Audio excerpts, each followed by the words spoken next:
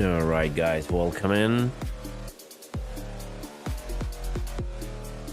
Welcome, everybody. It's a weekend. The Friday evening.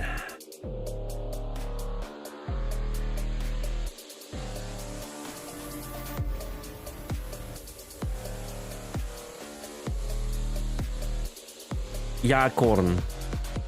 Weil ich habe Pupukaka gemacht.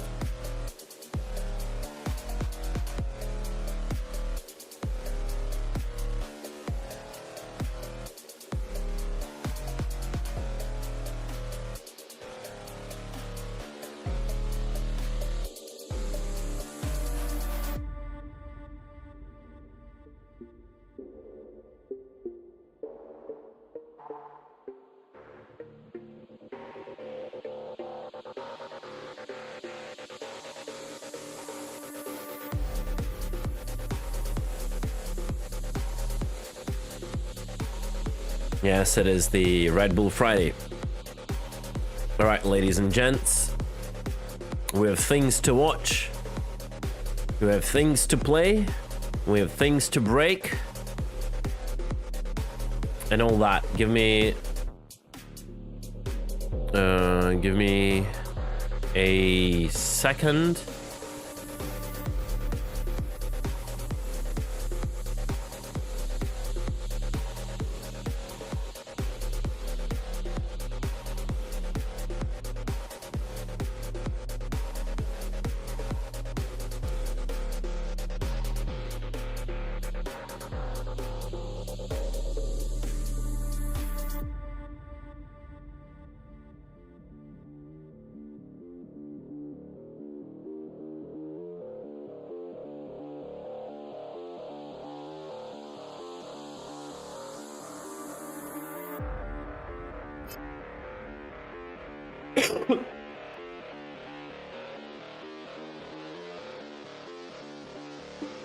All right.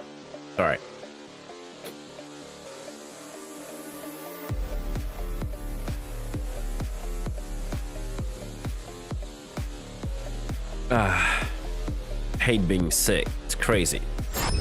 All right. Hi, chat. Welcome, everybody. Welcome. We're starting.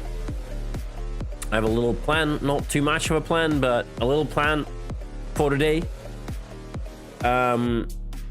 We'll start with turning off the music because that's going to be something that will stop me from watching the video.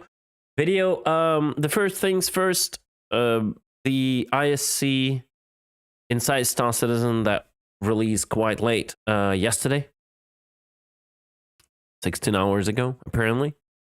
We're going to watch through that. And we'll see.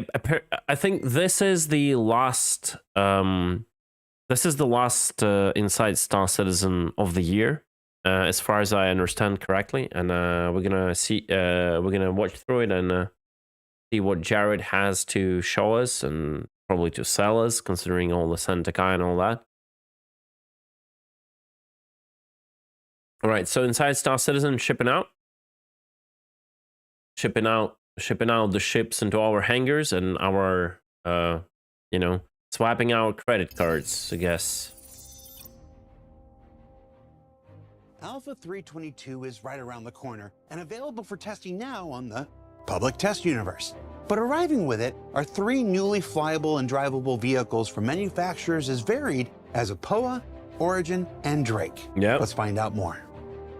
So in Alpha 322, we have 3 new vehicles available, and they cover a huge range of both size and role, and we're going to spend a little bit of time talking about them. Let's start with the most exotic, the Aeropower Santokyai. I'm really curious what they have to say about it. That skin is nuts. The Santokyai is a medium fighter from Aeropower, but it doesn't follow the tradition. This one is a medium fighter from Aeropower. This skin is really good. it actually looks like not just a hex code, but like an actual skin. We can debate on the art side of it. Someone might like it. Other people won't like it, but the fact that it's not just a hex code for a color, it's good, right? It's nice to see them actually doing something. The Santok Yai is a medium fighter from Aopoa, The red but one it is doesn't also follow cool. the traditional medium fighter role that we see with human manufacturers. It has, for its size, quite a lot of health and classic Xi'an high maneuverability, as well. I have an instant comment on that. You definitely see the disconnection.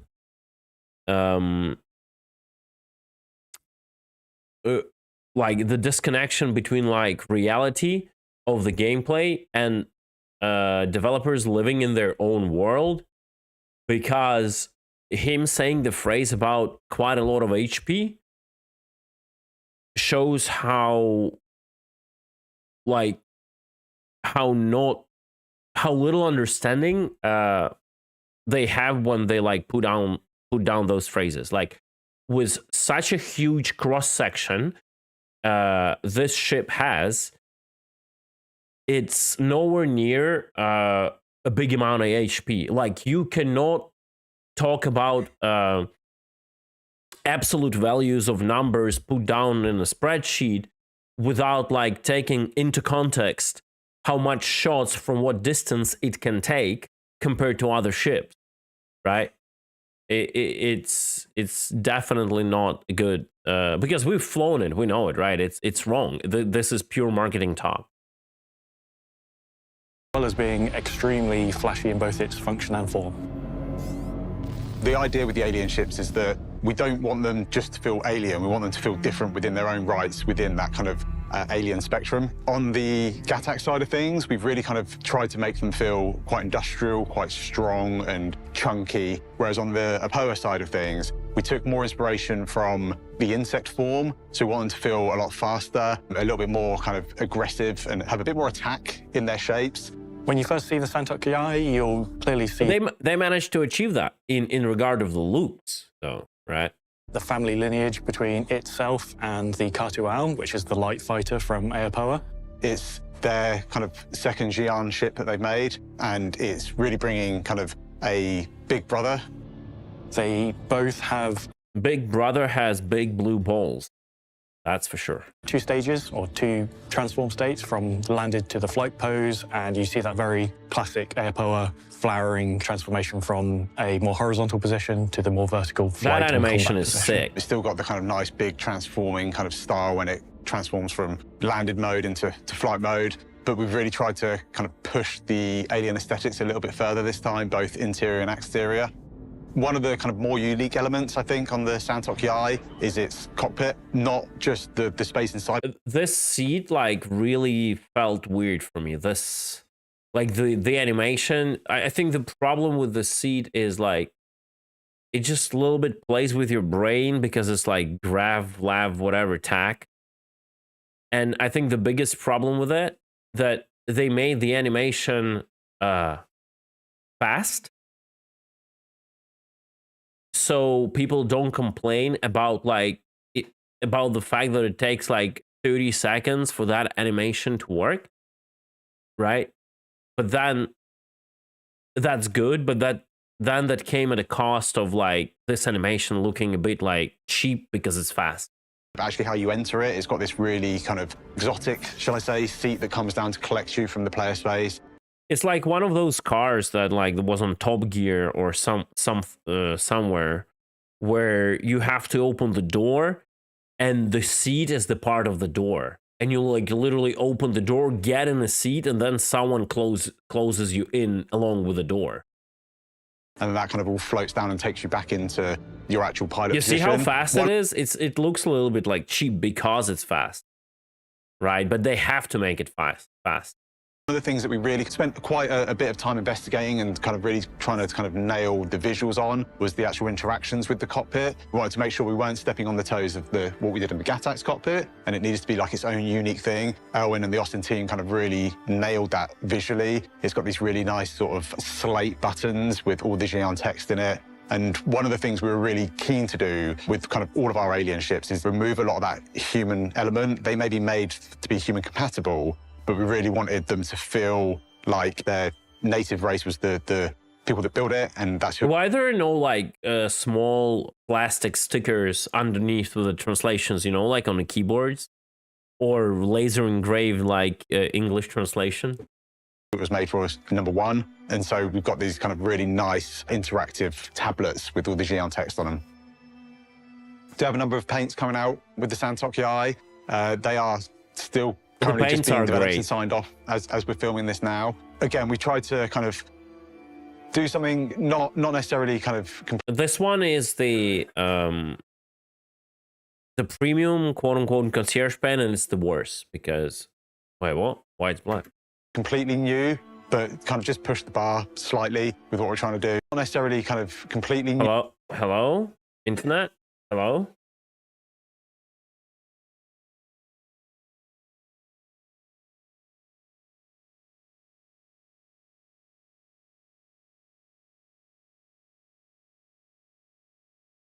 New, but kind of just push the bar slightly with what we're trying to do. It's that kind of fine thing where Alien doesn't always really looks sick, fancy and unique. And the red one is also good. We do want it to feel a little bit different to what our kind of human races are. It's very obvious when you see the silhouette of the ship and when you see it in flight what it is, but the paints is kind of that little icing on top, and also it kind of gives that really nice read when you get up and close and personal with it. The Santok Yai is a fighter through and through. It really excels at that. It doesn't have any secret hidden features, but it does have all of our latest tech and features within it, such as the main salesman speaks. Weapon racks, personal storage, and accessible components. I want to understand how it excels at at being a fighter. Really for those who prize maneuverability and position in combat. He said that it has like maneuverability and position in combat. So this ship, we will get to the guns later, but basically this ship possesses a standard 4 size 3 repeaters. We'll get to the problem with the guns later on, but overall, right, it's just 4 size 3 repeaters, like majority of like medium fighters have, right? Like majority of medium fighters have, like the Saber, you know, and then plus minus here and there variations for the Hornet, like different sizes, but you get to like the ballpark of the similar damage, right? So if you exclude the fact of guns having more damage, which we will see if they do have more damage in the PU after the patch, because Yogi said that will be fixed, and now we're left with the argument of superior maneuverability and positioning.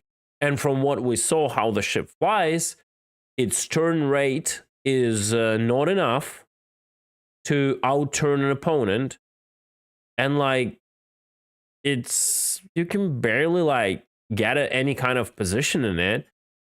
If we talk about the somewhat equal, similar skill of the pilots fighting each other, right, one-on-one, at least we're talking one-on-one. So I don't know where that argument comes from. It probably comes from like a whatever theorycraft paper CG has that has nothing to do with the reality of how they implemented the ship.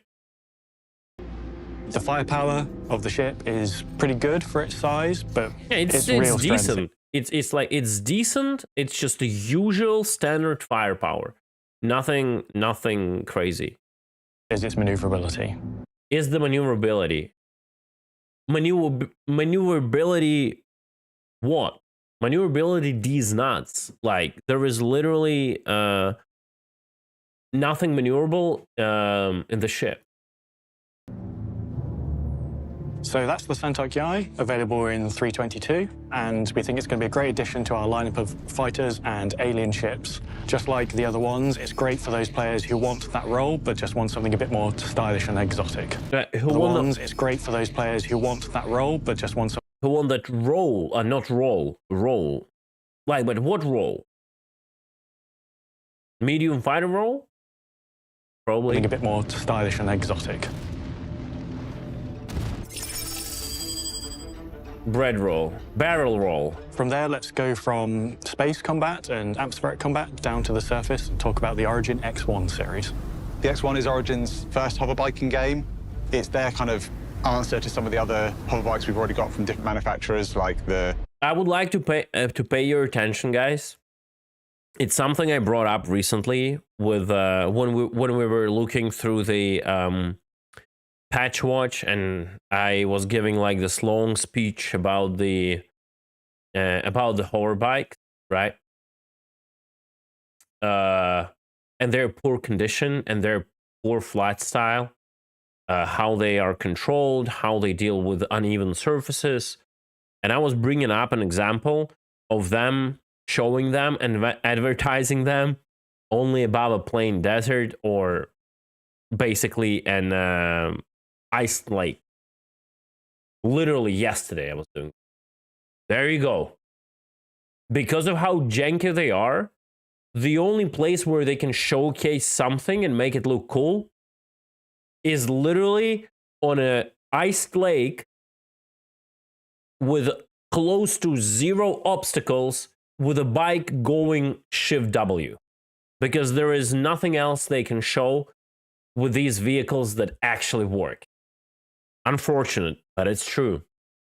The Nox, the Dragonfly. This bike was kind of developed alongside the 400i in its concept phase. Literally. And the idea was that this is that kind of classic, smaller kind of day vehicle that you can take out from your big, exciting explorer ship. Those two kind of go hand in hand. It has its own little garage at the front of the 400i, and it really just allows you to, once you land on planet, you can then kind of leave everything back on your ship and go out and explore and kind of chase down the thrills of the planet on a nice little hover bike. I'm sure the more the shot of driving over non flat terrain was literally 2 seconds long. 2 seconds long without any turns, nothing. more enterprising of you out there will be finding all different ways of getting these into places they shouldn't be, such as the upcoming distribution centers. Upcoming in the next 5 years.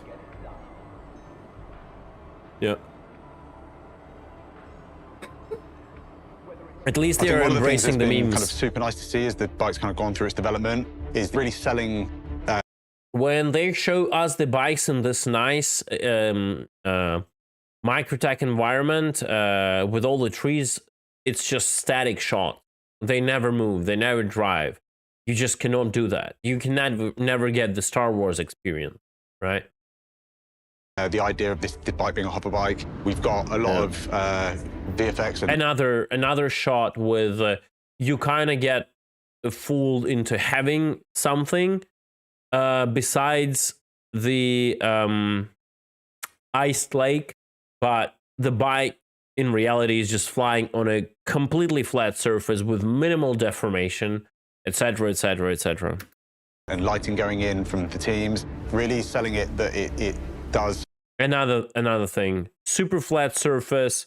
There are obstacles, but nothing but flat surface. Feel like a bike in the future. We've got these nice brake lights at the rear. We've got the kind of front lights, and one of my favorite bits on it is actually the cockpit, the kind of like the driver's space. Literally in a straight line with minimal turns. Nothing. Look at that. Feel like a bike in the future. We've got these nice brake lights at the rear. Straight line with a little bit left and right. One of my favorite bits on it is that's the only thing this thing can do. And any hover bike. That's literally the only thing that those vehicles can do, unfortunately.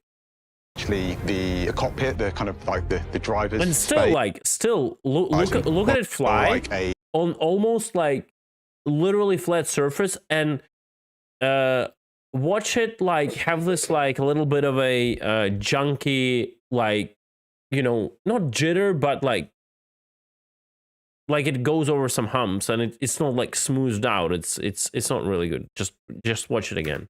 A bike in the future. We've got these nice brake lights at the rear. We've got the kind of front lights, and You see it, one of my like, does favourite this, bits on it like, is pim, actually pim? the cockpit, the kind of like the driver's You don't feel it's space. The smooth. dashboard in there looks super nice, really sleek, kind of classic Origin, and it all flows. Oh, are we getting this screenshot as a Luminalia? One of the Luminalia like advent calendars thing, because that's gonna be good. Really nicely with the rest of the shapes. The X1 series is a series of 3 bikes that allow Origin to have their own edge of the market in terms of hover bikes and to have 3 different play styles within them. With the X1 Force, this is designed to aid in ground combat, allowing you to be on a speedy, small profile target with some shielding. This is allowing such you a to be on meme. a speedy, small. This scenario, I don't believe it's like ever happening in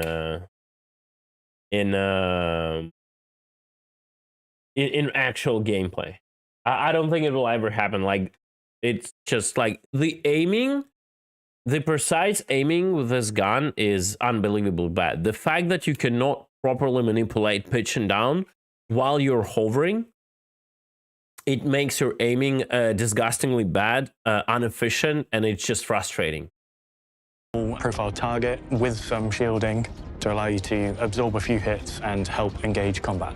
And then we have the velocity, which removes the weapon hardpoint and instead gains speed.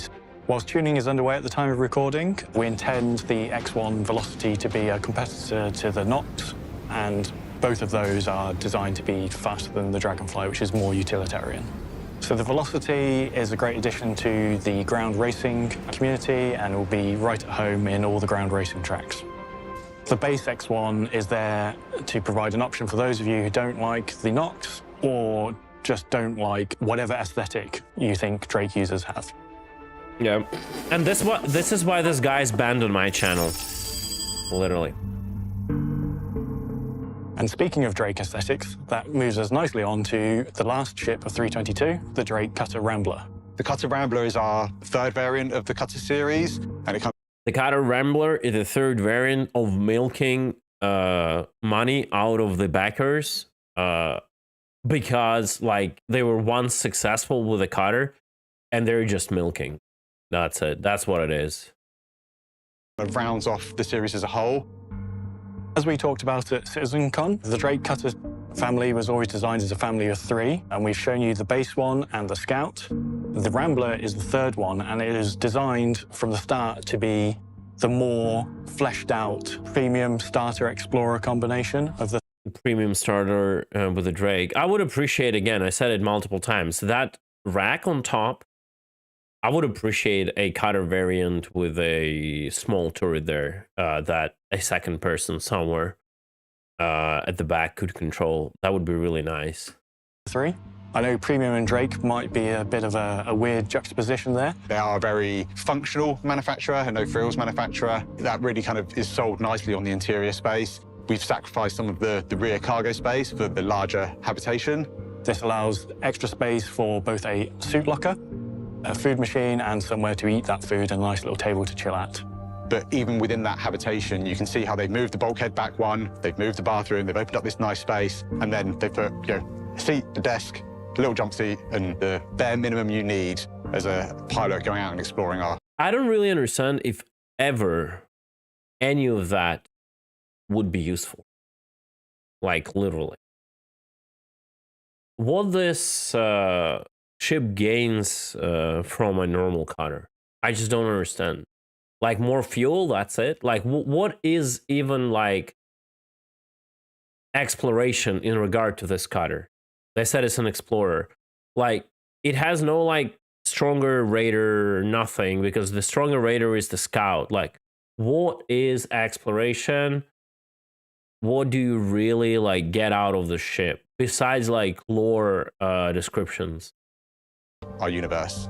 We want to make sure there's visually some differences on the exterior. So we've got the kind of visual only differences, such as the kind of like the modify rear section. We've also got the... Well, yeah, it just looks a little bit different. Oh, that's weird. It looks like this black part engine or whatever it is.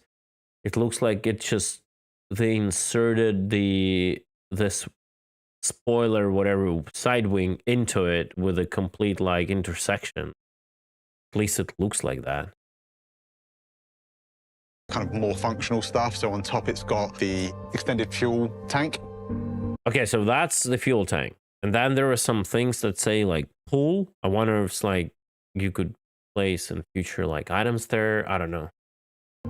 Visually, we kind of lent into the idea of having your Winnebago or your camper van or whatever it might be, and it's got this kind of like roof rack aesthetic, but it's actually kind of stores all the extra kind of fuel for the extended fuel tanks. And then as with the Scout, we've got the change in the thrusters, and again, we've got a unique set of thrusters on a new nacelles on each side that really help kind of just break up that silhouette, a little bit more variation.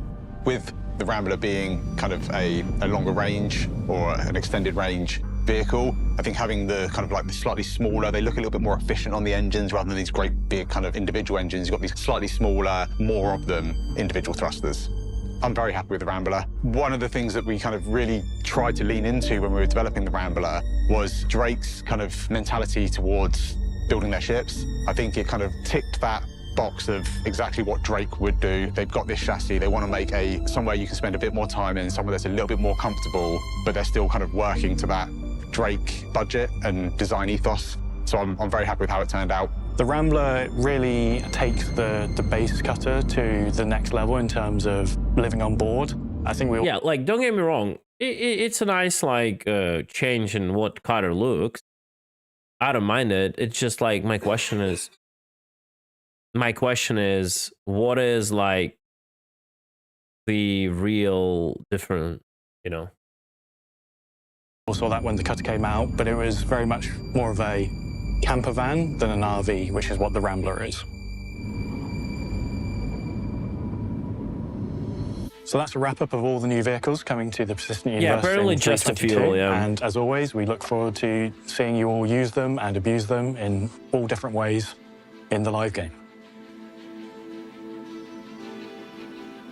Now, of course, Alpha 322 comes with more than just vehicles. There's structural salvage, openable cargo containers. Yeah, give me a second. Sunlight sent me a gift apparently because I just see it from the link. It's probably a Rambler.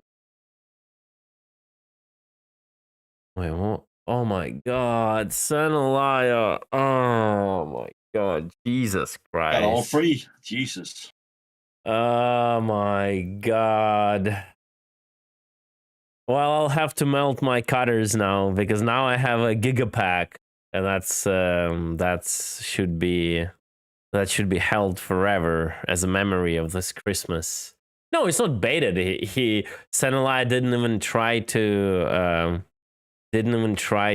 hide it. He said Merry Christmas, so it was obvious a gift. And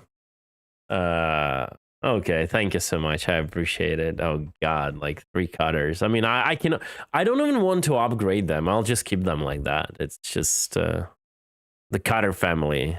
Well, yeah. Now I have a Rambler, and you know, I'm gonna ramble. What can I say?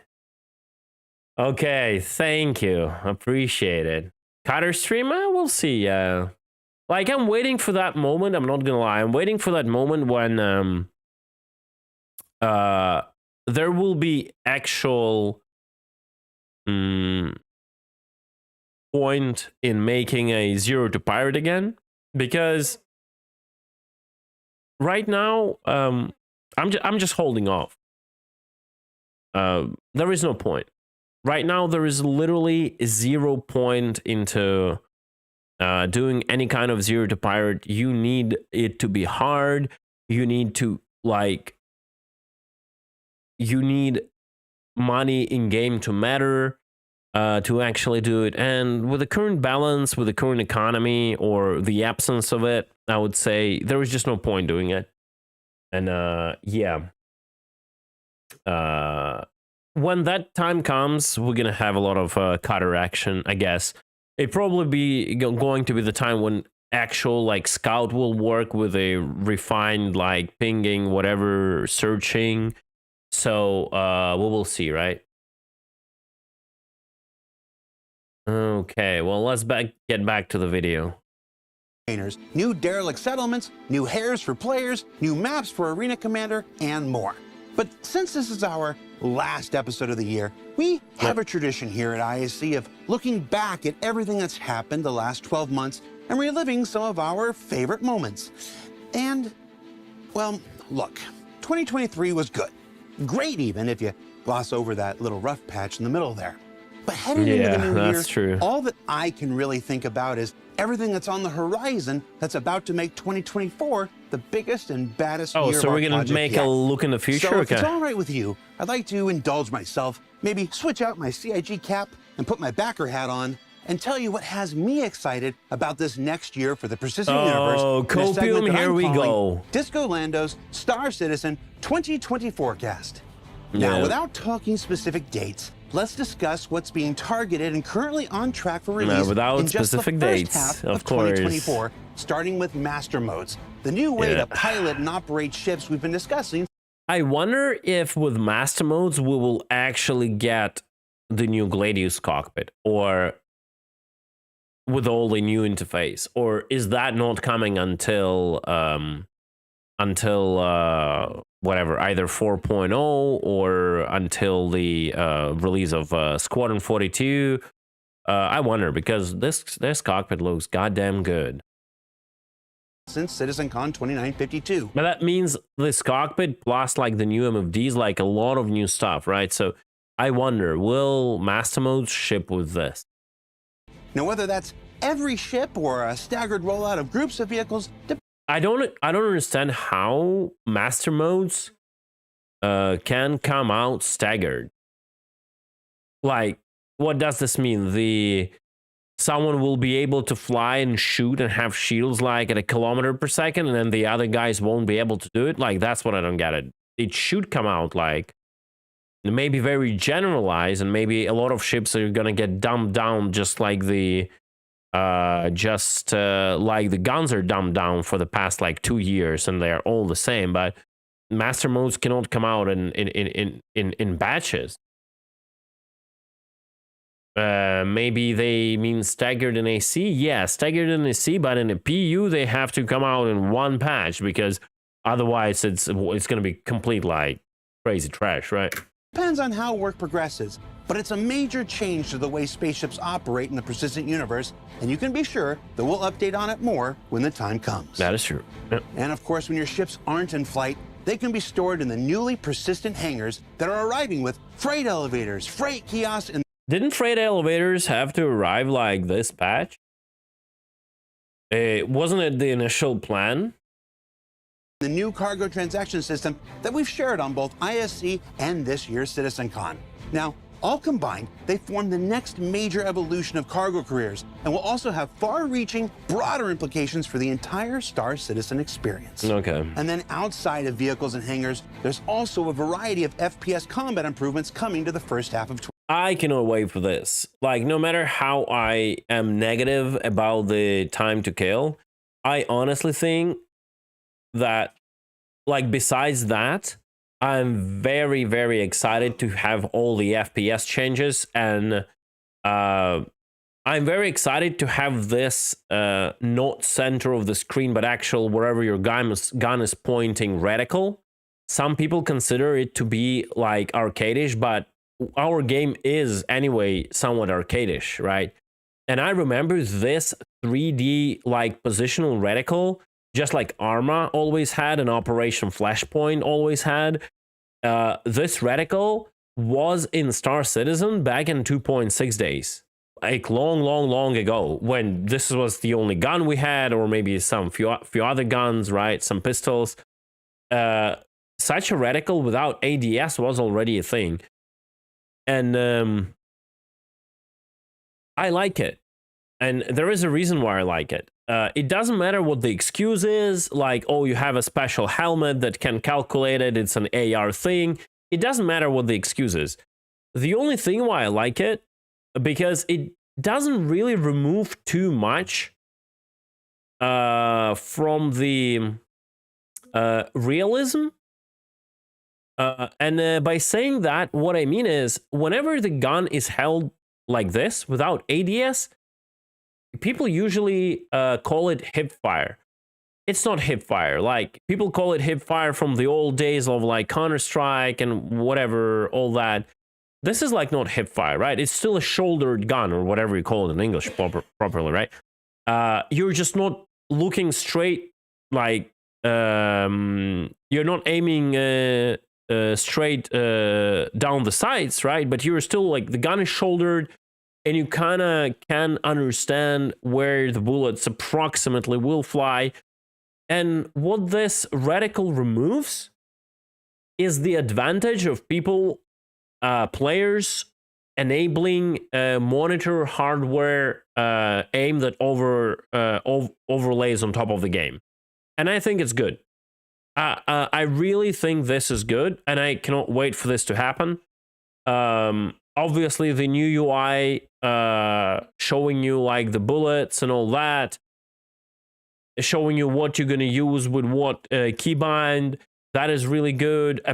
They also showed the ability to reload from the backpack, which is the part of the system. This is always also pretty cool. The reload like takes so longer, right? But they showed that. I also really hope whenever that system rolls out, we are also getting a reworked logic of your devices and your guns, your utility and your guns, like the reworked logic of the keybinds. It just has to be a certain slot, has to have a certain keybind. No longer like you press one keybind to swap the weapons. No, it's like 1 can be pistol, 2 can be first main slot, 3 can be like whatever, the second main slot, and then 4, it shouldn't be swapping between the mat pans, multi-tools, whatever. You have to hold 4, get the rose menu in the center, select what 4 does. So you basically hold 4, you get a this circle menu, right? You select, okay, 4 will do mat pans, right? Or sorry, 4 will do mat gun. And every time you press 4, the mat gun appears. It never swaps between different things until you hold down 4 and select multi-tool. And then like multi-tool will always pop up. That is a must. That system worked pretty well in Apex Legends, where you would have also 2 guns and then the multitude of different utility with heals and all that. And that system just worked. You would select, okay, I want to use like small shields, and every time you would press 4, it will pop the small shield, right? Until you hold 4 and select like big med kits, and then every time it will pop like the big med kit, right? So I think they really have to do that. On top of that, again, if a player wants to get in depth to that, any item, any usable item, or any slot that the item is in, that is like, let's say there are like 10 items. Let's say there are 10 items that go into like overall hotkey number 4, right? Like your utility hotkey, and you can hold down the button, and you can select any of them, and that's what 4 does, right?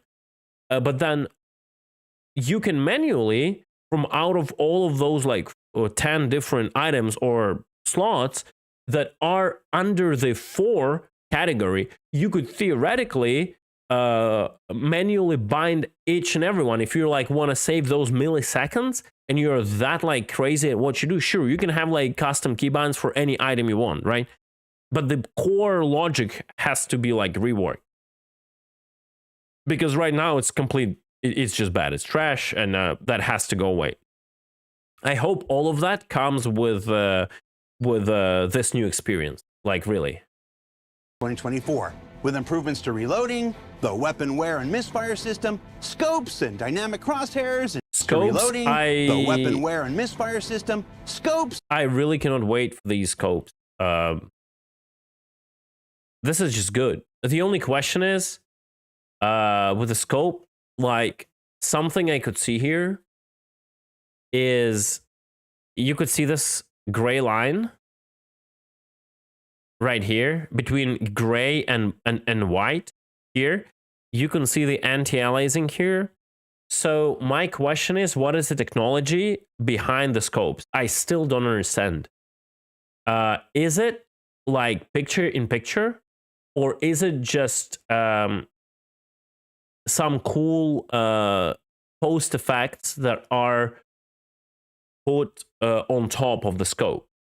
It's not like good or bad. I'm just curious how it is done. Because in a very long future, I would obviously love to see a picture-in-picture, especially for the longer scope. I want, like, whenever you scope with a actual zoom scope, right? In a sniper rifle, or like just any long range scope, doesn't matter. My personal preference would be to have a picture-in-picture on the scope.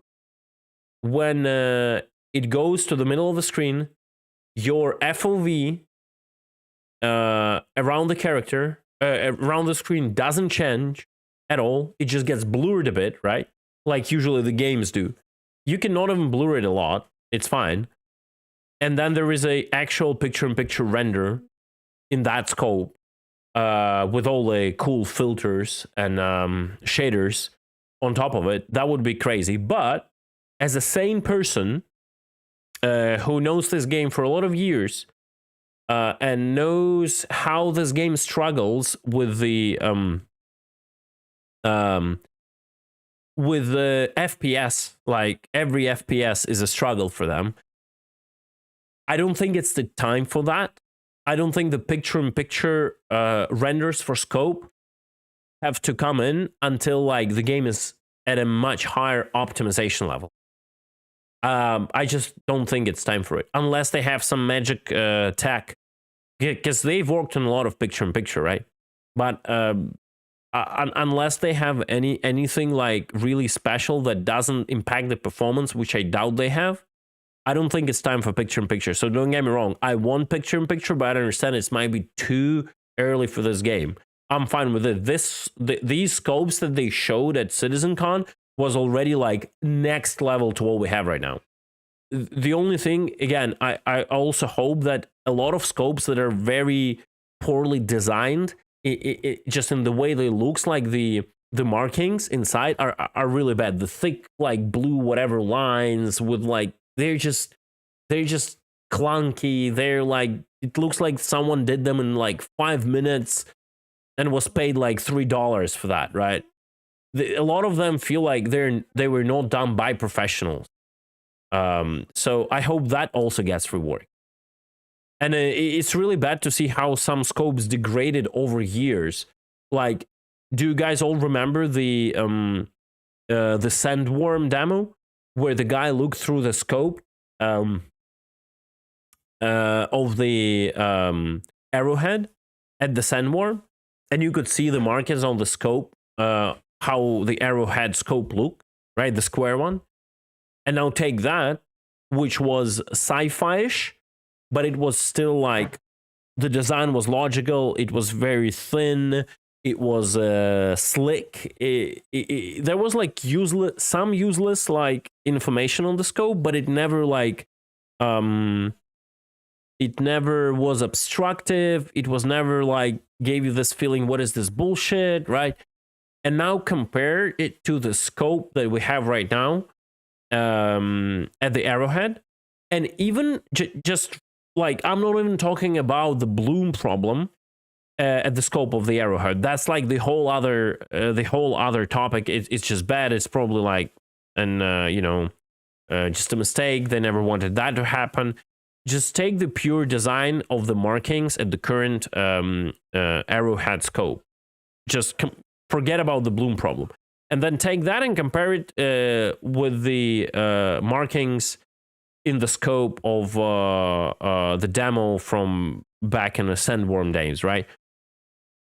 It feels like it just degraded 10 times over the years, right? So I want that to also be brought up to the next level with this update, hopefully, right? So yeah, let's continue. Like, this is, I'm really excited about it. and dynamic crosshairs and charge and drain and even more we'll be able to show you once we return in the new year. Wait, did he say charge and drain? Was that about the energy mags? And charge and drain and even more probably. we'll be able to show you once we return in the new year. And then outside of strictly FPS combat, there are new player character features coming, like the updates to the EVA system, the visor and So the new EVA system is coming also in the first half of the year. That's pretty cool. That's pretty cool. I love it. I love to hear that. Well, the question is, will it be the reality, or it's just Jared is full on copium? That's another thing, but that's pretty cool to hear. Like, we're used to think all of that is like years away, right? And we can see now this is creeping upon us. It's yet to be seen if that will ever be true, but at least he's like giving like, okay, this will be somewhere, you know, the first half of the year. That is really nice to hear. And we could see the reworked navigation and all that stuff. That's pretty good. We can in all of the videos, we could see the actually the compass being there, right? Your azimuth, it's shown. It was extremely awaited. So here at the bottom right, this is all from CitizenCon, but I just want to take a look. Here at the bottom right, it's like interesting. The interface for the gadgets and everything is hidden, and all the weapons are marked here as 1. All the throwables are marked here as G, and all the consumables are marked here as 4. Yeah.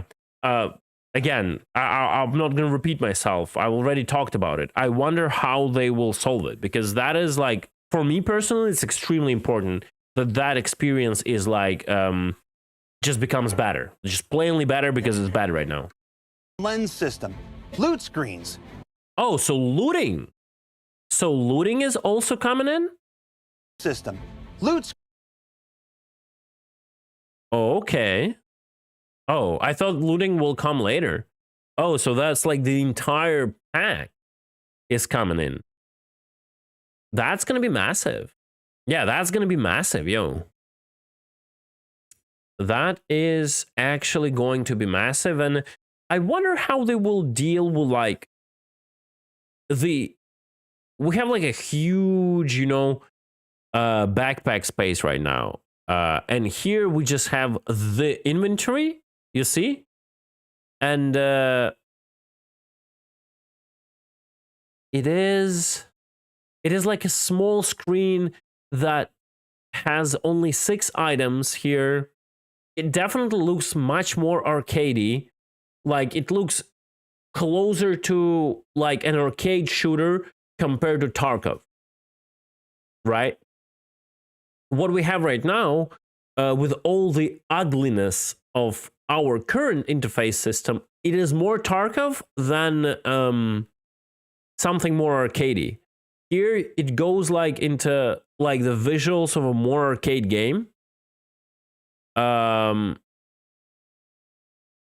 But I'm not saying it's bad, though. It's kind of organized. It feels a little bit a little bit more arcadey because it's just like more organized, I guess. So it's also a fake feeling, I think. I'm just curious. I can see the arrows here, like you can expand something or whatever those arrows are at the bottom of every like window here. I'm curious that what that means. And yeah, I'm curious how it's gonna work when you are going to have like a lot of items. Yeah, like the full right? That's a good way to put it, Corn. Is there a full version? This screen looks like it's a contracted version, right? It's like a quick loot, like an arcade style menu where you just run in. Okay, take, run away, right? But I just have this feeling I want an expanded version of it, which will like show you the entire picture, right? Yeah, that's really a good way to put it. It looks like a quick loot menu, and I hope there is something like you can switch to a bigger picture of everything, right? And I think they talked about it. So like, this is like your equipment menu, as far as I understand from what they said before, and then you will have like another window of your like armor menu, where you will actually select armor and all that. Like, this is just, these like are the slots that are on your armor, basically, right? And then there will be another window that will be your armor itself. What are you outfitted in, right? So I think that's how they're gonna solve it, which is probably not a bad call. This is for quick actions, and then you'll have the bigger menu. So yeah, that I think that solves my questions to it. If that's gonna work like that, that solves a lot of like questions I have in my head. Yeah, I've already talked about those arrows just like literally a minute ago. I think this is the arrows that will allow you to expand something. Screens, default item interactions, and the This item interaction, I think it's too much copium, and again, this like cinematic whatever thing just to be it like that. I don't think players will like to use this in the long term. It's cool to see this for the first time and use it for one day, but I think like it's too heavy on the visuals. It looks cool, but I think it's too heavy on the unnecessary visuals, especially for the online game. I think with time, like there will be more negative feedback on this when players gets used to it. It's going to become like yet another mobiGlas that everyone just hates because of, like, instead of giving us the menu like on the visor, we have to do this like hand and like all of that stuff, right? I think this will get some negative feedback. Not maybe day one, but like the moment like it will get old for players. Like this like unnecessary like 3D rotations. It has to be simple. Certain things you don't need to like reinvent them. Certain things just have to be simple and quickly usable instead of like struggling with an interface. personal interaction system. I really love that, like 100%. The fact that you have like this, you actually interacting with the environment physically, that's pretty cool. And there's even new shopping and mission apps in development now. What did it say? Shopping and mission apps? Did I hear that right? Or shopping emission apps? Interaction system, and there's even new shopping and mission apps in development now. Shopping and mission apps. And while we're talking about apps, the first half of 2024 is also currently scheduled to see the arrival of our new character customizer with things like tattoos, piercings, scars. Nice. And yes, Virginia, it's true, beards. Yep. And as for how many and of what kind, only Andre knows for sure. But you can bet we're going to ask him sometime around March. And then, of course, if you're in-game, there's also a little thing called mobiGlas and an awfully big thing called Star Map. Yeah, they're both getting their big updates in the first half of next year. Bro, I cannot wait. We're going to get the Star Map update the first half of the year. It's probably going to be like at the very end of the half, I guess. But, boy, I cannot wait for that. Oh my god. Guys, imagine if we're gonna get the new visuals for the Star Map, but all the problems with setting the routes will still be the same. Oh, I'm gonna laugh my ass off. So I wonder if a new Star Map means like everything else they showed around the Star Map, like creating a custom waypoints and all of that. Like, because this could be very like deceiving. Is that the right word? They could bring you like the new Star Map interface, but it would lack like majority of Copium gameplay and functionality, not gameplay, functionality we were hoping to get, right? So I wonder like in what state are we getting it? Thing called mobiGlas. Man, why this just cannot pop up on your visor without the hand. I just don't get it. Like, why they're so stubborn about that hand movement. And then, of course, if you're in-game, there's also a little thing called Mobiglass and an External temperature. That's nice. Atmos save. I hope that thing will actually work. Or is it going to be another, like, placeholder, you know? That will not work for another, like, 5-10 years. EVA fuel.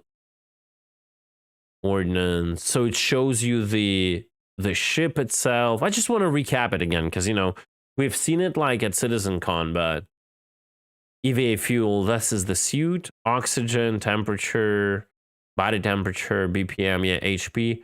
And then they show you the ship here, connections, connection lost. That's interesting. Is that the VoIP? Connection lost? Or is it connection to the ship? Considering this is like the Earth, whatever, the planet symbol with an orbit, it's either a connection to Comlink or VoIP, or maybe it's now connected into one thing, like Comlink is VoIP.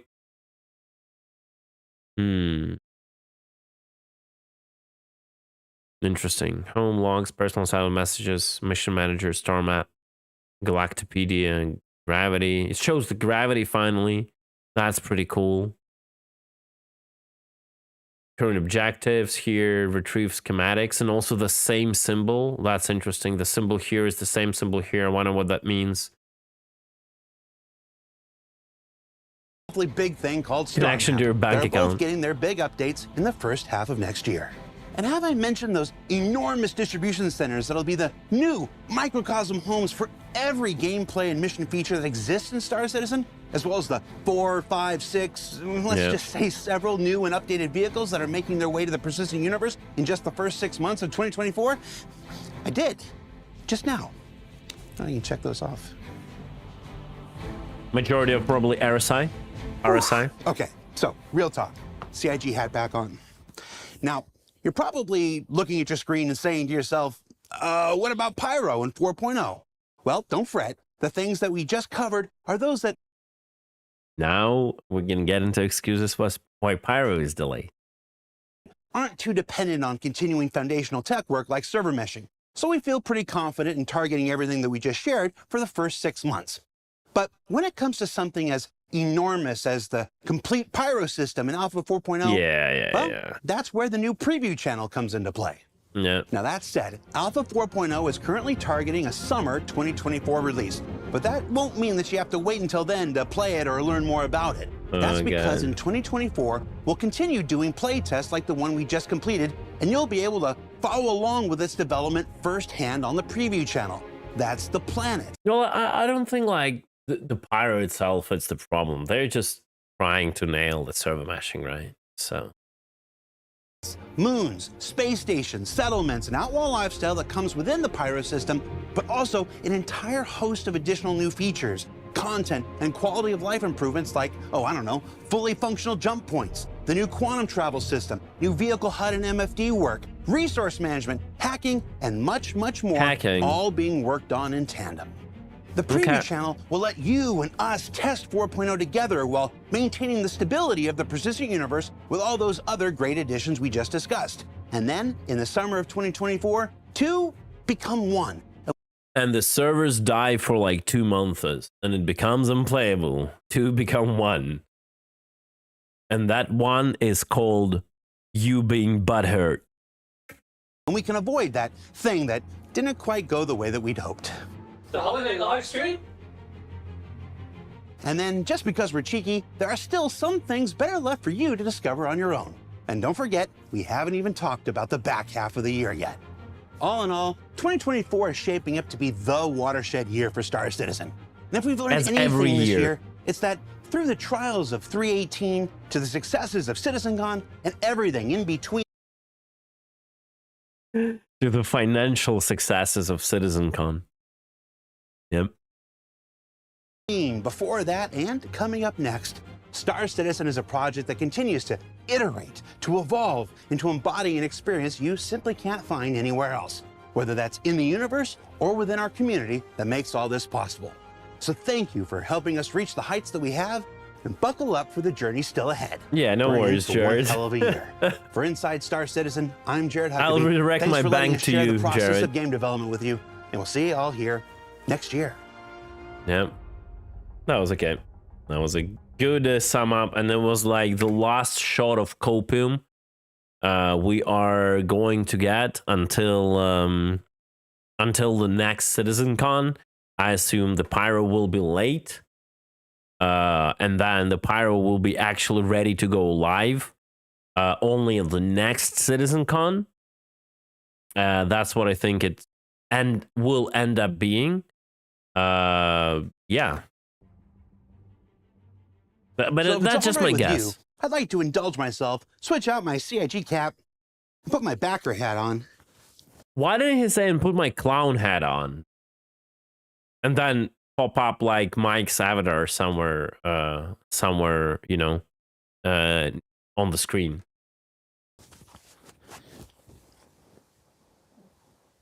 Nope.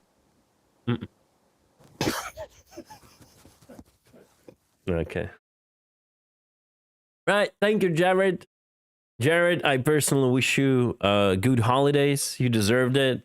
Entertaining this clown community for the whole year, you know, and yeah. I hope you guys at CG have a great holidays, have a great Christmas time and all that. Yeah, we'll see you all guys in next I see in the 2024. God damn it. Yep, it's been that long. It's crazy to think it's 2024 now. All right. Cool. Cool. Yeah, see you in Pirate. SCL about AI stuff. Is that worth like watching real time? Is there anything like super special to go and watch it real time?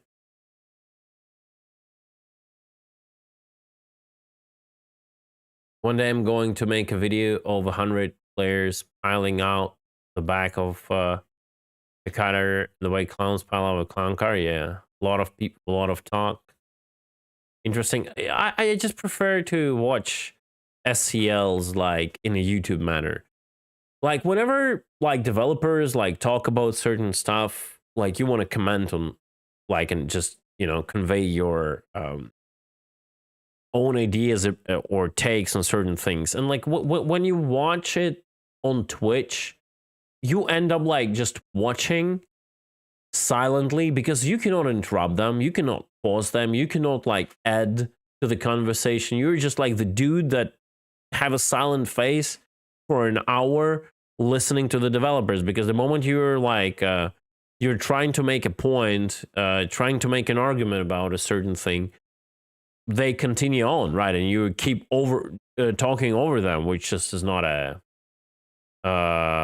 it's not a like a pleasant experience for me personally as a content creator, right? Yeah, that's just my point on it. That's why I usually watch it in recording, if I ever do.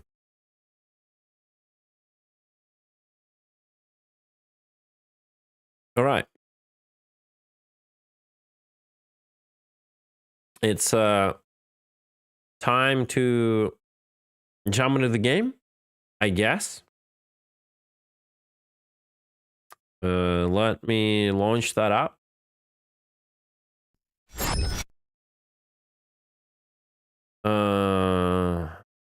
Oh, actually, give me a second. There was something I wanted to see. Yeah, I wanted to check out the Avengers 1 video on Santa Kai. I'm just curious what he has to say about it. Again, we might not be in the best like relationships whatsoever, but because he presents a totally different school of dogfighting and that I'm used to seeing my org, right? I'm just curious to hear what he has to say about it. So it's Avengers 1 Santakai Rule of Cool claims another one.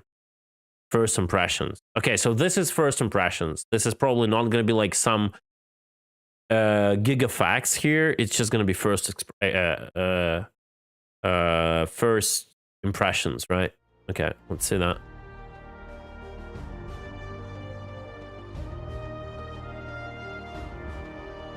And also after what John Crew said about the Santakai.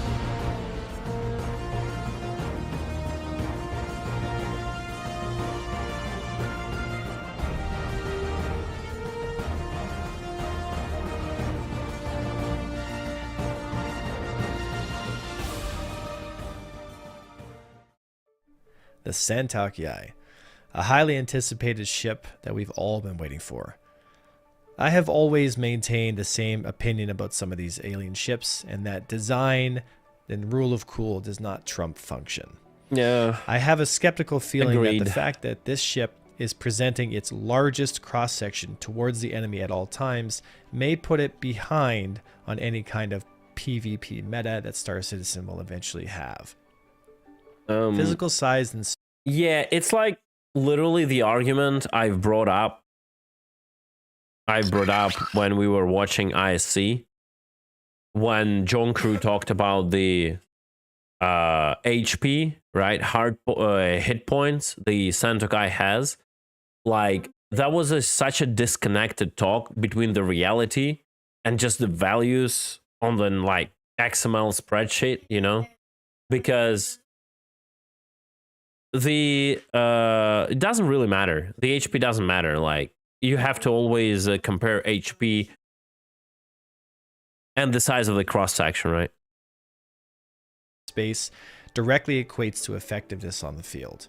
And so I'm curious to see if the ship's power, shields, weapons, and other dynamics about it can make up for the fact that its rule of cool has had a detrimental effect on its effectiveness on the field. Although I have my skepticism of the ship, these are my initial impressions about it, taken in a PvP setting with other skilled pilots. At the end of the video, we'll discuss the things that went right and the things that maybe went wrong, and my ultimate thoughts on the ship for its initial pass. Bert. Enjoy the fights, and I will see you at the end. Burke's in a Hurricane with a gunner. This is not fair. Like, let's be real.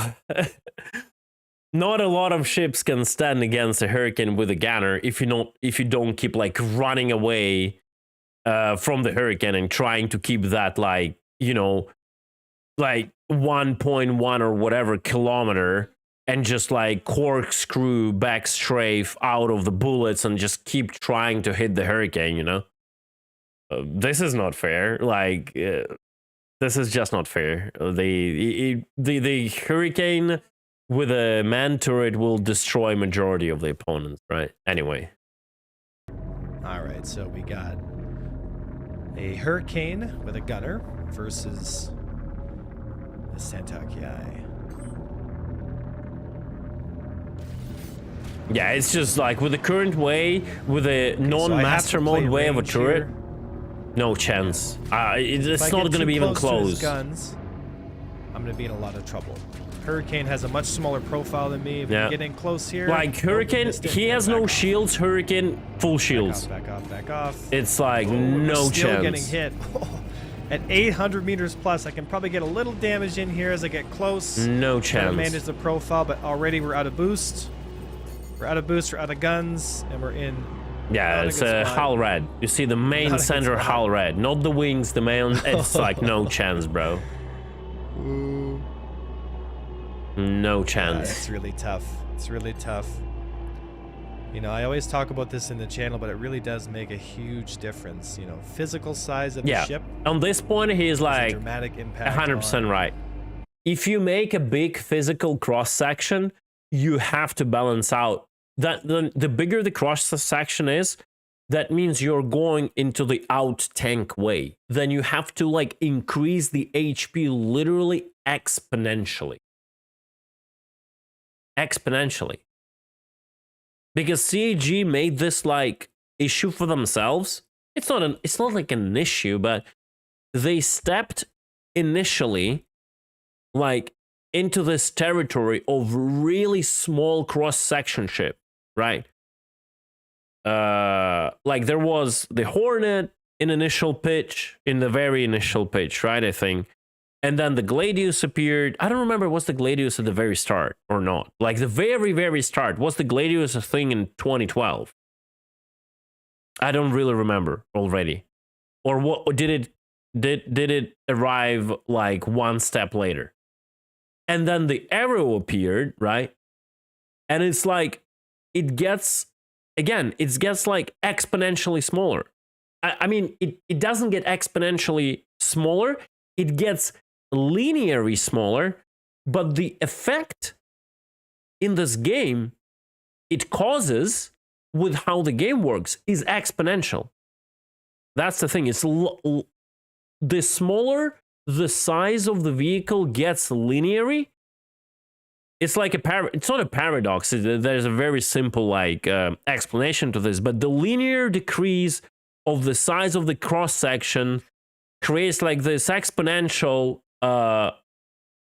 increase in the ability to evade bullets. You know, whether or not you're going to sustain or take damage. And in this case, we've got a ship that's almost twice the size of a Vanguard with its front profile, you know, which is the most common profile that you're going to show towards your enemy. Just giving you the whole pancake the whole time. So if we can slow down here, maybe get a couple shots. So here is like, I want to like make sure, and I want to stress a little bit on that.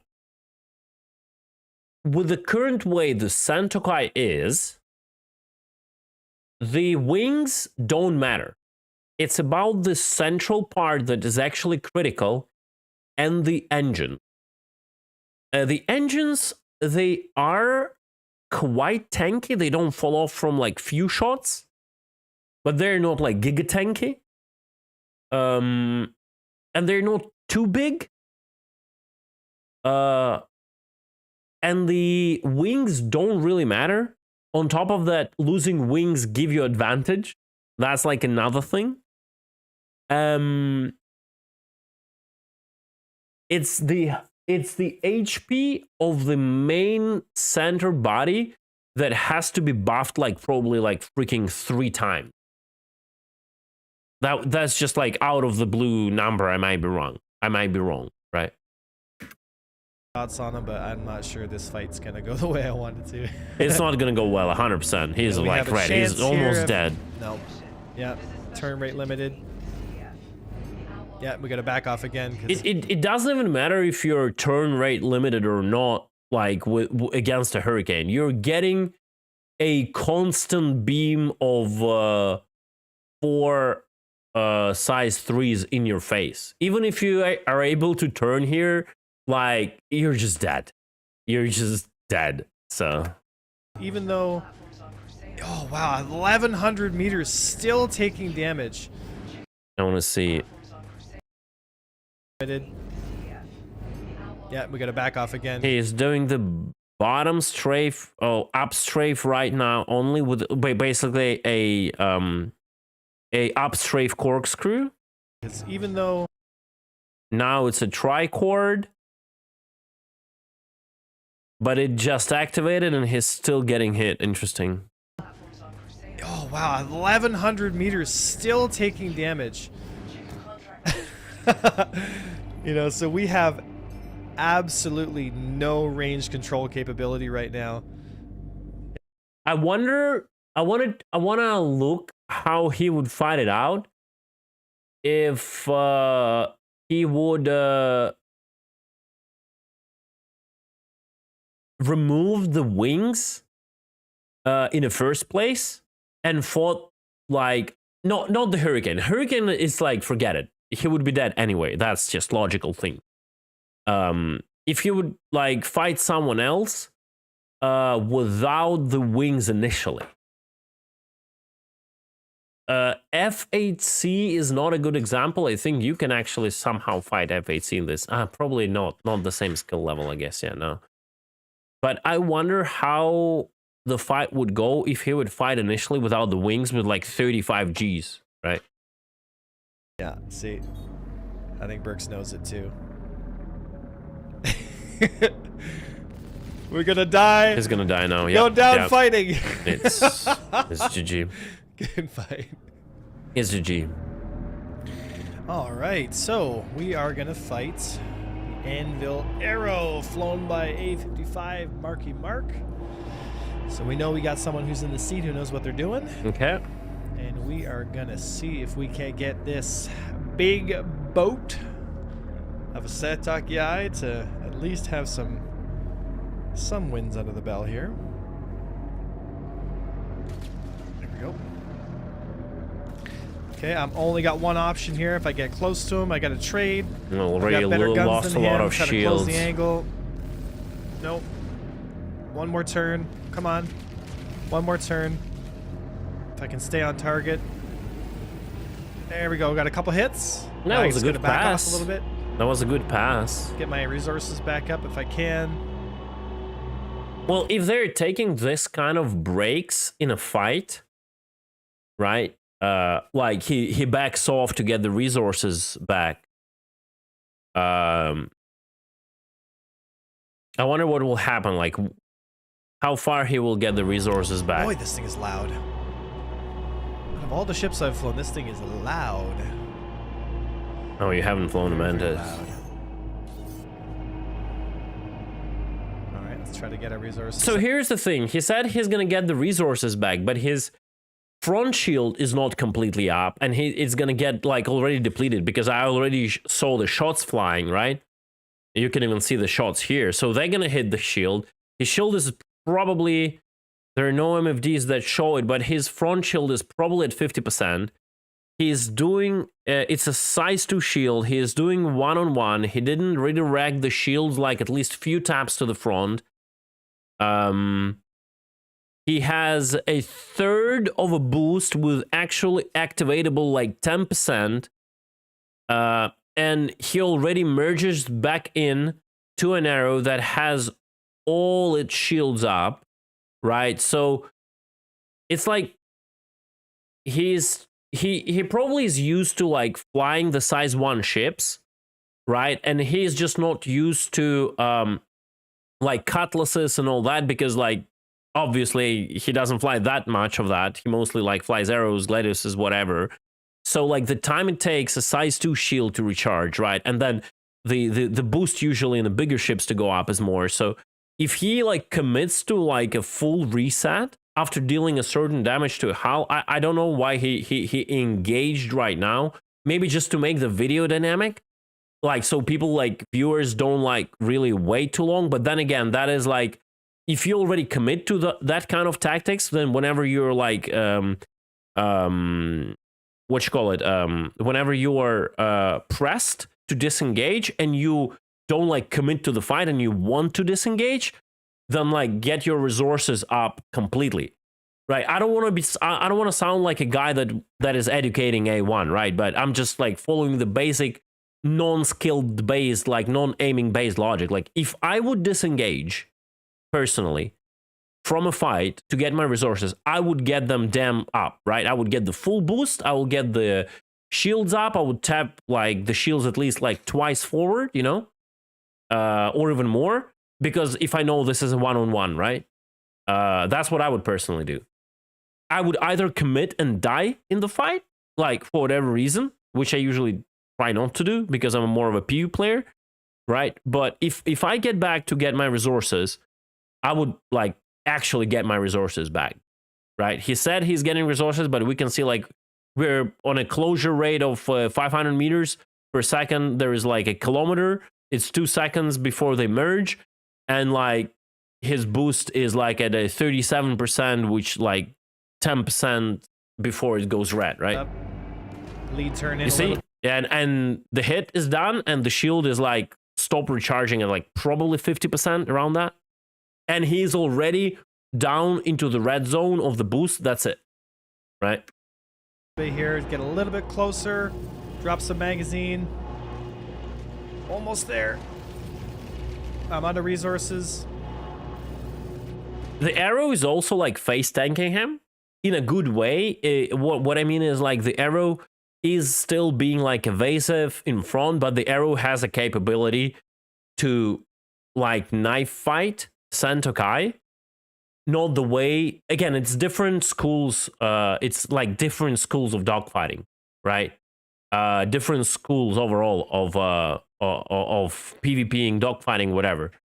But like at this point, the arrow has an ability. There is like they have 0 momentum with relative speed. Like you can see the speed is like -1 meter per second. Like there is a little bit of a side drift you can see by the pip, right?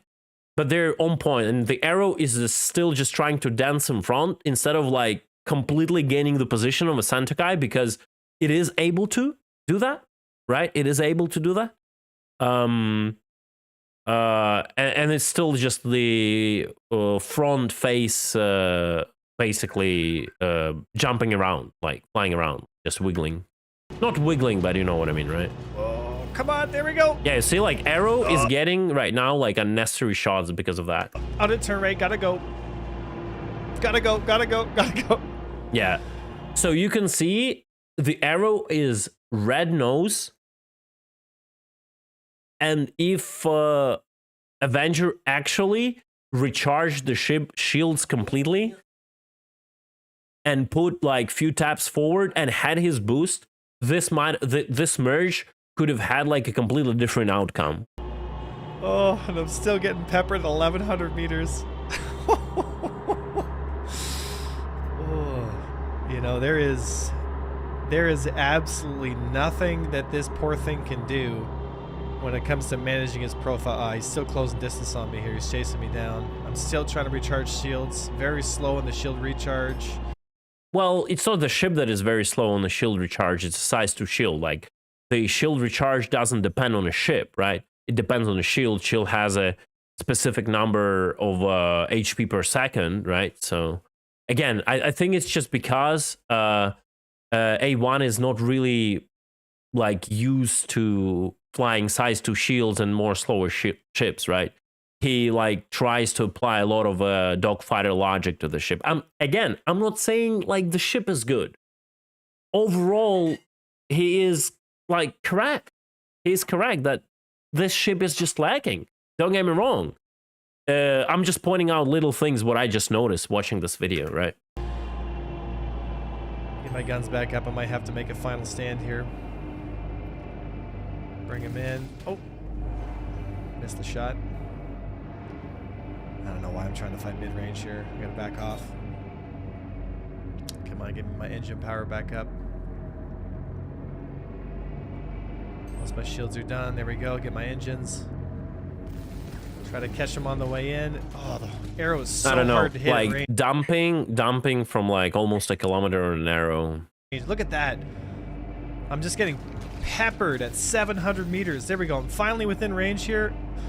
And he's backing off. Oh, I might get him here. That was a good pass. That was a good pass. And still have shields. Yeah, still have shields because this time he fully charged them. And he had boost. And the arrow is like completely red, right? Track him a little bit harder here. Oh, he's watching my nose. Last turn, here it comes. Can I hit it? Can I hit it? No, he just misses here. Arrow backs off like aggressively. Still getting peppered. I got about 5% shielding left. He's got his shields back up. Good hit. I got a force close. Oh my god, he's like blinking. He hit the freaking wing. God, the arrow lives. What the hell? Oh shit, he's just not hitting. Just go down. Yeah. God damn. I am a scaffolding of a ship right now. Yeah, right now, he has to regain everything. Like the distance broke, but like no shield still, no boost. Arrow got back the shields. I think I just overpushed. Yeah, I'm getting peppered at 800. Yeah, that should have just bailed might as well go and for recharged. We're committed. We might as well go for it. But it's not looking good. GG, I guess. Come on, hits, shit. Oh. This is it. Oh, bro, how he didn't kill the arrow? I think it's just like the thing. Like, if you disengage, and every time you have a size 2 shields, you have to, like, gain, like, you have a big boost pool, like, that recharges slow, whatever. You got the shields, you gotta bring that up. If he did that, on those 2 passes, the arrow would be dead. But then again, the arrow would be dead because arrow does a lot of face tanking. If there would be more of a, like, knife fighting, dancing arrow around him, he would still have no chance of the ship, because the ship, like, it lacks, right? So, overall, he's right. It's lacking, right? So close. So close. Yeah. Yeah, not surprised. Good fight. All right, so we're gonna try What is Gladius? and just kind of see where she stacks up. You know, I've told Marky, you know, the way that he's probably gonna have to fight this. It's probably not in the Gladius's best interest to get really, really close to me, since I've got those really good guns, Yang 2 guns. Again, a duel and one-on-one, face-to-face, shields are not tapped forward, right? Not even a single tap. Let's just be smart about this here. Let's move our way in. A little corkscrew here. And here we start turning. Try and hit him from range here. A couple misses. I gotta get closer. Too far away. There we go. Out of Kind of ammo line in already, here. yeah. I'm a little bit out of orientation here, but he saw that coming. There we go. Good track. Nope. He's getting peppered. Come on, baby. There we go. Okay, I gotta get out. I'll take that. I'll take that. I took a little piece of his wing on the right side there. Not too bad. Not too bad. Not too bad. You know, it's... Yeah, you know, I really only have one option with this thing, and that is trade. You know, I got to get my resources up, and I have to somehow try to close to within 400 and get that Gladius. Yeah, that's the biggest problem. Like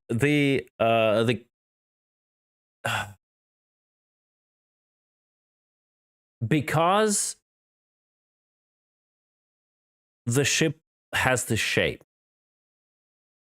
Even if you, yeah, like losing the wings don't matter, right? That is true.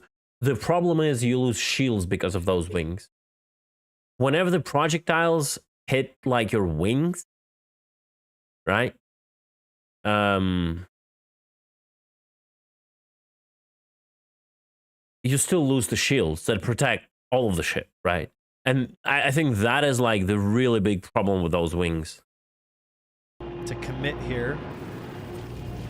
Yeah, once I'm close enough, though, he's going to pull the range like he just did there. Try to get closer. Get a couple hits on. Yeah, but I'm out of guns already, and he's pulling Like he range cannot again. push into him.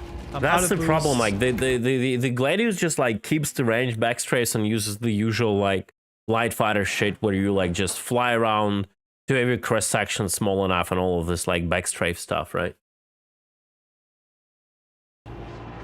Oh, I just feel like I just don't have enough with this thing. I gotta back off. I gotta get more resources. Yeah, you know, you just don't have the G's. I don't have the G's to negotiate the fight against the Gladius. Yep. He's peppering me. Yeah, that is He's true. just filling me full of holes at, you know, double the range that I can fill him full of holes. You know? And this is exactly what I've been talking about when it comes to the rule of cool over function. You know, we have a ship here that is just absolutely massive. And so he's peppering me from so much farther away. Okay, here we're coming in again. That's better. That was a better merge. Not bad. And you could I'm gonna commit see here. by the, you could see like by the Fully trail. You could see by the trail. The only thing that the Gladius does is just like shift backstrafe, right? It's And he I'm on a wants turn that rate. distance, right? Now he's backing off again. Jeez, I'm taking so much damage Yeah. here. I got a little bit of boost left, and I'm on a turn rate, and he's backing off. Oh, I got a piece of him. Come on. I gotta back off now. I'm Oh well, 1,100 meters, still taking he damage. he gained some Please, Mr. G's right Roberts. now. Bless me. He gained some G's right Bless me now. with your love. Come on, baby. Well, a lot there of we go. hits here, but Good it's mag. like tanky as fuck. This Gladius. Oh, I got no resources. He's red already. tired. GG. I got one chance now. One chance. This is the turn, baby. This is Nope. it. No, he's not even Come red. on. He's not even Oh, red. I'm out of the turn. I gotta back off. I'm backing off.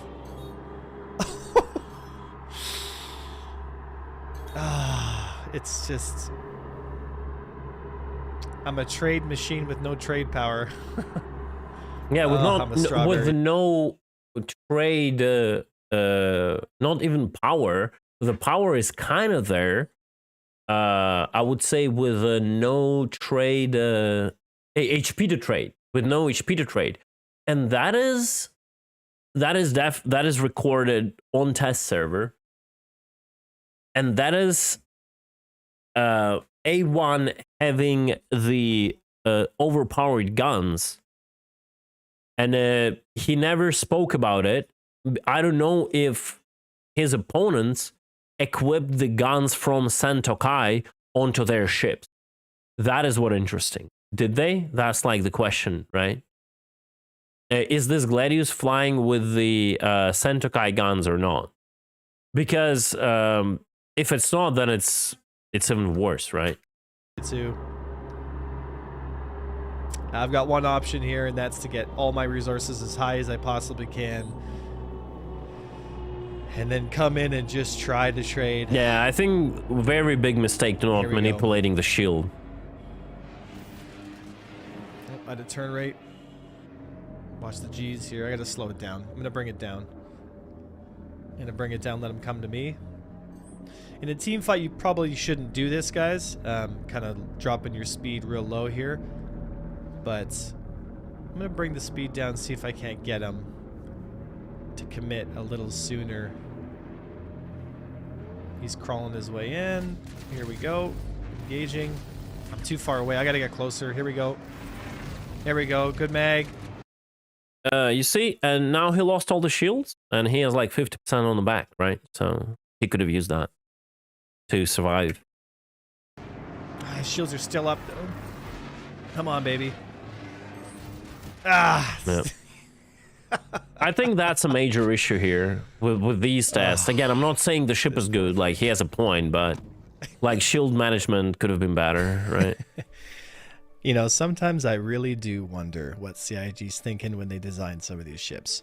No doubt about it, the Santokai looks awesome, but that's pretty much all it does. It looks good, but performs terribly. It's not surprising to me that a ship twice the size of a Vanguard's profile has trouble avoiding fire, and in a game where turn rates and distance control are really kind of where the meat and potatoes of the combat sits, a ship that flies against all the norms of space combat surprisingly doesn't do very well in space combat. Yeah. We don't have a thruster system that takes advantage of the articulating thrusters like the model shows, and I'm not really sure if that's ever going to be the case. I mean, at the end of the day, the ship is massive, and if it's physically large, it's easy to hit. Yep. So I worry that sometimes these ships like the Kartual and the Santokai, which are beautiful looking ships, weren't really designed to be effective in combat and may never be that effective. They're going to have to go against so much of the design philosophy just to force them into making. I mean, okay, I want to let him finish the sentence. Them somewhat effective. I do worry about the future of these ships, but I get What does he mean when he says you have to go about against the design philosophy? Like, first of all, I don't think there's a lot of design philosophy overall. At least we cannot really see it in PU with like maybe with few ships. With everything else, it's just like sometimes it feels like a face roll on values. If you like expand further than, you know, like Gladius and Arrow, etc., etc. I don't think like balancing out with pumping the ship with HP, you know, and like doing something here and there is going against like philosophy. It's just you cannot like make every ship look like a plane, be like of a 1 pixel cross section, and you know, just make that thing. You have to make these bigger ships, and they have to learn. They have to learn and find the ways to balance them, like with HP, with whatever, because we want a bigger, like broader spectrum of the ships, and we cannot like expect all the ships look the same. And the moment it looks different, oh, it's like, you know, it's outside of the meta. There have to be some ships will probably be the ones that face tank, you know, and then they're worse at something else, you know. So I don't think like this is doing that is necessarily going like against the design philosophy. But the ship isn't there. Obviously, I agree on that. It lacks tanking capacity. With the cross section it has, 100%. That is true. I would say I talked about with the guys about the ship, and the opinion is it lacks like just G's, mostly like the forward G's, to be able to with like to close in to get to it in its like effective range. Like you probably don't want to add like turn rate to this ship, because you don't want to get the ship into the light fighter category. It is going to be like if you give the ship like a crazy turn rate, you will like create an oversized light fighter, right? That will be able to like outturn other ships, so like kind of evade damage by just outturning them. But then this is like quite too big to be a light fighter, right? So like a better like push capability would probably be somewhere CG can go, like adding like 3 more Gs or something, you know, that could give it like a little bit of an edge in the certain scenarios. Yes, they could jack the shields, jack the accelerations, and jack the weapons to make them forcibly in the meta, but something tells me that these ships are always going to kind of be just behind the 8 ball. Yeah, but again, like I don't think like jacking this and that is like forcing something into meta, right? Because everything about everything in like whether it's in a meta or not is defined by like its accelerations and its jacked up while values here and there. Again, you cannot build the entire game around like a 1 pixel cross section arrow and like create like 100 ships like that, right? So they're all like meta. They have to diversify, and they will have to learn how to make those ships work. That's what I think. Yeah, I don't think it's something bad, right? Some ships are good at that. Other ships are good at that, right? When it comes to player versus environment kind of stuff, I'd say the Santucci does pretty decently well. It's been yeah, it's going to be an okay ship. Buying this ship, you know, you're going to have a gorgeous, gorgeous ship. It makes a bit of a weird sound. My first impressions when I flew this thing is it kind of sounds like there's a boiler pot in the back, just kind of cooking off the whole time. So I wouldn't really give it top marks for sounding cool. The Khartu-al sounds like it's a growling tiger. This thing sounds like it's, you know, it's your mom downstairs cooking the afternoon, Egg W. You know, boiling the potatoes or something silly going on, because it just sounds so silly. The thing with the sound that bothers me is when you accelerate and then like keep drifting in decoupled and your engines don't really produce any thrust, it still like keeps like making those sounds, which kind of makes no sense. And it's like they're dependent not on the amount of thrust you input, but they're dependent on the speed you're going, which we do have a limitation in speed, right? In the game. but it's like a gamification. In reality, like it doesn't matter what speed you're going in space, right? It's only like it doesn't matter. You're like 10 meters per second and 1,000 meters per second. It doesn't matter. If you're drifting, you're drifting. You're producing zero thrust. So the relative speed to like the absolute speed, or the speed that is relative to the zero of an object container, I don't think it should really define the sound pitch of a vehicle, because it really is. It's kind of weird. Like your thrust, your engines working, how hard they're working should define that. But like the fact that the pitch changes due to like the your absolute speed changes, that what feels weird for me in the sound design of Car2All. I think people will like this ship. I think it's going to be a good addition to the game overall. I think it's going to be out of the meta for quite a long time. And even with master modes, I suspect that the ship will always kind of be, like I said, just behind the meta, just because you can engage and hit it from so far away.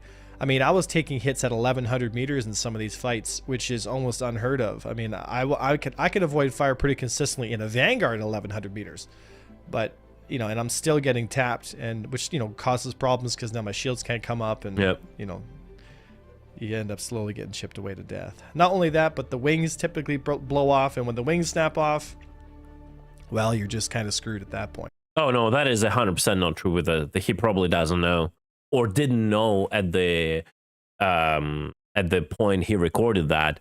Removing the wings does not affect your maneuverability in a bad way. Like it doesn't give you like really like twisting rotations or whatsoever.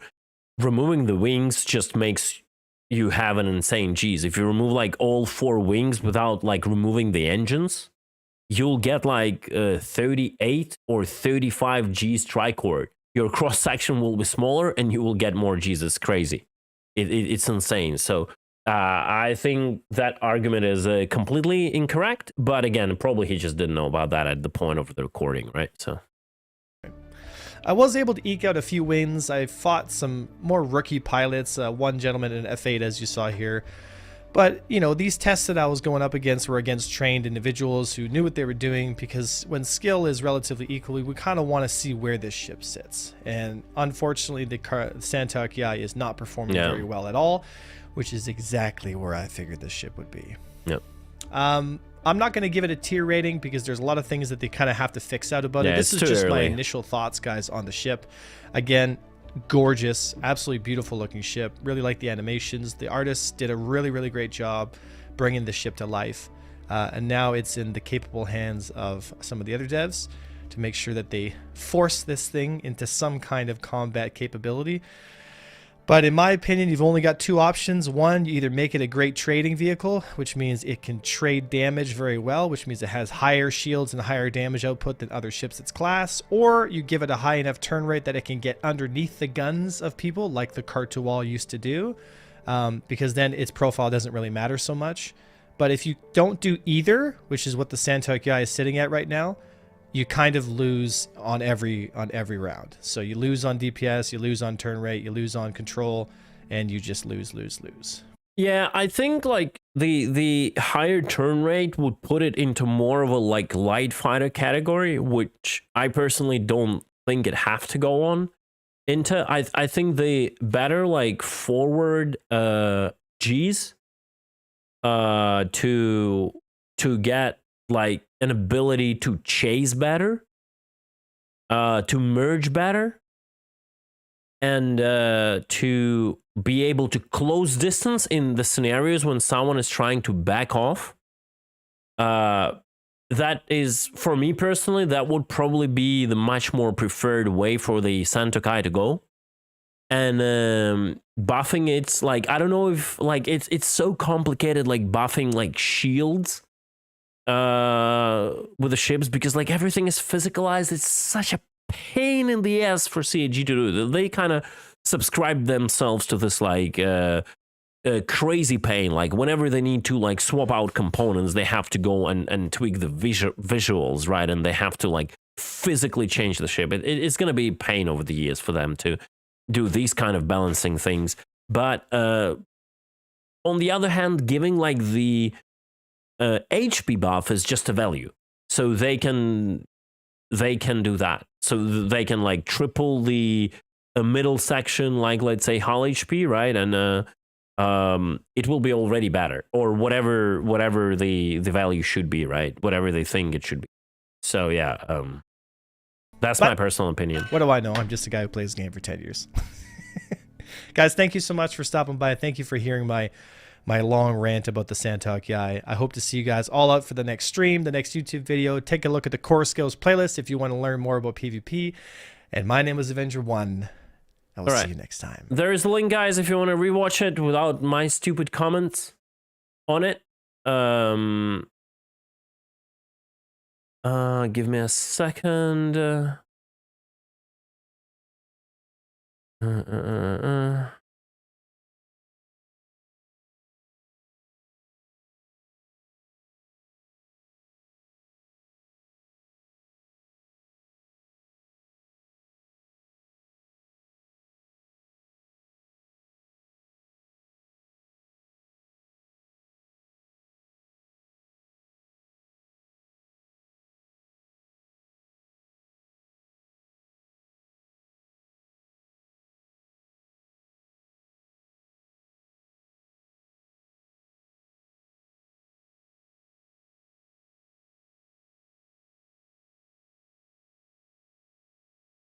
One moment, I'm answering something on Discord.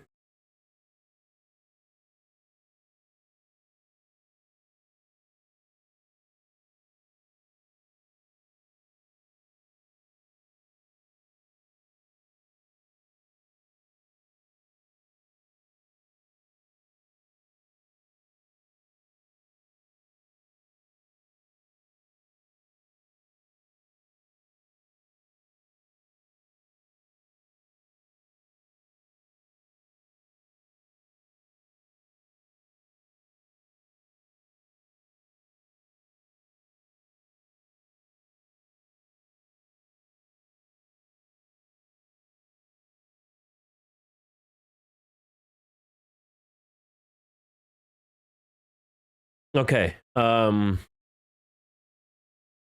a look at this. Let's see what that is. Spectrum. X1 Force Spain. Hello. The interesting thing about an X1 Force for me was the clean paint, but now on release the paint has an intrusive white X on it.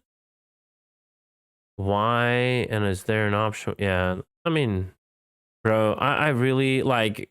I agree. Like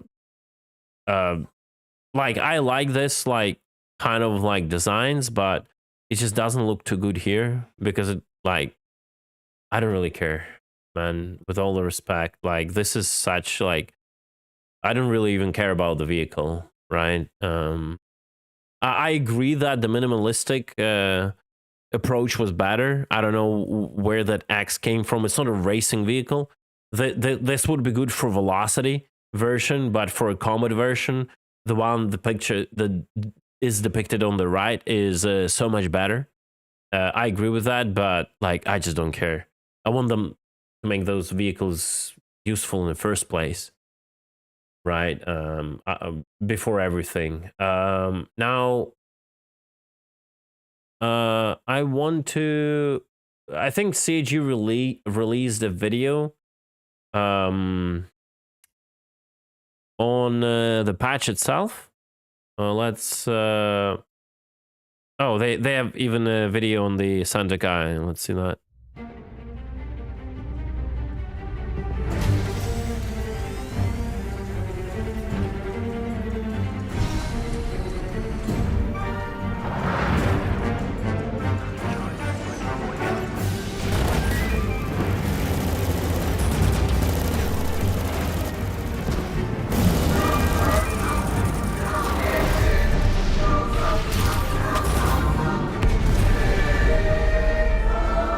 Oh, ships never explode like this in this game.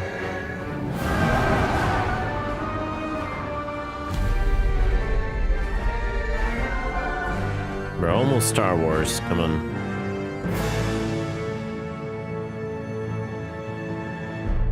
Bruh. Yeah, sounds like Harry Potter. I agree. Well, I mean, I'm not impressed. Not gonna lie.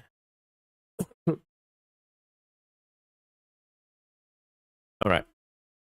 322.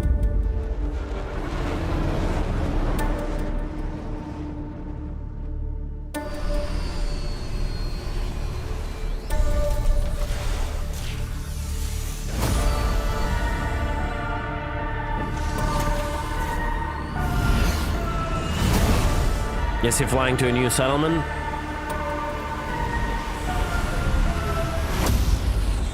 Oh, to the oil rig, yeah.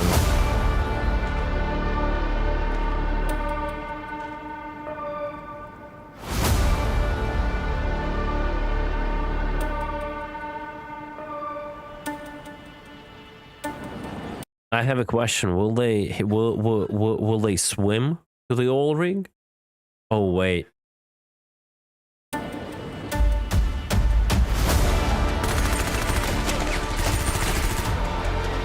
Oh, it's not. It's not 5 FPS anymore on the oil rig. Can I actually go there now?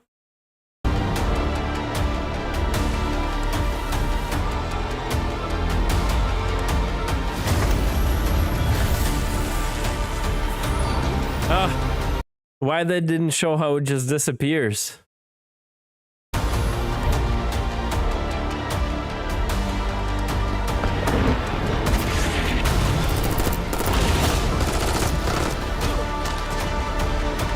Hey, I never have this takedown.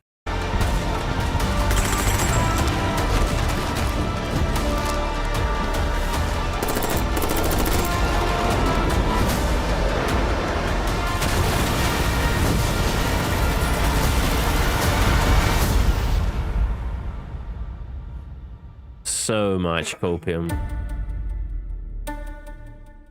So much copium, yeah. Yeah, they've got quite a lot going into production, into marketing, I agree. Well, it is what it is. Oh my god, I just remembered Senelai gifted me this. Once again, Senelai, thank you. That was funny, I'm gonna lie.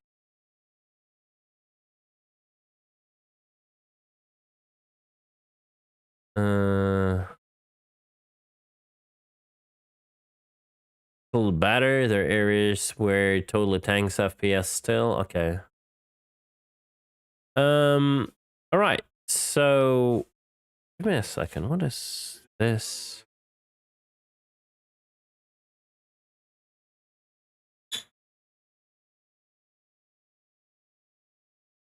What is it? Yeah. My Telegram got someone added me to some sort of a spam group.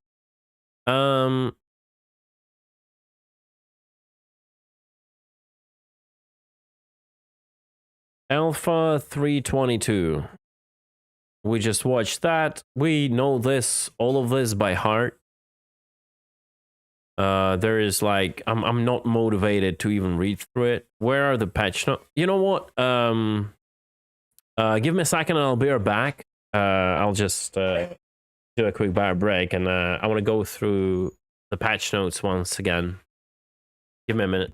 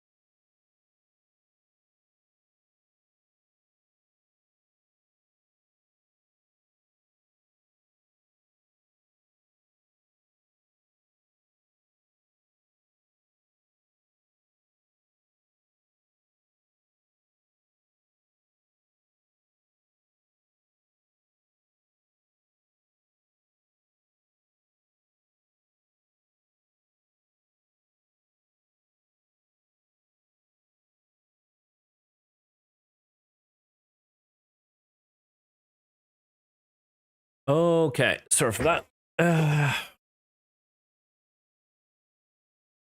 Do we have a link here to the patch notes? Read the full alpha patch note. Bruh.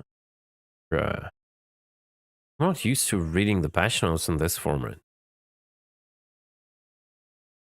Okay. I thought it would link to the Spectrum, you know. A bunch of known issues, derelict settlements, salvage structural, openable cargo containers, Santa Kai, X1s, hair update, denser forest and microtech. Are they really more like denser?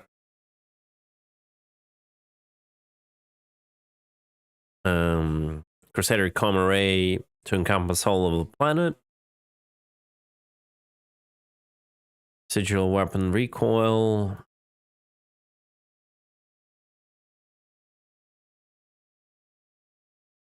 Furious and Halsey. Wait, Halsey is already in the shops? Oh, that's crazy. It's been a while now. Crazy. Armor shop price have been all increased across the board, including flight suits and other suits. Shield removed from the bikes. I'm just trying to understand if I didn't miss anything out in my head. Adjusted spring stiffness for hover bikes. Some weapon updates. Yeah, we all know that. Front end style update. Iron food performance optimizations. Bunch of fixes. Experimental modes. Kill Collector. Kill Collector has players fight for more than just kills. This fast-paced 12-player elimination style mode, where killing opponents drop more than their bodies, collect the drop trophies to earn points and ultimately win. And what's the difference? Do you have to deliver them somewhere?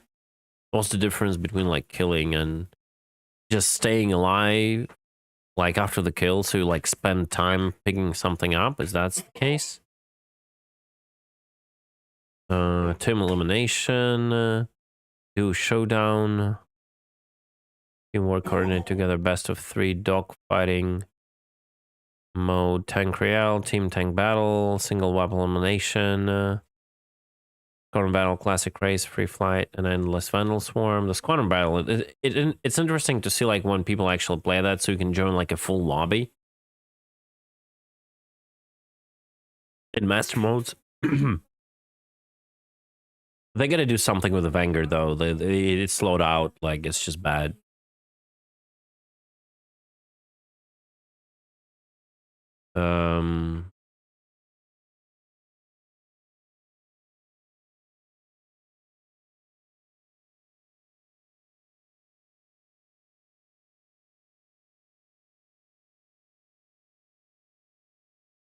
All right.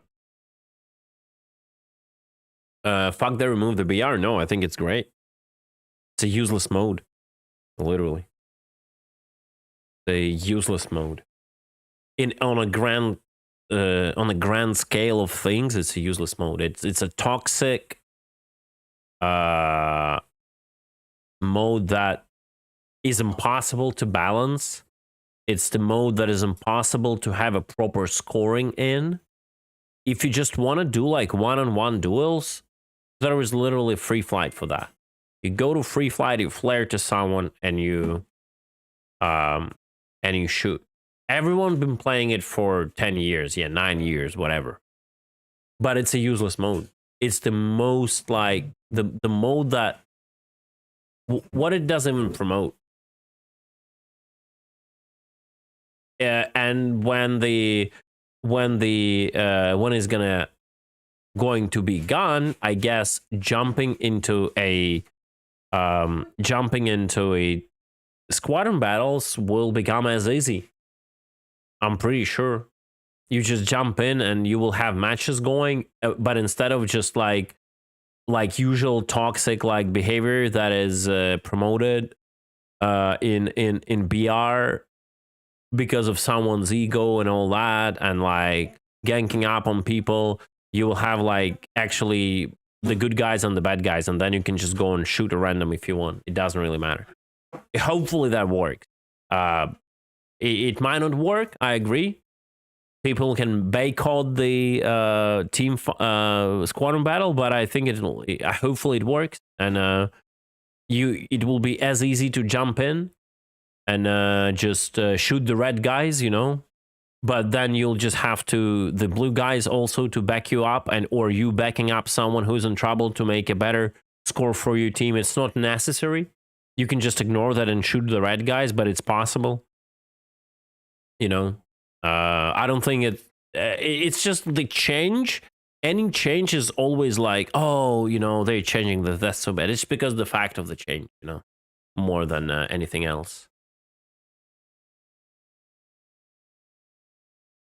But that's the whole thing, right? They're not populated because humans tend to go where there is the least friction. Like the humans are like water.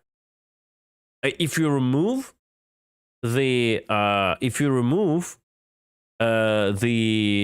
battle royale, which is like not even like a battle royale in the modern terms, right?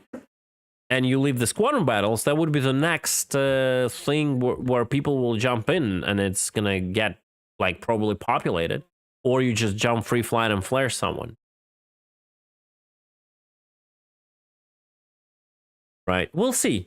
It's just my guess. It's probably even an uneducated guess because I'm not the AC guy, but I think that as a good change. The time will tell if I was right or wrong. I might be just wrong, simple as that. Okay, so let's finally jump into the game. It is about goddamn time, and someone said there will be a public preview.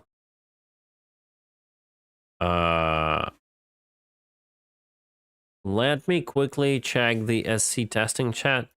It's tech preview time an hour ago. We're currently setting up a 322 build for all backers with replication layer enabled for a playtest that will run a whole weekend starting later today on the tech preview channel. Once ready, we will have the playtest post for feedback, and we'll be gathering any IC reports for the networking team. I wonder what build this tech preview will be based upon. So it is a replication layer, but what build? The previous patch, the 22 patch, or maybe the Pyro patch? I'm just curious. Okay, anyway, let's jump into the game first and just start playing. First of all, Nolet already told me what the meta will be in money earning. It's kind of sad to see. I never bothered that testing on PTU. Oh, thank you for the bits. I appreciate it. How do I even spell your name? Or, well, yeah, pronounce Space your name. Cutlet's radar has just picked up a generous bit donation. A big thank you to Highlander 11 for those 100 bits. Highlander, remember in space there can be more than one. Keep supporting the pirate life, mate. Yeah, so apparently my bot answered me how to read the name. It's Highlander. Yep. Fucking chat. Clasher GPT knows better.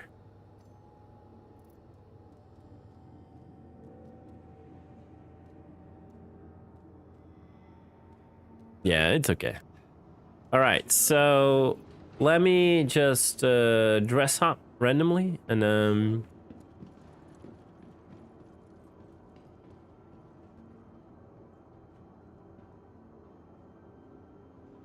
So after tediously re-equipping all of my ships today, I have discovered that in fixing the missile equipping bug in the Storm, it would seem that all of the ships that you previously couldn't change the missiles on without dumping the mags, you can now change. yeah, they fix it. So can you so did you check the Gladiator and the Harbinger?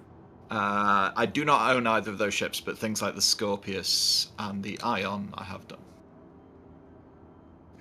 Yeah, I am going to. Oh my god, I have this beautiful Stitcher outfits thanks to Diddy, which is giga cool. I love it and I appreciate him doing that for me. Need to find a why not helmet. Did I miss it already? No, I don't think so. The real question is, did you get your P8? The P8? No, P8 is done, bro. We've gone to a fucking 30k, bro. That is the most disgusting part in all of that. It's gone to the freaking 30k. I'll need to bribe CHE dev again.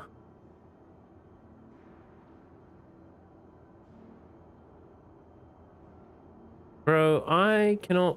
Where are all why not helmets? I mean, I know I can buy them.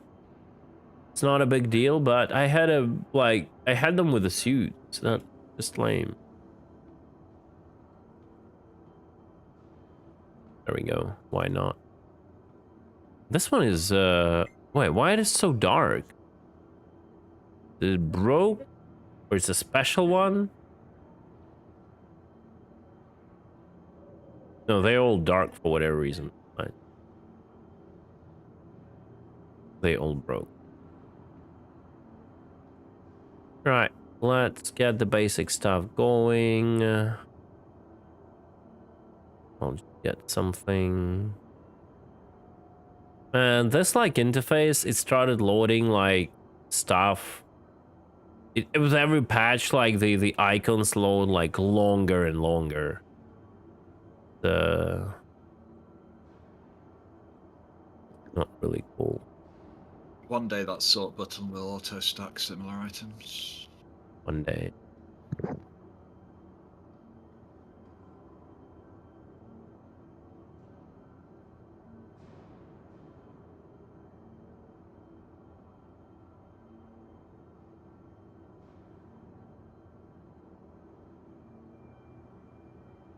Bro, I don't know. I'll take the P6, I guess.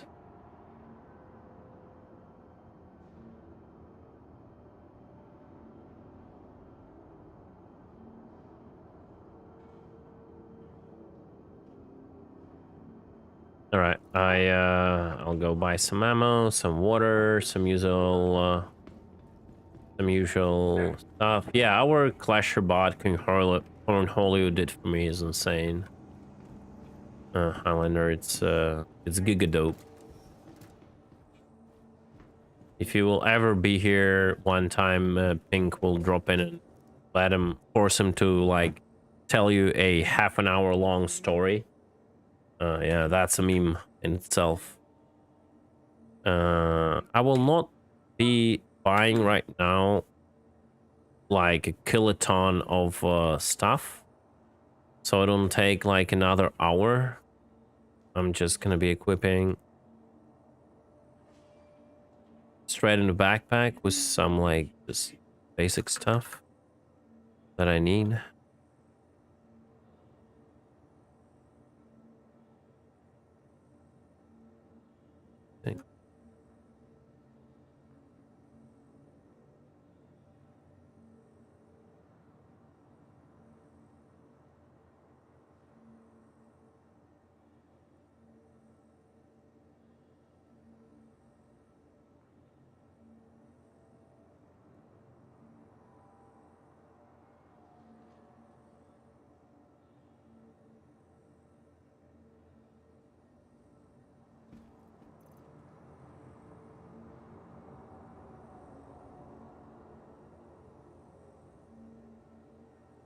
Yeah, our servers are taking a little bit of a dump.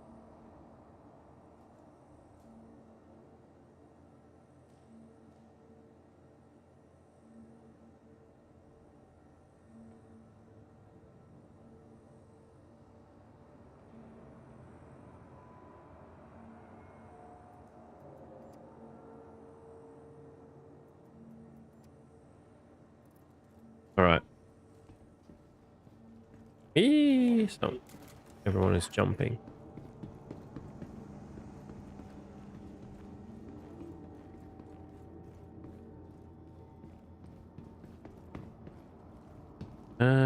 I wonder what kind of components survived the reset.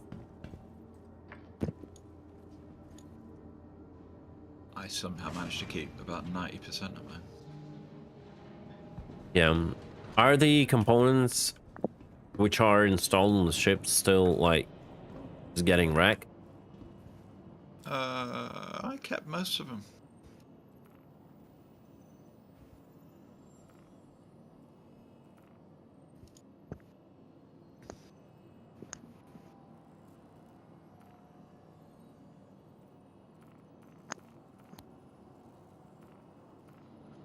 Hey, I still have a TS2. I have shields. Fine. It's fine. TS2, and we're gonna go and do the test. Welcome. Please visit us again. Welcome to the ASOP Vehicle Retrieval System. Please visit us again. Welcome to the ASOP Vehicle Retrieval System.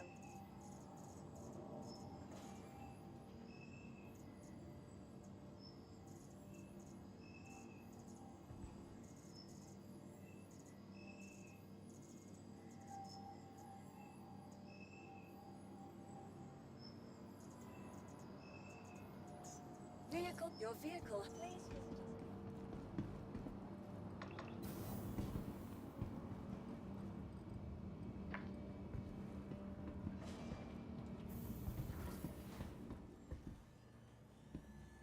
Complete. How does it say?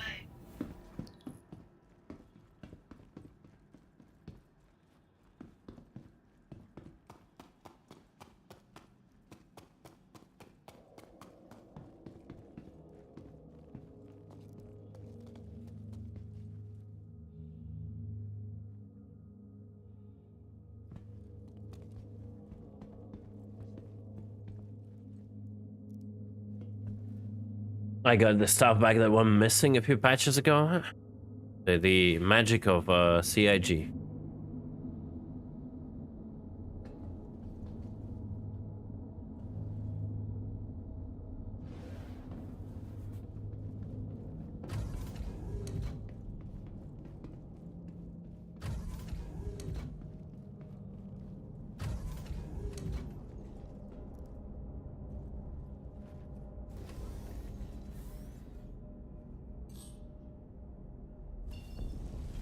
You are clear to launch. Savior Industries, a journey worth taking. Systems on.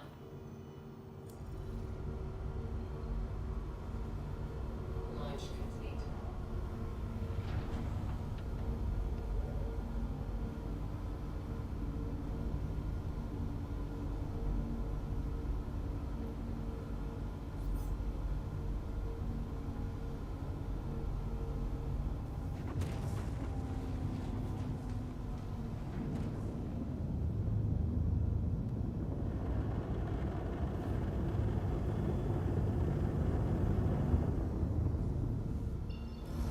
You're right.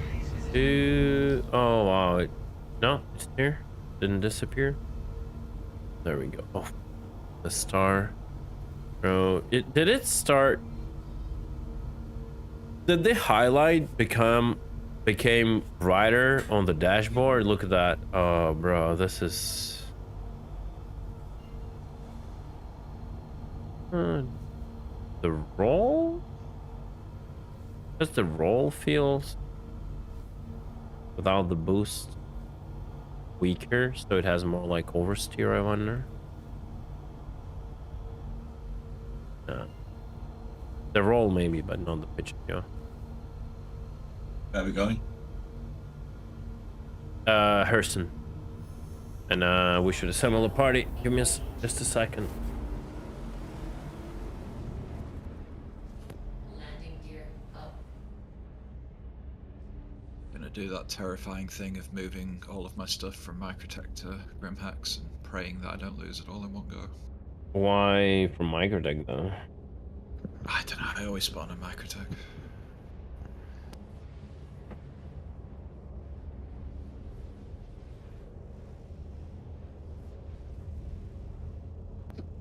find it the least annoying planet to get off.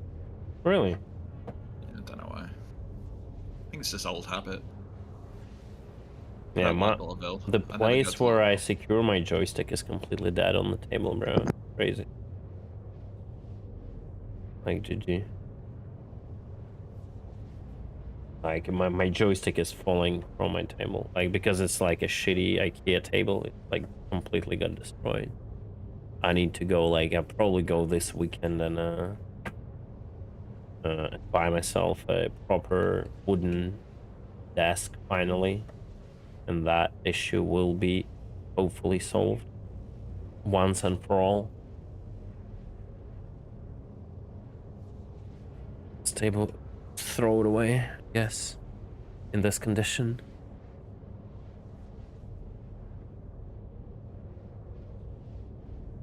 Hopefully it will live for another day or two.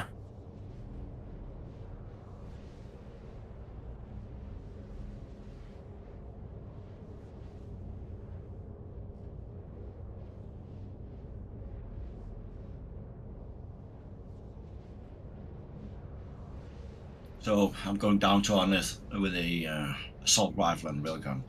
Sorry, what? I'm going down to reclamation. The Arnith. And shoot somebody in the head that's trying to sell and take their shit. What? No. Actually not, unless we find someone there. No.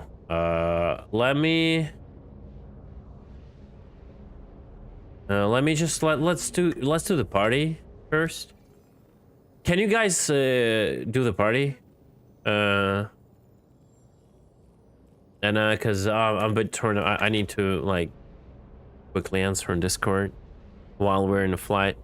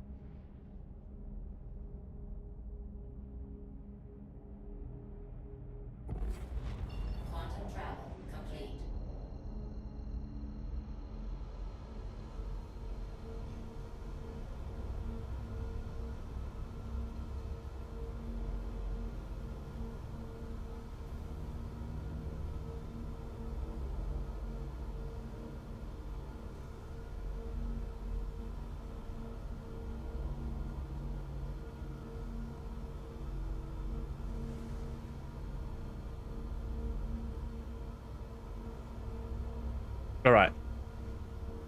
We are here.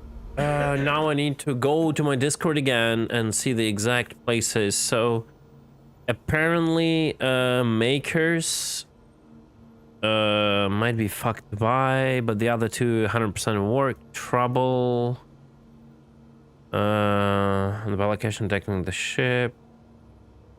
Pickers and Rappel work 100%. Are they shown on the map? Pickers and Rappel. Yeah, they are. There we go. Rappel. Let's go. Let's see what it is.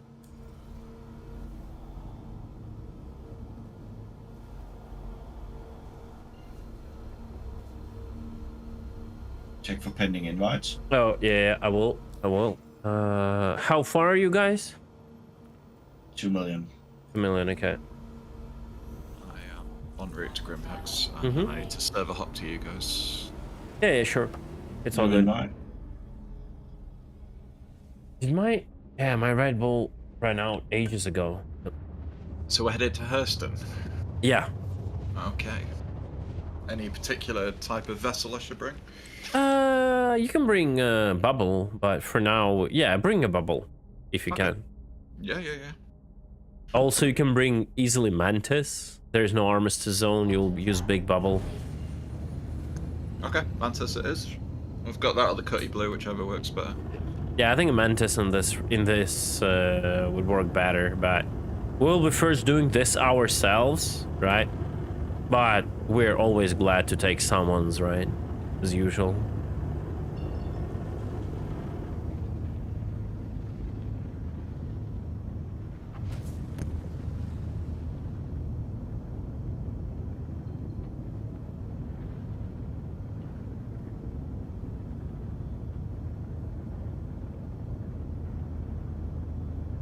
Oh, I forgot to check if the Santokai guns are in. Oh, yeah, that's an interesting thing. Are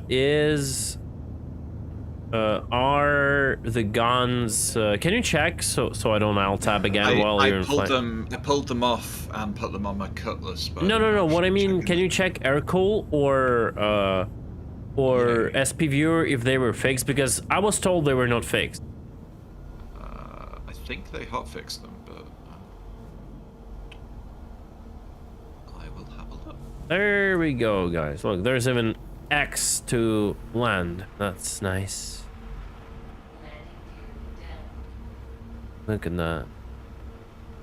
Look at that. Beautiful. Oh, well, that is definitely not a place for me to land. Holy crap. Okay, that's more like a cutty place to land. Urkel is still showing them at 750 burst GPS. Yep, and I think that's the case. Like, you cannot hotfix that, I think. I mean, it's just a number in a database. Yeah, but that's not a when I say hotfix, I mean a hotfix like without like patching the servers. Yogi did say something. Yeah, he did say, but the question is, did they fix it? At the end of the day, right? That's the main question. Okay. He said it's possible, but you know, marketing. It's a gray area. Marketing might have a different stance on it. Well, you can just pull them off in the VMA. So if you've got a Santokai. Yeah, you can. Yeah, I saw that. They didn't log them. Like, I would understand that if they would be like bespoke. Fine. It's like the benefit of the ship, whatever. Or I would understand if they would sell them at every, like, at any store. Right.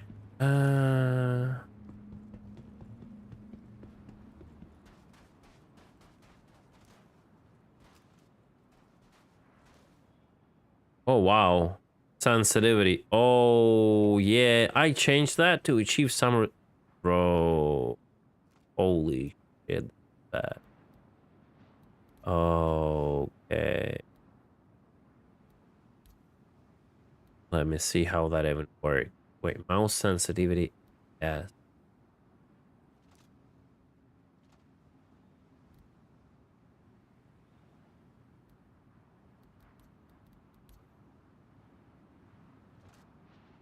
Yeah, but that's gonna mean like whenever I'm bro, and that scaling is really bad, so gonna have to go back to 100. Like how the sensitivity is not per like pixel. Can I just have like a 1-to-1 sensitivity?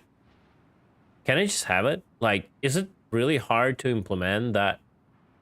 Like it's 1-to-1 no matter the ADS. So like my screen moves the same way, not relative to this view, but relative to the amount of pixel it moves with the mouse movement. It's insane.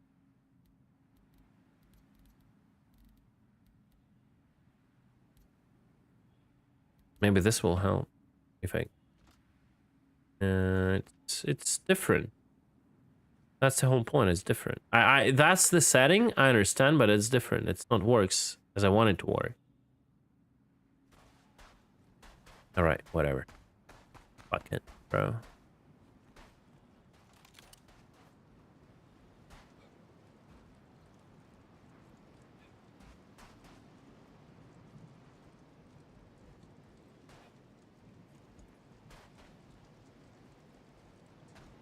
Look at that. Look at all the dudes just chilling here.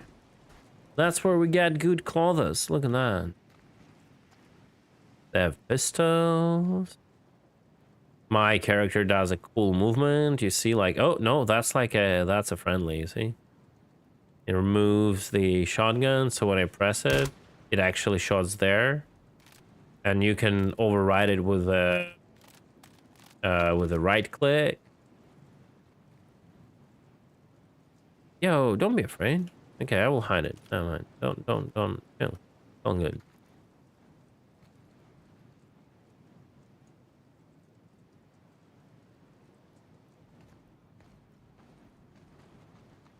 Isn't this like the Duster's place or something, no?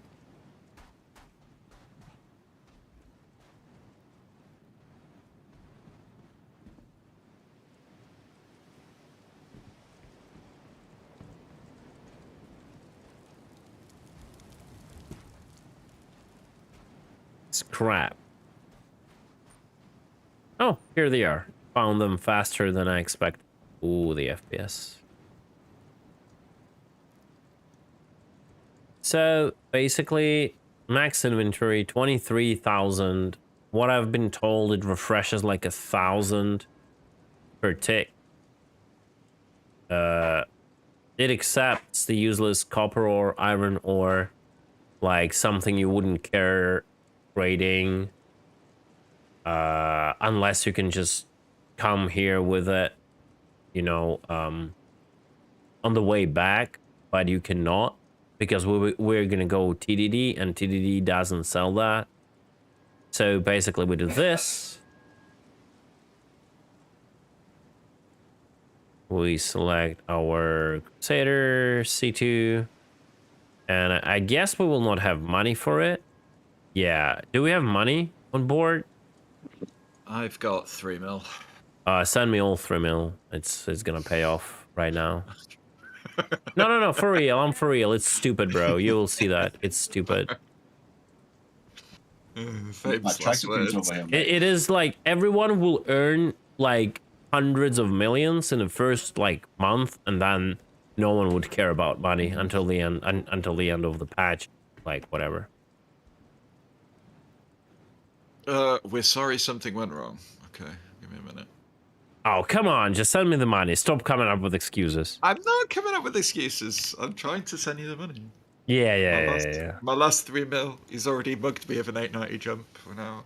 Yeah, I promise you this time, we're gonna, make it back. This time is gonna be different, okay?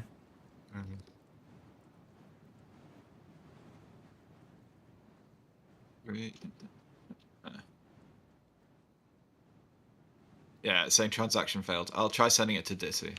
Yep. Yeah, that's a good idea. I'm broke. I could use the money. Uh-huh.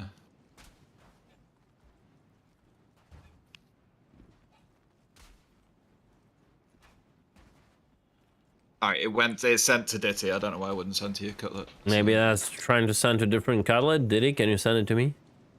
Am I bugged? Am I blocked? Am I banned by CAG? I wonder.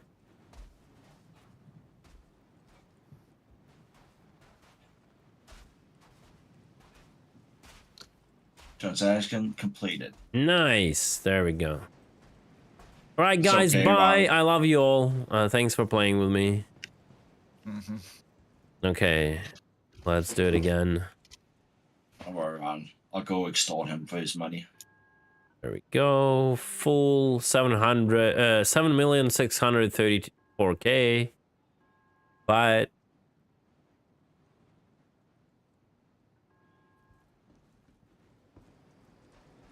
now I'm broke too. Almost broke.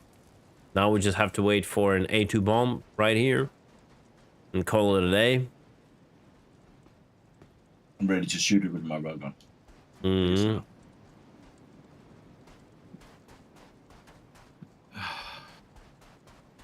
Why my ship have like gigantic bullet holes everyone around it? Like they have to fix that. Hello, you're muted? What do you mean? Stop trolling me. Like, what the fuck?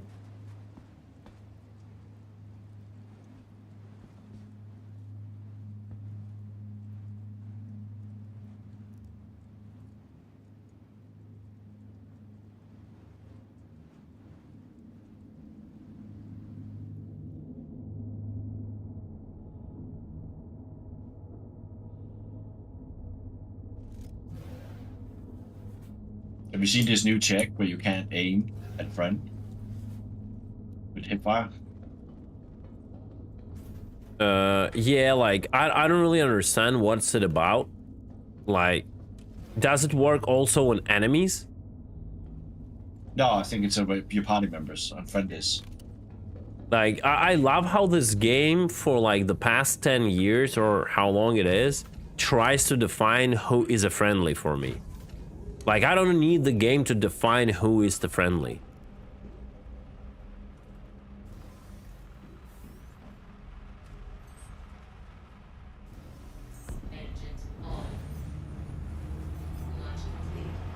There was also Pisces. I hope no one infiltrated the ship.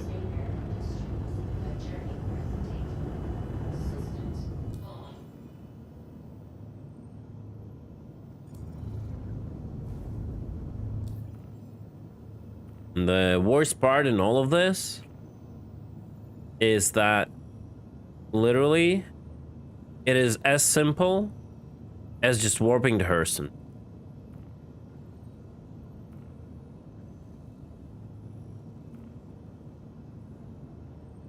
Sorry, to Lorville.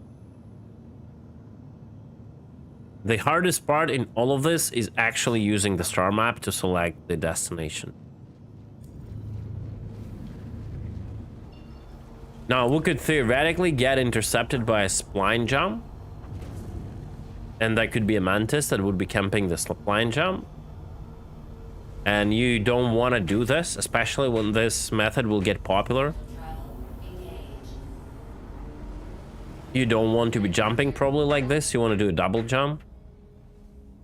Not to get screwed, but considering we just don't care, I'll do it.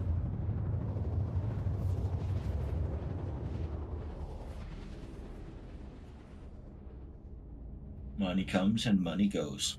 Yeah. Well, that was no meant. Look at that.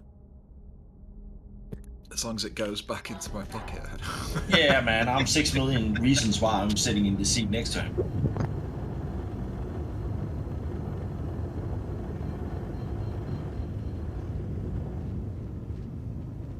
The most boring part in all of this, that you spend more time in Hurston's transit than you are doing anything else in the game. So, as always, the trading is ridiculously bad. Usually in other, like, high-level trade, it is mixed up by sitting in the train and staring at the terminal of the buy spot. But here it is mostly riding the train. Need to go left. I'll just crash into a building, it's fine.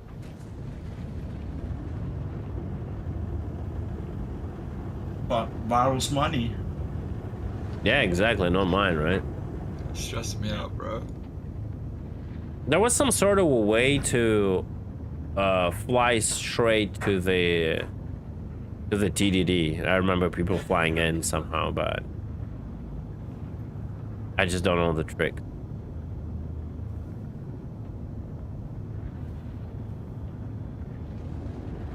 It was okay, I just don't want to get killed by falling down, I'll tell you. It was the one that's pretty close to Lorville itself. Oh, sweet. All those P6s I bought last patch have now got scopes on them. It's Rapel. And then there's also Makers, but I think Makers is a little bit bugged or something. And then there is another one, Pickers, and they all sell it. So they spread it across 3 locations, so they don't even like created this kind of an old school jump town where there's one contested location. I don't know what's wrong with CAG overall. They don't really like understand the high risk, high reward like logic in gameplay. They would create these locations and they will give this to all three of them. And then on top of that you have shards in game, so people can just dodge not only by going to another location but by switching shards. So considering we have shards in game, they could have at least like make it like only one location that is that profitable.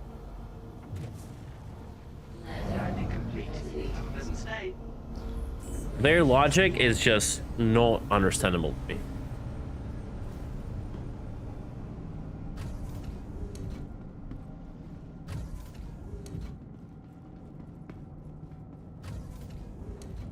Well, I mean, yes, it does. Of course it does. But it doesn't really matter because it doesn't matter like how do you name a commodity. It wouldn't change anything if this commodity would be named not RMC but BDP, you know, brain dead, whatever, BDT, brain dead trading, right? Like if that commodity would be named like this, would it like make it any better? No. Just the fact that it's free money, and when you give people free money, you at least put them at the high risk. But by spreading that to 3 different locations, on top of the fact that we have shards, it's not a single universe for players, you eliminate a lot of the risk. A lot of the risk. So if you add this, at least like funnel people into one location, right? So the traders, they're knowing they're going extreme risk, and the PvPers know to where to go to have fight, right? No, you're gonna spread it to like all the places in the world, so it's single player game as always.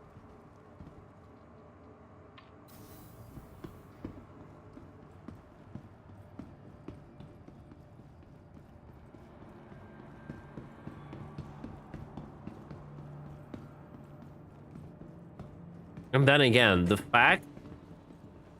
biggest fact here, the biggest problem here is that the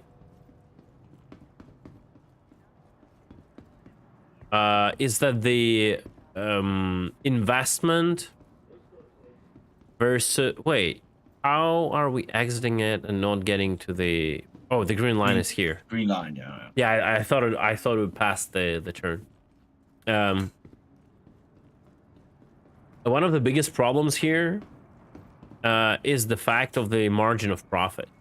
It's gonna be like a 3 million profit versus only like less than 8 million investment. So basically it's a 50% profit.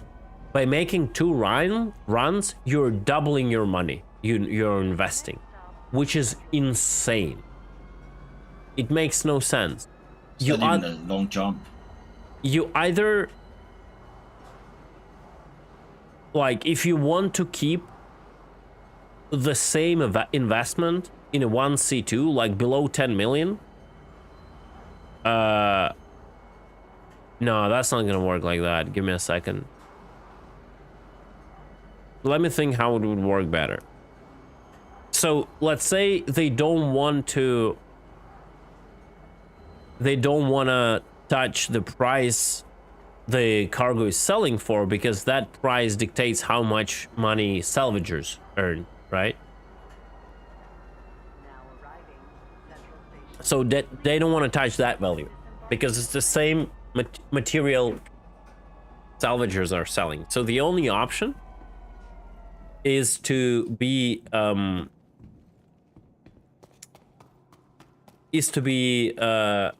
manipulating the purchase price. So you either lower the purchase price to the point where margin is much smaller. Yes, you lower the, no, wait. No, you raise the purchase price. No, if you lower the purchase price, it's gonna be even worse. Yeah, I'm talking bullshit. Yeah, the only way is to raise up the purchase price. Yeah. To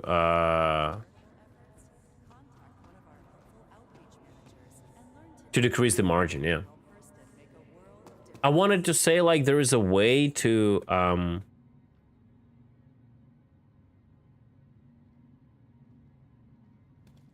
to not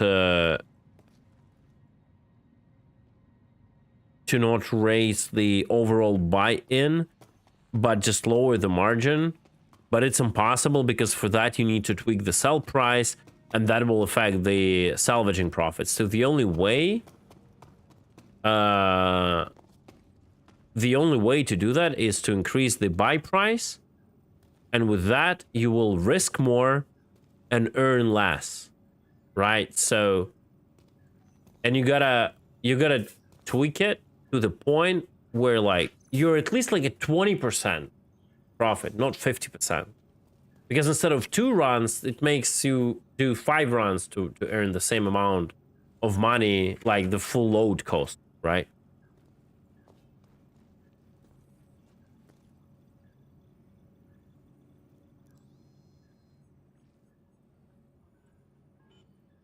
So we do this, we do this.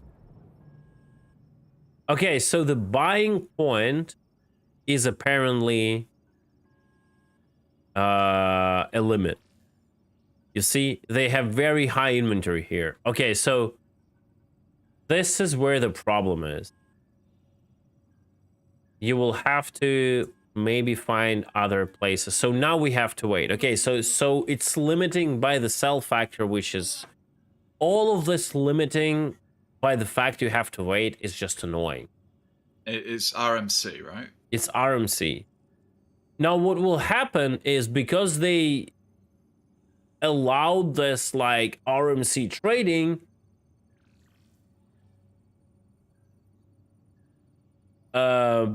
basically people who are legitimately trading, doing RMC, they're gonna get screwed because they're gonna come to sell it.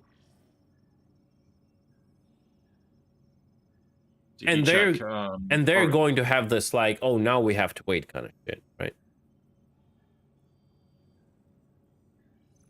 You can sell RMC at Orinth as well, so I suppose they're gonna have to yeah, but I price. wonder if the price is gonna be worse there. Yeah, it is. And it's like stupid. You go to the higher risk location, but you're getting lower amount of money.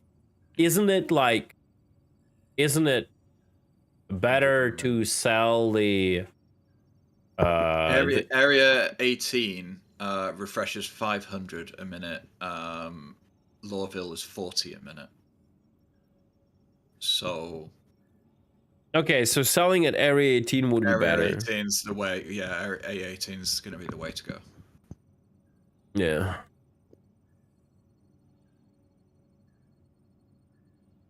Which means mantis traps between Hurston and Area 18 is going to be super profitable. But then again, what's the point of mantis trapping someone if you can just catch them straight at the buy point on foot?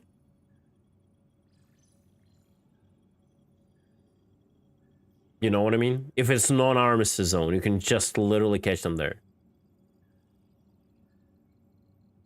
And did they release the C1? Yeah, they did.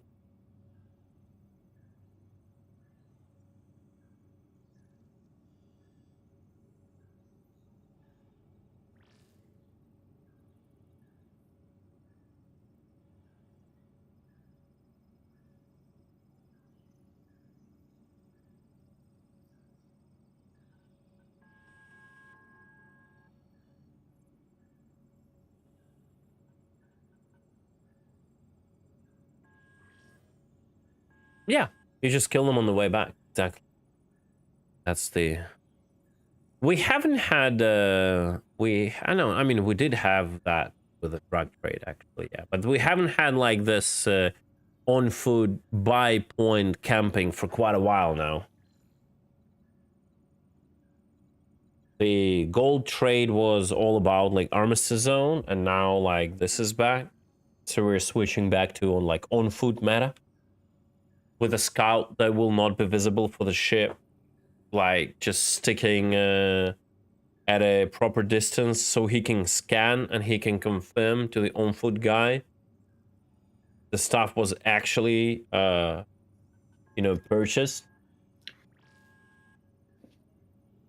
No. I'm not talking about the sniper. I'm talking about like a small stealth ship that would like rescan the ship, because a buyer could be like have few brain cells, and what he can do, he can go to the terminal and then don't buy anything and run back to the ship and check if he's gonna get killed.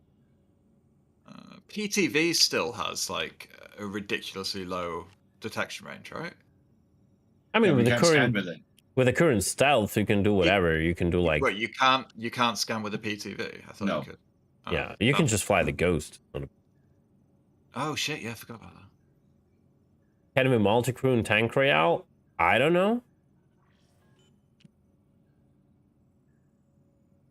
No, ground vehicle scan is kind of busted. Stupid fucking- They'll fix it when we get a FPS ping. Yeah.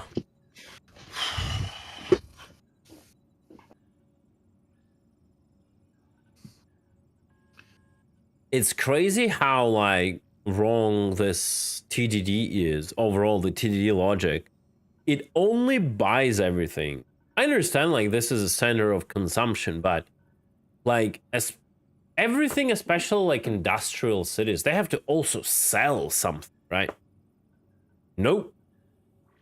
They sell scrap. That's the only thing that the entire city produces is scrap and waste.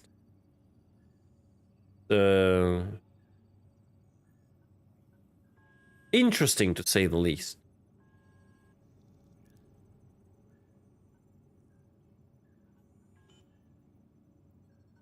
Well, we're gonna wait here for like 10 minutes and see how much we make out of it. Hopefully the next stick will cover all 219 SCU.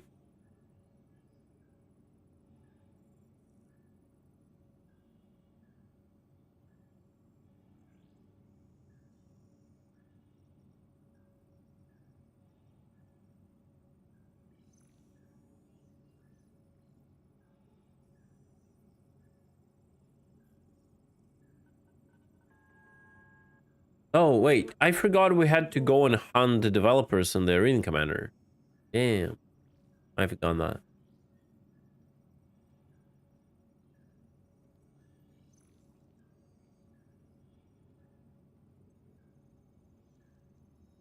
Та ні, то не кликбейт, а що?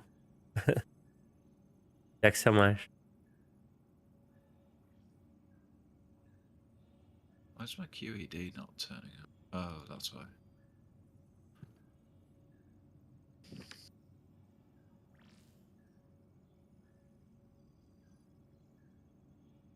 All right.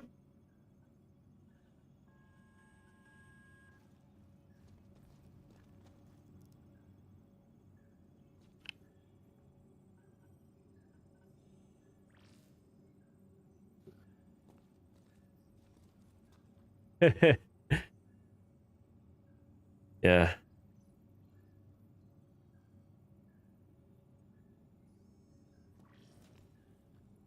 C2, come on. There we go. No, bro, it's 128. The refresh is disgusting. No one is gonna trade like this. It's bad. So 1 million, 1.7 mil. That's pure profit because we basically sold for 6 point something the first batch. No, Gorgon, it's okay. It's fine. It was just... Couldn't you just server jump when you're selling? No, I don't want to jump server. I'll just wait for this another whatever.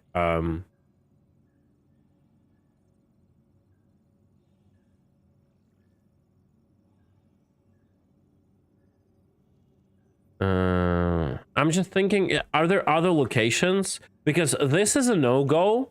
Like, the more people are going to trade it, the worse it will get here.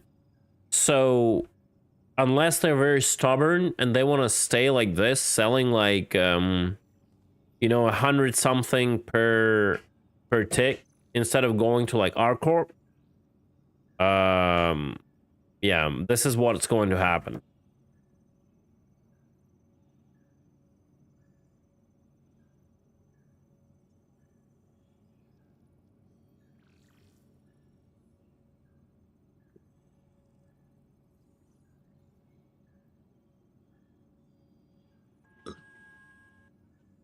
gonna check out the Weeping Cove.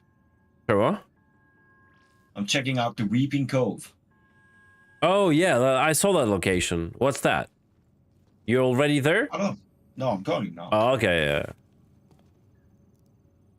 Well, I want to dump the like Oh, while you leftovers. PvP fight that terminal, I'm gonna go explore. Yeah, sure.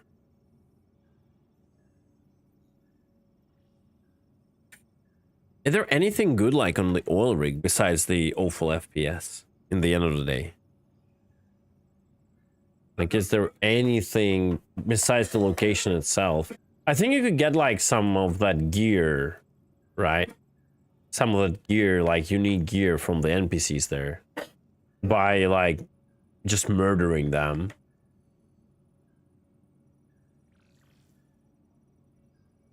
Yeah, like if you can steal that shit, of course you don't care. You sell it anywhere. That's all right.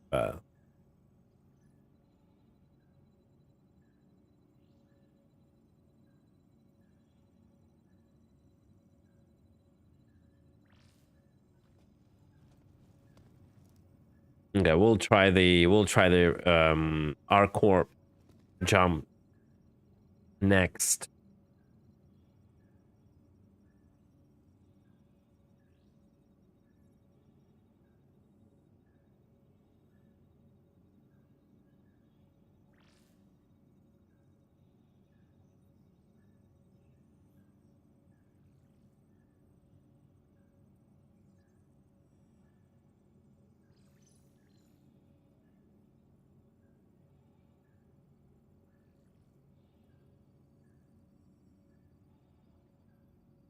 Let me check. I don't think we got the answer about Erical. So Erical, what Erical shows on the guns? Weapons, live. What's the name for them? They're size 3. Size 3. Where are they? The Weeping Cove seems to be an all rig. Yeah, so... Wait, what? Oh, raid 3. Mantis Tiger, yeah, Shredder. Yangtooth. So they do still have the buffed deep fire rate and the normal DPS, so... They're still like 50% more effective than...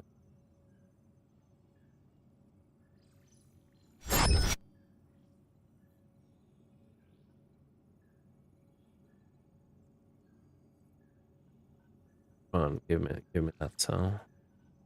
Sorry, what did you say about the Weeping Cove? It seems to be an oil rig. Oh, that's the old rig? Okay.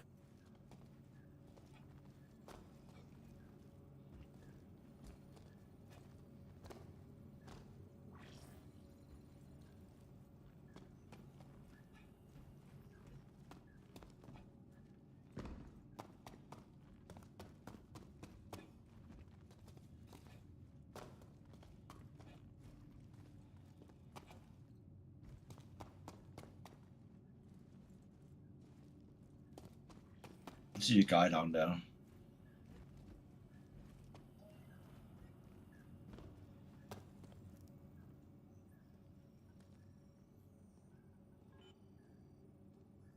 Oh god, this trait, this is one that's like, you have to be a masochist to like do this full time, like be a trader.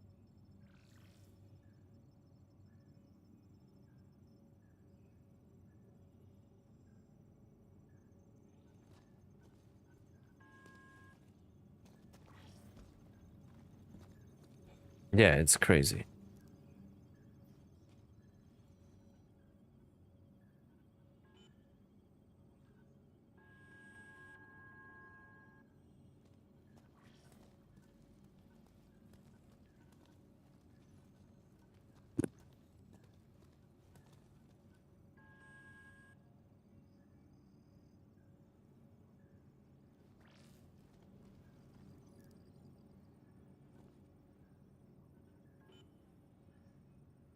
No demand, bro.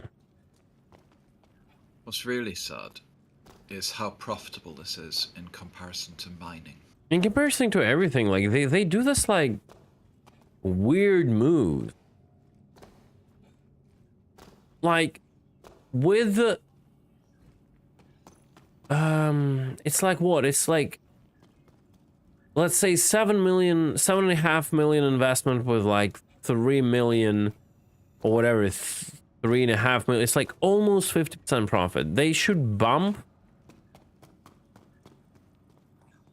the value to the point where it would probably cost like if you make it cost 8 million, but this, yeah, the risk will increase and the profit will decrease. Like, I wouldn't probably mind having like a profit of 1 million per run, I guess, but it's like they buffed everything across the board. Like, people earn millions right now with everything they do, besides like mining or whatever, you know, like the stupid like munching. I mean, they nerfed the munching profits, so, but that's too much. That is too much. Like, you cannot have 3 million per one run. It's disgusting.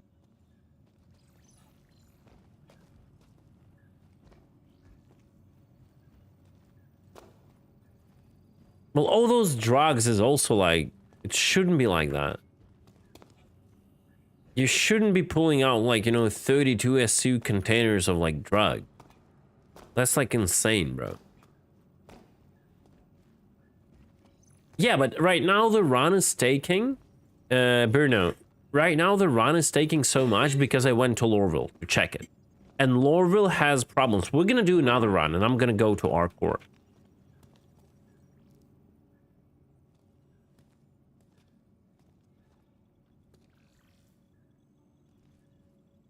You can sell at Devlin's on Utropy if you want as well. I don't know, it's wait. Give me a second. Viral, are you typing to someone else? Oh yeah, you're typing to someone else.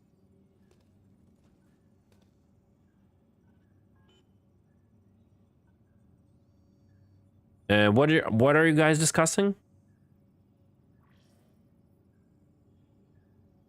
Viral? Oh, he just wanted to know where to sell his salvage. Oh, to sell the salvage? Around, okay. Yeah, around Microtech. So I'm assuming he's not doing this. He's just trying to sell some salvage. But ArcCorp should end up like... But ArcCorp has a better tick rates. That's the whole thing. Yeah, way higher demand. Yeah, but basically 10 times more the tick rate. So if you will have to wait, you will have to wait to only one tick, apparently. So... I guess so.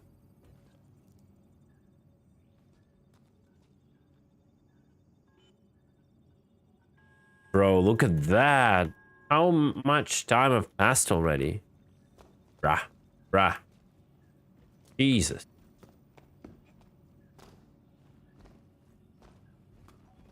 Next stream, watching paint dry. Yeah, literally.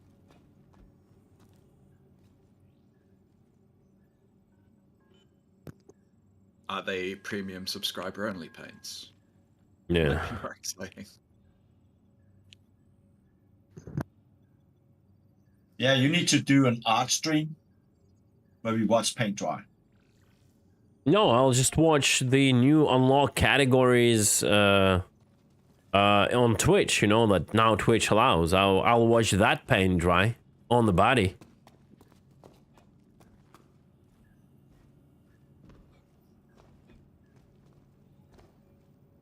They reverted the changes? What do you mean? What kind of changes you're talking about? Oh, they backtracked with the Twitch thing? Oh, that's weird. Why? I mean, it's fine. We just have to like accept everything. And you know. And like, who cares? I kind of made my peace with the fact that I'm like slowly end up streaming on the porn platform, so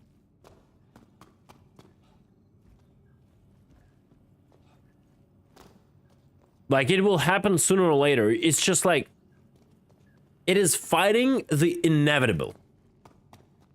It's fighting the inevitable. Simple as that. The world overall, with every year, gets more lusty. Right? More kinky. And we will get there sooner or later. You just gotta be ahead of time to claim the niche. Right? And then you're gonna make a lot of money. Today, BMW don't want to put your ad because you have like nudity content. Tomorrow, BMW wouldn't want to put the ad on your platform if you don't have the nudity content. Bro, it's simple as that.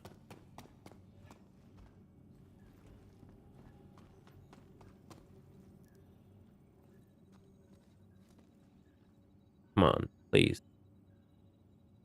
In demand. Yeah. So, yeah, we earned around 3 million. It's good. Let's go back.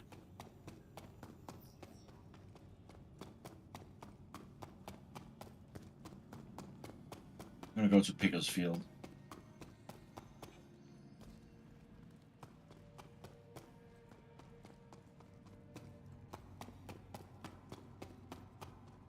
If you guys come by somebody called Sugar, just send him to Jesus. Wait, what? Jesus? What? Well, he was, you know, I was just checking out the platform and he was like shooting on my ship. So I shot his head off with my ship and he punished me for murder. Okay.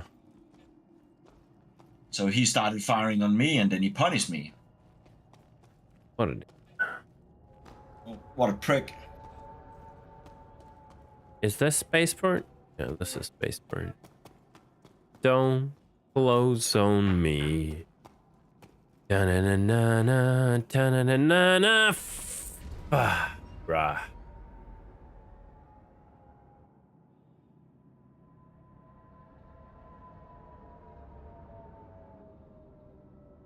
So,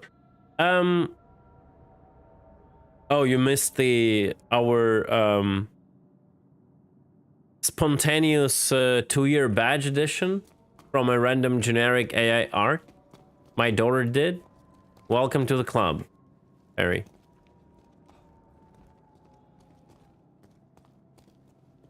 Now arriving from Tisa Spaceport. Stand by and let passengers disembark before boarding. So, I think unless Twitch like really moderates it and creates strict rules, it's all pointless. Like the whole idea of the content creators that orient their content around like the sexual content or like provocative content on any other content is they will always be there to ride the line, to walk and like ride the line so they don't get banned, but it will get as like lewd as possible. And they will be there constantly poking that line. Like you will have the content creators who literally are naked and they would show like their whatever breasts like 1 centimeter above like their nipples, you know, and all that. And they will like start to like, you know, try that line. Someone get banned. Yeah, what's up? Pickers Field has one of those scraps terminal, I believe. There's a building with the scrap sign above it. Yeah, I know Pickers has it. Yeah, like there's 3 locations. It is Knowledge sent them to me. It is Pickers, Rappel, and then the third one is Makers, but he said that at Makers is glitchy.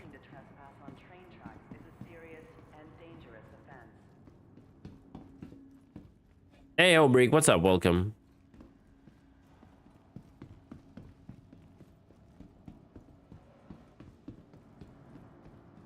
So unless, like, Twitch can tighten up the rules, but then that content should be gone too.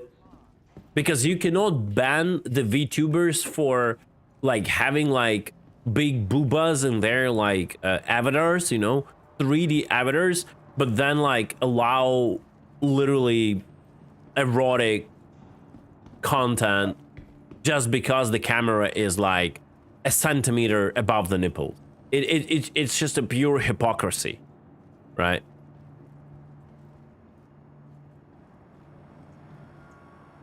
Again, that's my point. I might be wrong, but that's what I think. You either allow it or you don't allow it.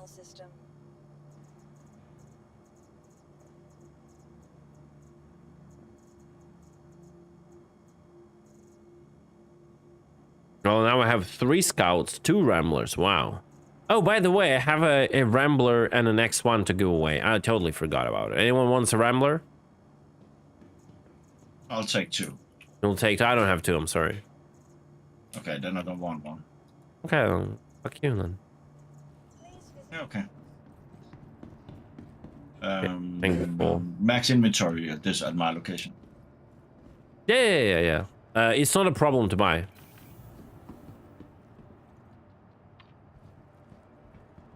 I think you should give Varl his cut. So send him 300k. 300 what? K to who? To Varl. 300k with an extra 0 on top. Yeah, let me do another run. Hey mate, don't be greedy. Let me do another run and I'll give it back.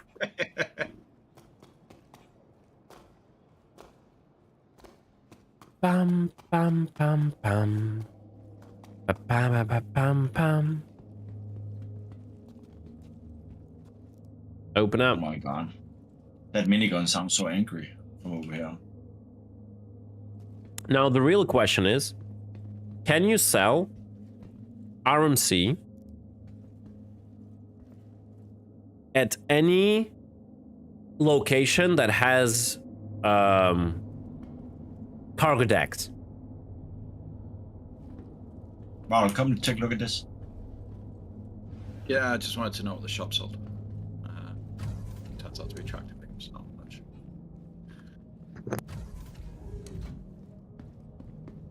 Because probably Hammerhead was never a best-selling ship.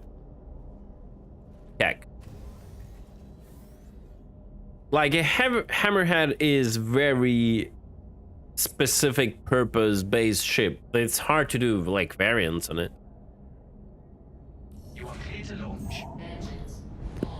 How do you get back out of there? Well, they will not bother doing skins on the ships that no one flies because, like, they're useless right now. That's the whole This is where you point. should hide out as a ground person. That's a very, very good location. Yeah. You need to test it if you're invulnerable for bomb explosion in there.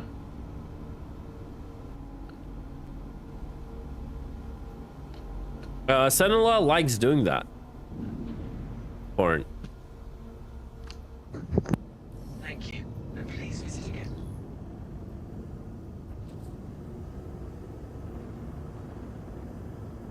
I hope you discussed very evil plans there.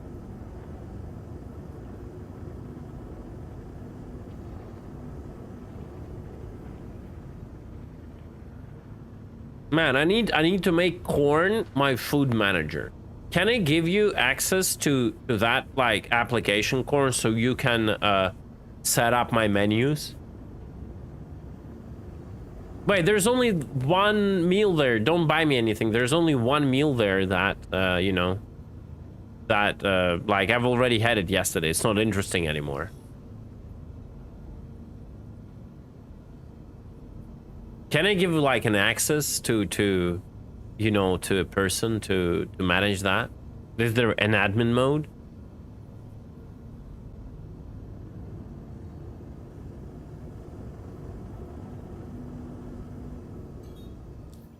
Okay, let's go buy it again, and then we're gonna go specifically to ArcCorp to sell. We're gonna get snared by a mantis, and we're gonna lose all our money. Where are we? Where are you guys right now? Pickersfield. Is it the one that is kind of glitchy? Let me check once again. pickers and no, it should be good. Yeah, be good. Everything for me is glitchy on Hoston.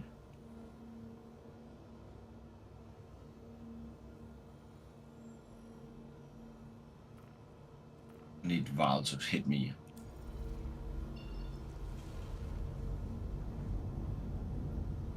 You punch my face.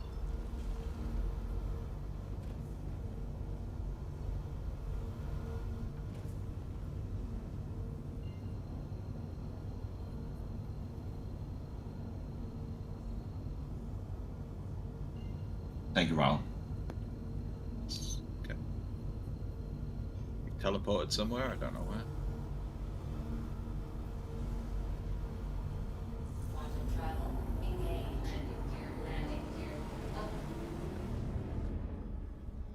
Do you know if they made the battle weapons bespoke that you cannot change them? No, I don't think so. Are you talking about... You're probably talking about the Santokai, not the battle. Yeah, we need a hammerhead. It's bad that has like the fuel tanks instead of the turrets. So it can travel really far. Like literally travel outside of Star Citizen universe straight to Elite Dangerous.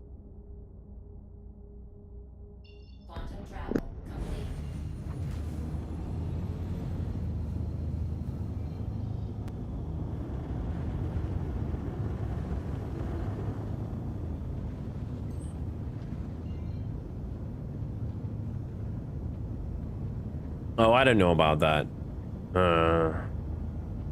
I don't think they changed anything with Mano. Like, gotta check it in game, but...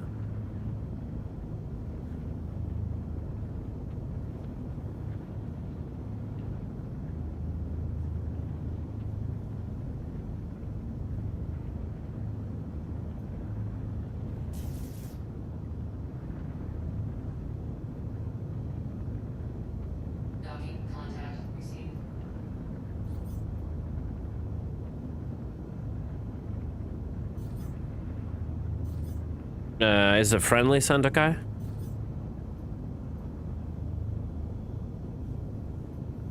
Or a random Santokai? No, it's friendly. It's ditties. Okay.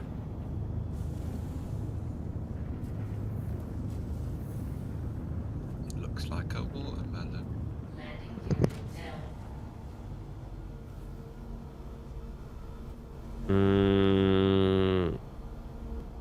Not really much of a landing on here. This should be good, I guess. Yeah, it's lots of weird, like rocks with collision boxes that shouldn't exist.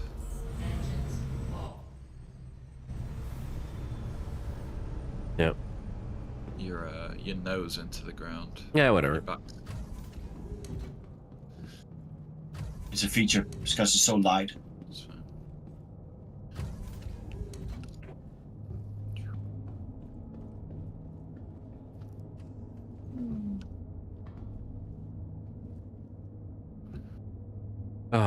Oh my god, I can't believe it's Friday and I will go to sleep today and I'll wake up and I don't have to go learn German. I can actually commit to like writing a script for a video or something before the streaming. Or maybe I'm just gonna go, I don't want to stream, you know, or something. I'll just commit today to YouTube, whatever.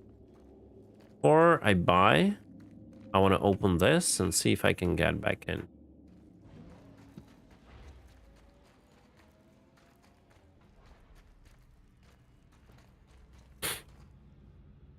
Yeah, probably can. Wait. Yeah, fixed. Now watch someone lurking around and actually running into the ship while I buy.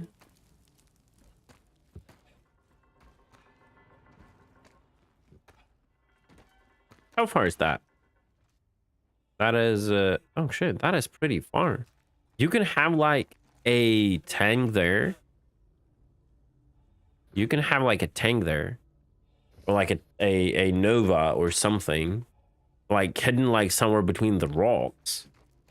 and unless someone flies like straight above you, they won't notice you, because that is like, if someone lands straight here, like the distance to those rocks is like 2 kilometers. Okay. Yeah, you could definitely get some ballistas up on the ridges that people wouldn't notice. Yep. It's a quite questionable sniper spot. That is a 2 kilometers shot. They are very questionable. All like stuff like 2 kilometer shots.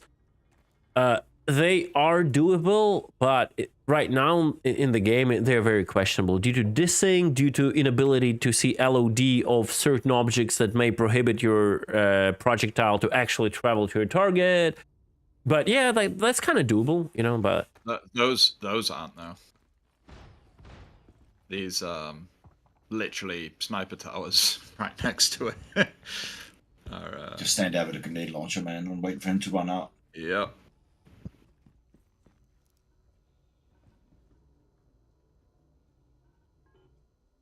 Yeah, you could happily just sit up there for hours. Has it got a local inventory? Should do. Yeah. Max inventory, again, a total of 7.6 million.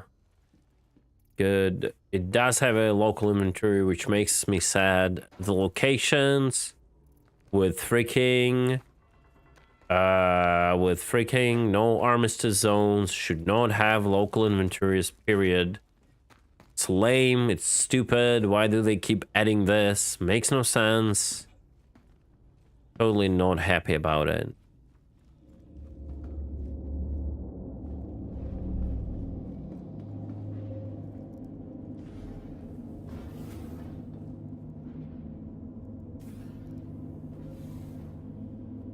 It's an easy way to cheese looting, to cheese hiding your gear. Whenever you're cornered, if you don't want to lose gear, you're just gonna drop it all into the local inventory. Boom. You need a railgun. You don't want to risk running with a railgun.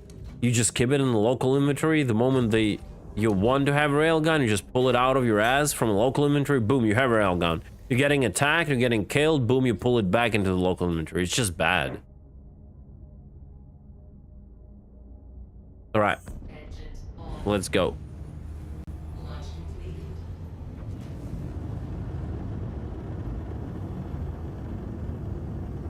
Have you checked other places, like non-Arcorp? Is the Arcorp the best? Yeah, I mean, according to SC Trade Tools and Cornerstone, yeah. Okay. Oh, I mean, it's closest one, so it's also good.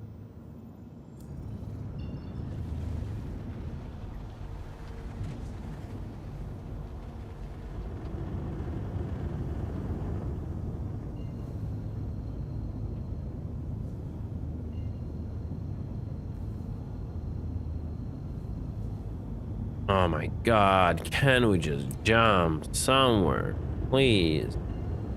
OM6. Quantum travel engaged. Quantum travel complete. Landing gear up.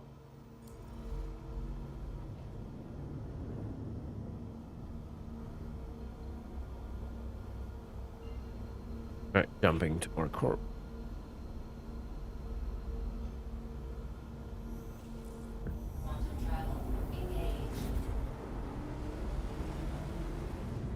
I'll be right back. I'm gonna go make myself coffee quick. I'll be right back.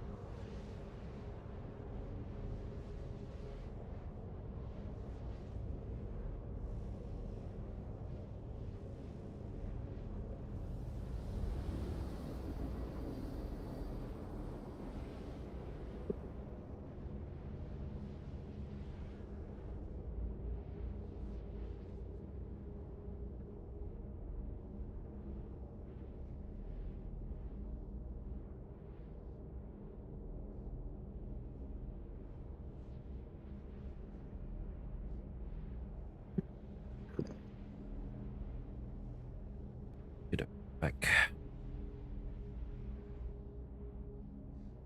Man, no one intercepted me. Oh god.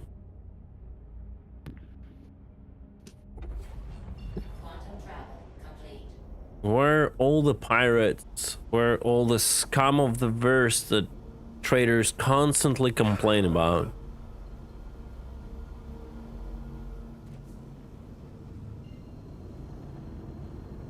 We're selling our MC. It's like one trader will be interdicted and pirated like once in 100 times, and they will like keep complaining for a year about it, like, you know, on the spectrum.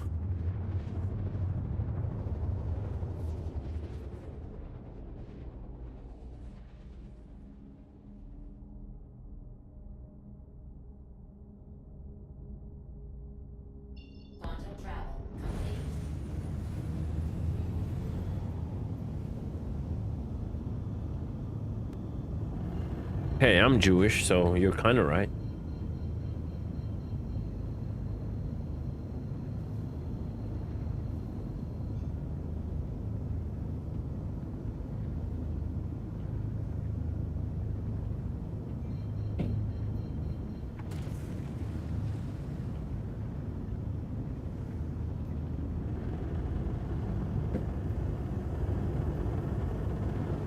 ER Corp.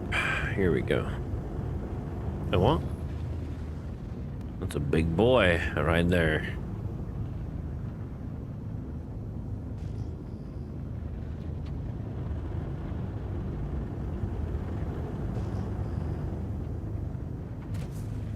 I love ER Corp. Like literally no understanding where to go.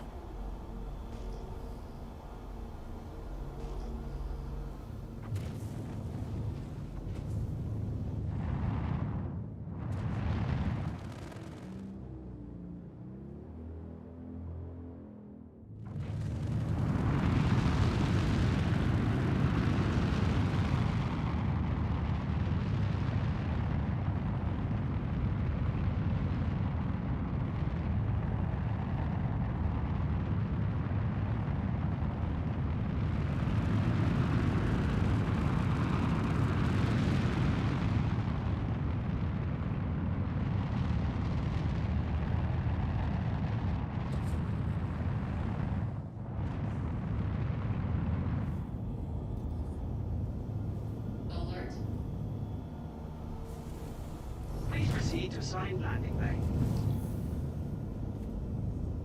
Alert. Landing gear down.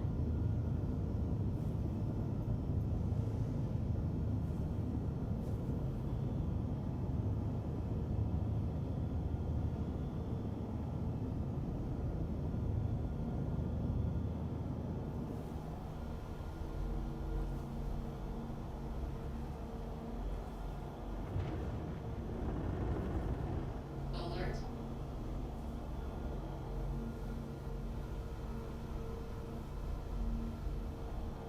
Ooh, a little bit of a tail hit, you know. Fine. Pleasant stay. Oh god, my job. Please let me secure it. Thank you.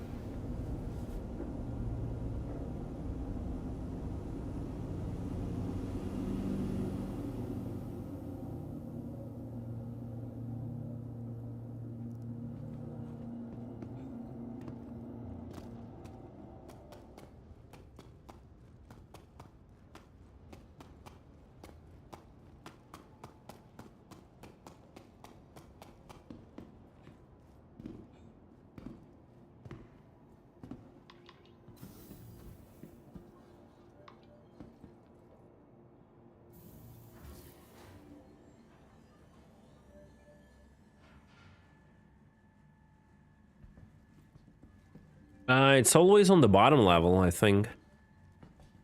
When it times out, it automatically goes to the bottom level, to the cargo level. Or to the top level. It has like the level it defaults to after it times out. I think. Might be wrong.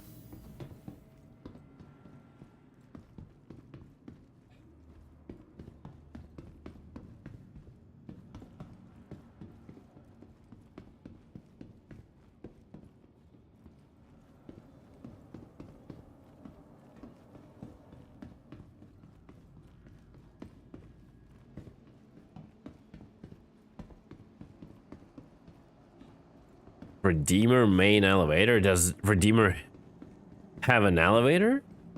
What?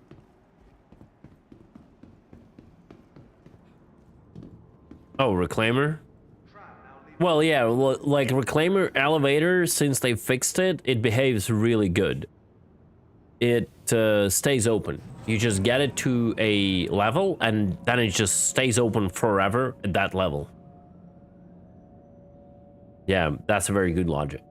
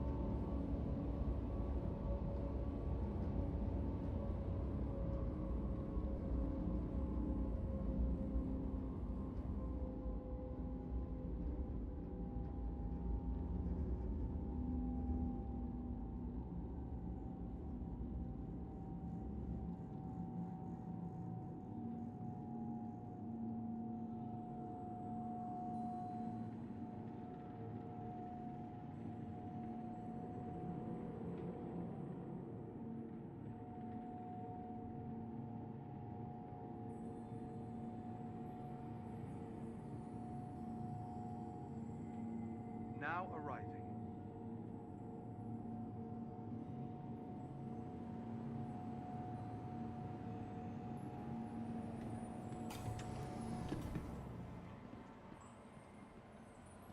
Give me a second.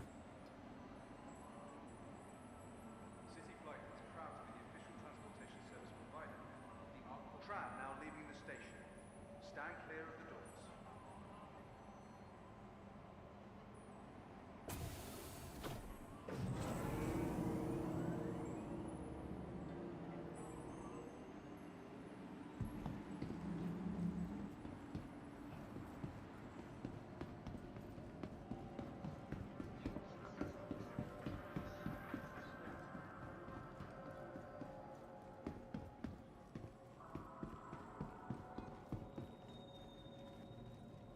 Okay. I'm not intending to make more runs, to be honest. Oh, no, that's not where I want to go. I'm more likely to catch people who are doing more runs.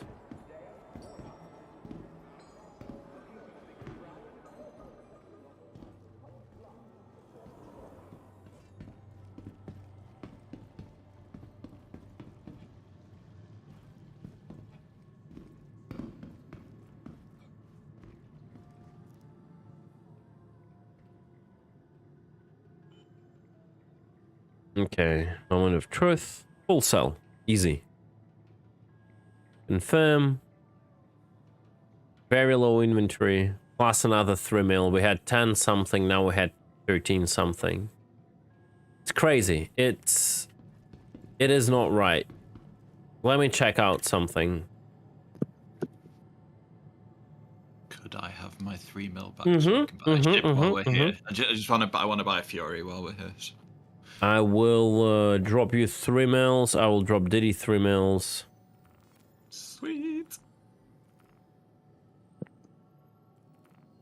Boom.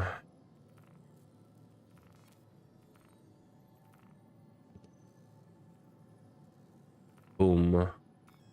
The total profit is around, no, I'm not gonna tell you like number by number, but around 3 million per run. Literally, buy at Hurston, no delays, no waiting at the terminal, warp to ArcCorp, sell at TDD at the Area 18. 3 mils, boom. This is ridiculous. And on top of that, you have multiple points to buy. At least it should be, that kind of profit should be at least like choked into 1 point, which is super like hard. I mean, you can always get lucky to obviously be on an empty server, but it should be like, you should be super careful there, because like they could be camping someone on the ground, whatever, in the air, doesn't matter. Like if you're doing it solo, it should be purely on you if you lose the money, right? This is the RMC. This is the RMC you buy at 3 locations. You buy them at, oh my god, you buy them at Maker's Point, Rappel,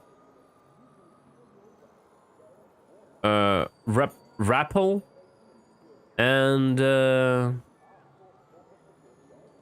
what's the third one?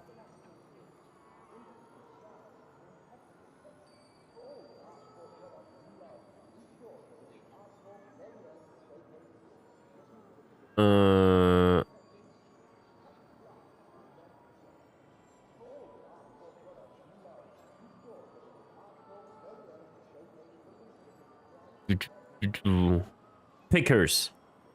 From what I've been told, Makers is a little bit buggy. So I noticed when you bought, a lot of the boxes at the front were small boxes. Is it all small boxes? Or were there big 32 boxes as well? No. There were maximum boxes. It's Okay, good. The first row was small ones because it was the last row. You couldn't fit big boxes there. That's good. I just wanted to make sure I'm not going to be like trying to pirate tiny boxes and having to. No. Because that's miserable. Cool. Thanks.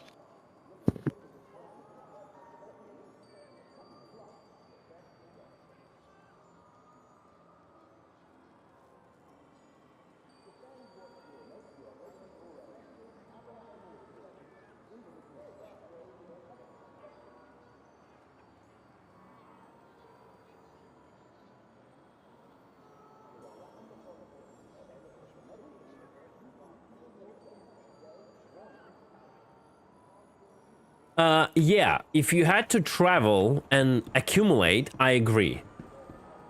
Right? I agree, but we all know how that works. It's just not possible in this game. It's not that you go and you buy 150 SCU and then you go to another point, right? What would happen, you go and you wait for the tick then. Like, unfortunately, in this game, the usual practice is you either have an unlimited amount or you have to always wait for the tick, right? I mean, unless theoretically it's possible. I don't know. It's really hard to balance. With the current, like, game mechanics, it's really hard to balance, so.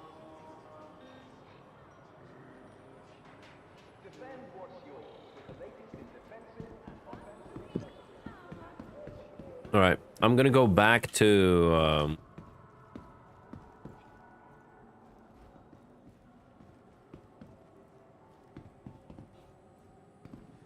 Grimhex, and we're gonna take something non-trading. I want to fly a little bit of this Santokai though. You're coming up right now, Justin, with a like workarounds that they will never do. That's the thing. That to do that requires a whole different logic, and they will never do that. Especially as a band-aid.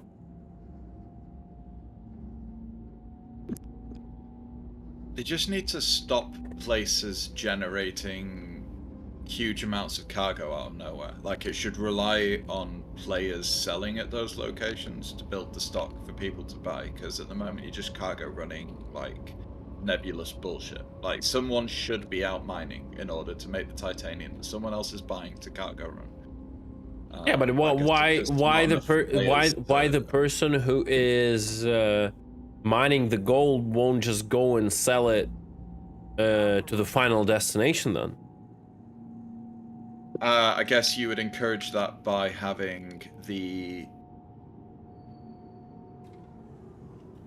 Maybe separate, like, some sort of refinement process out. I don't know. At the refinery? Well, I mean, it is separated, right? So you bring it to refinery by itself, and then the refinery gives you the cargo, and then you just go and sell it. Like, it's really hard. That's the whole point, because they are trying to create that artificial economy, which... Here's what you do. You have specialty outposts like that do things like make alloys of things like gold and titanium. The two things together sells for more than the two things separately, but you have to sell there, and then if you buy from there, you can then sell that at a higher price. But it would require people to sell the original metals and then wait for an alloying process to finish, I guess. Yeah, makes sense, but again, I think the org will just go in and, you know, then just use their own cargo to benefit from, I don't know. I think it's just, with the way CG is doing it right now, it is quite impossible. For now, unfortunately, this game, just with the systems it has, it just cannot supply that gameplay. The only thing you can do is balance out like different like trade routes that just generate you a UC for you, and the more it generates per hour of doing it, the more the risk should be, and that's the only thing you can do in this game with the way they're developing it right now in the current state, because we're getting into the copium territory. With like generating alloys, like it's the right way to think. The problem is we're nowhere near there. I think.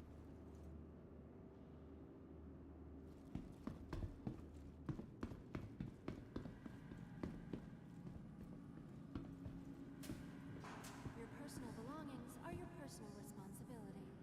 Monitor your luggage at all times. Welcome to the ASOP Vehicle Retrieval System.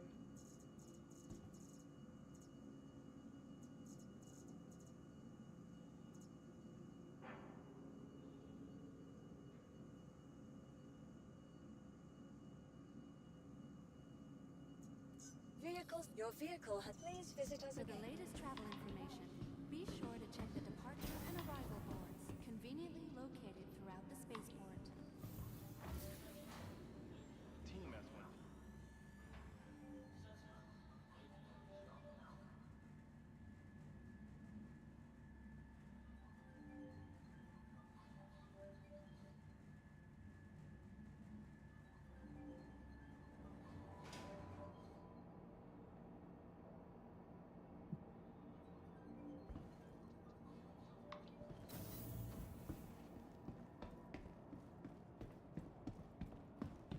What's up with the tech preview?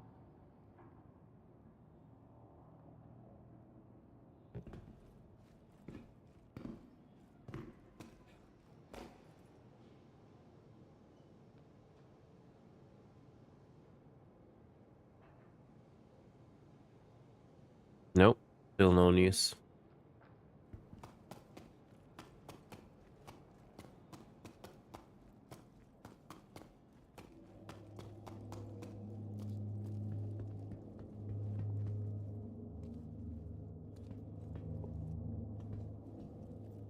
Netherlands.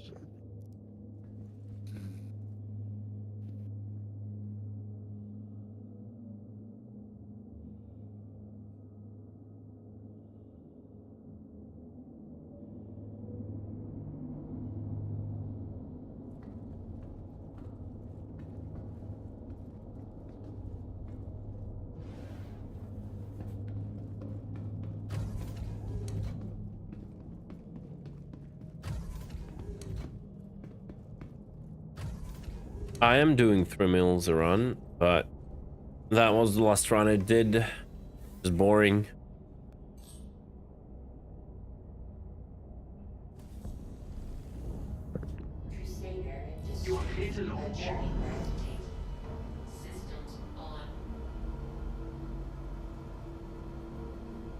Especially if we steal the C2 full, because that's 4.5 mil profit. Yep. If we steal the Grimhex. It's only 4.5? 4.2. Oh wow, it's like literally third of the price?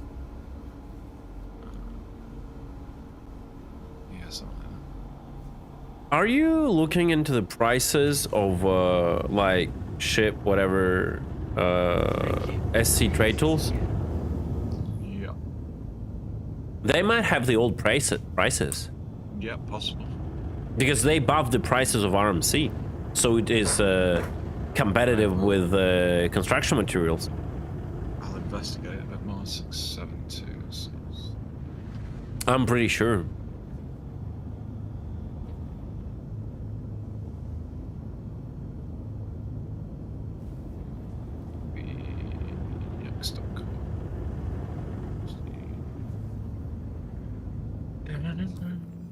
Prices.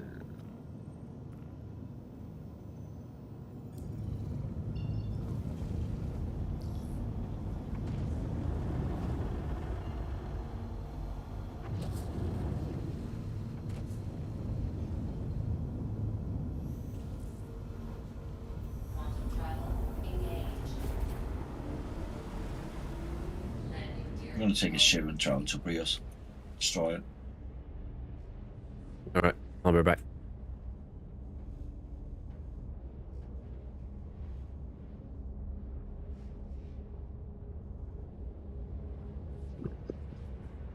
The problem with a lot of the trade websites and pricings is that they very rarely account for stolen goods. So, annoyingly.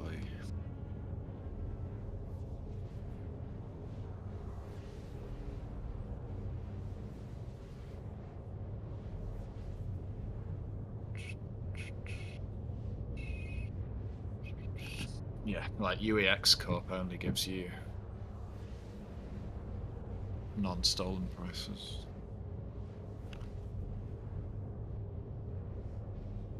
Yeah, it's kind of crazy. It's like you do 2 runs and you buy whatever ship you want. It's just ridiculous. I mean, you have to have the C2 for that initially.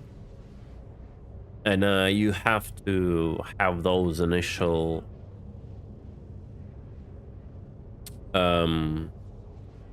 what you call it, the initial investment of 7.4 mils, but it's like the whole wrong thing that is in this trade route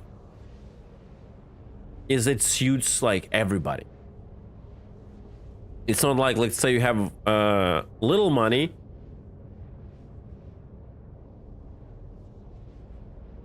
and a big like cargo space,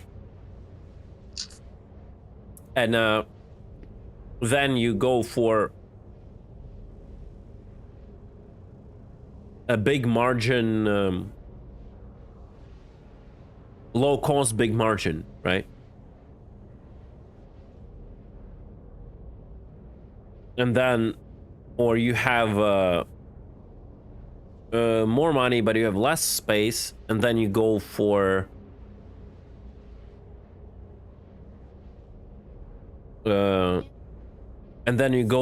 biggest profit per SCU. Not really like it shouldn't be the big margin, but it should be the biggest profit like per SCU, right? And then you like have a lot of money in a big ship like a C2, and then you basically like expand on that. The most, and you're like looking for SC trade tools unless it's out of date, which it usually isn't. And then you're looking for like trying to get, like, you don't really care at that point what the margin is. You're just trying to find the best possible per SU margin, because you have you take by the amount of SU, right? And the only thing that worries you, you have a lot of money. You don't care what the investment is. You're only worried about how much you're making per run. So you're trying to get the best profit out of the SU. Like, you top off on that logic in the end. And this one is weird because it gives you both big margin and big profit per SU. Right? And it's like the end trade route since the day one. You have little cargo, you still do it, right? You have a big cargo, you still do it. It's like, what's the deal, you know? Hey Houdin, what's up? It's going right, and just memeing on the new trade meta, you know.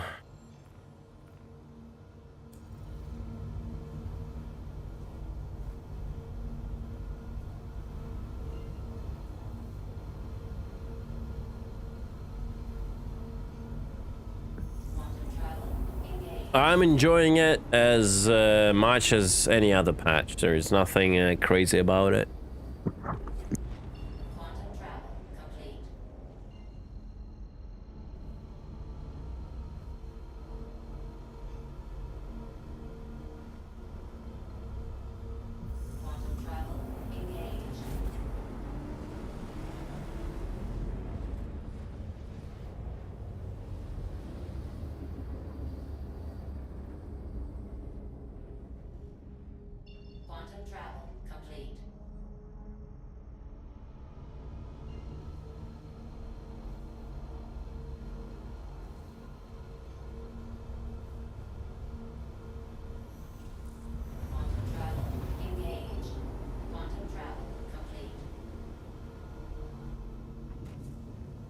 Yeah, Justin, that's exactly how it kind of should be, yeah.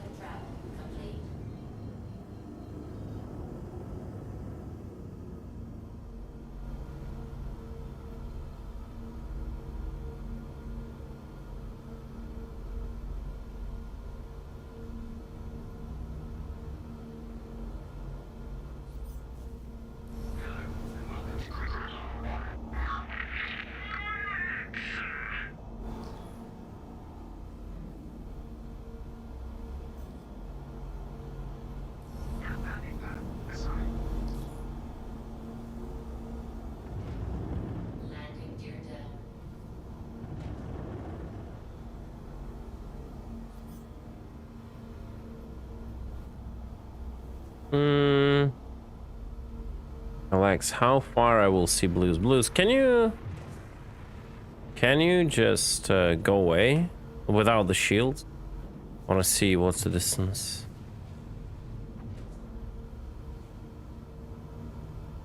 There's a lot of noise. Let's get away from Grimhacks. Give me a second. There's a lot of noise on you. This is on live. EP2 right now is not really a thing. No, but 5K doesn't matter a lot, Blues. Like, CS depends on what your front cross section is.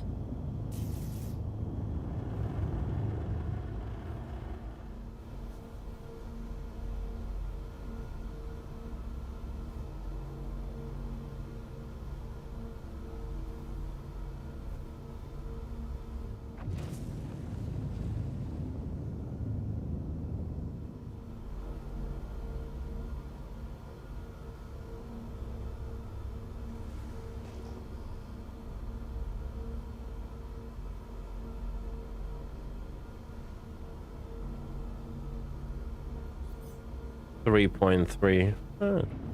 Okay, for scouting, I guess, yeah. A good signature.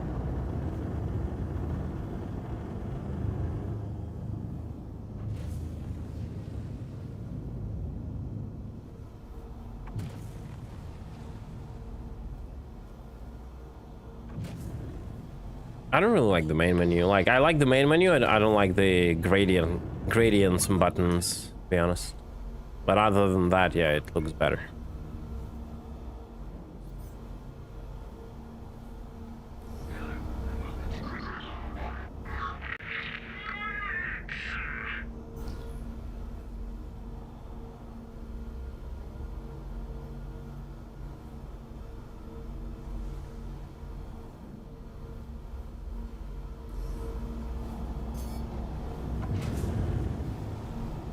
Landing gear up.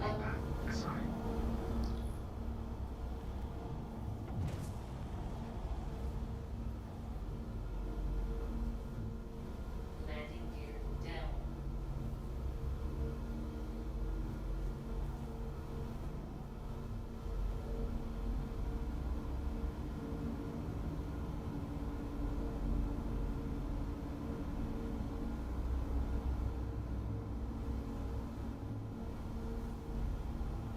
Oops.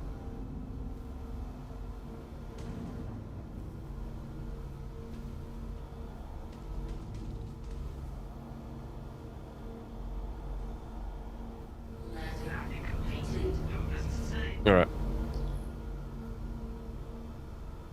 Engines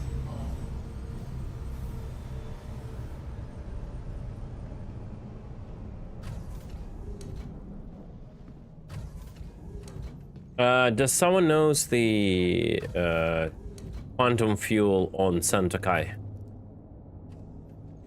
550 or something. like Okay, that. so you have to use the usual quantum drive. Okay.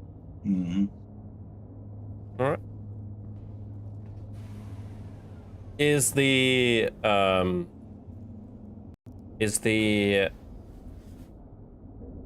stock drive okay? No, Is it too slow or too fast? too fast. I believe it's a beacon, so you can't jump outside your own system, basically. Okay.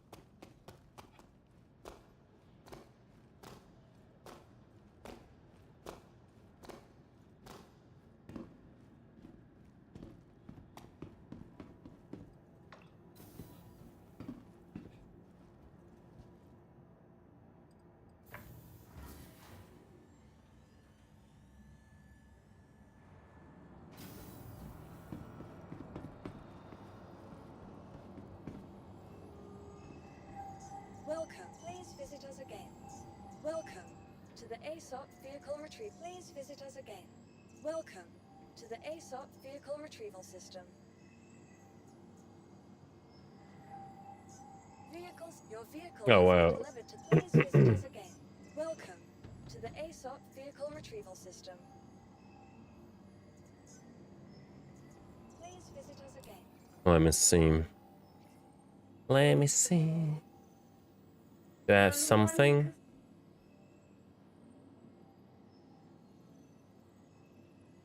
Yeah, quite a lot of components. I see them being still there. That is true. Oh, why these parts are green? They shouldn't be green. Weird.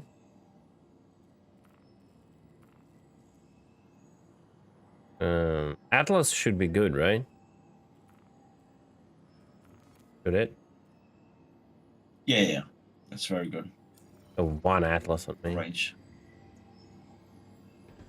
Welcome to the ASOP Vehicle Retrieval System.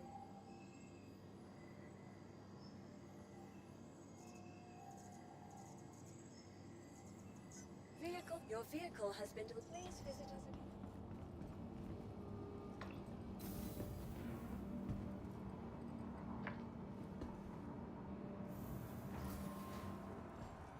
Apparently the guns are no longer powerful. Like, we kind of probably have to measure that. We have to measure that, like, in game, because apparently the guns were actually hotfixed after everything was data mined. It was not a new build version patch. So yeah, I don't know if you should bother. This skin looks really good. I have like one question to the skin. Like I really like how this happens. But in a lot of lighting conditions, It's just black. and no. It feels like it's like washed out. Like this upper layer, the coating, it has like this white tint on it. And especially when there's like a lot of direct light, it feels like it's like all covered in frost in not in a good way. That last like layer, it should have been more transparent. Shouldn't have this like tint.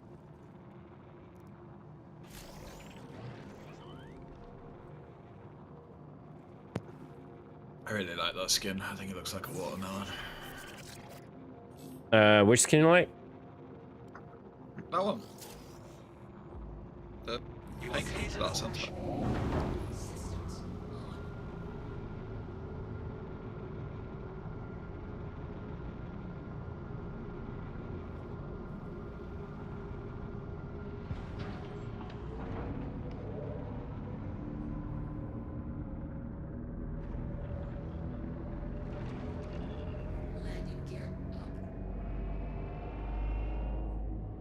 Oh shit.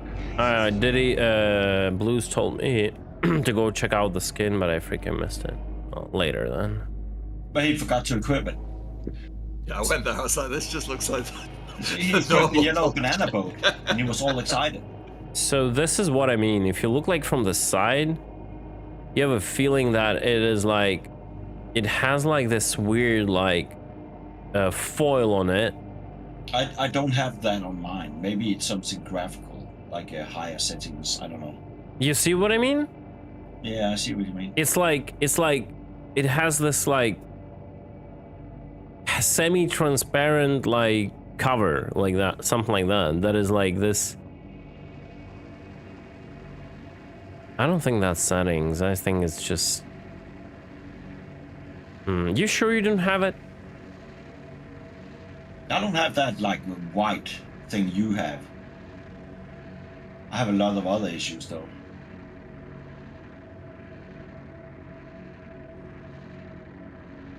Game related, of course.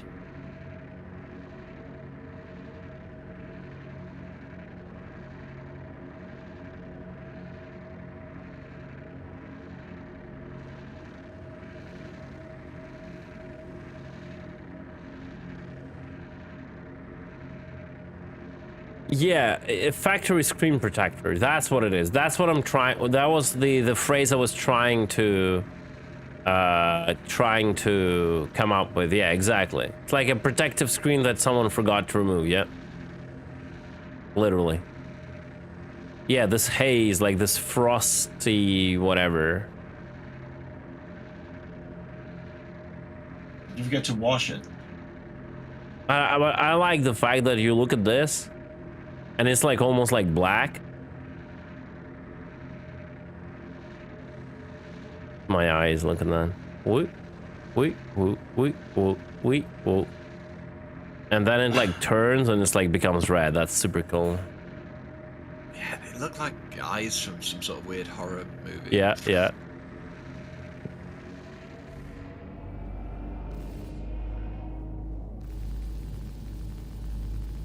Does this fire rate looks normal? I don't know.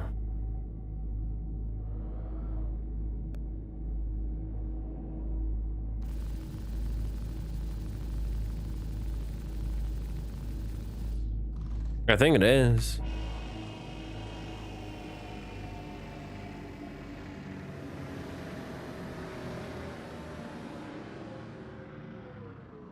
I also am curious about something. Let me look at the guns. I have not a really good feeling about it.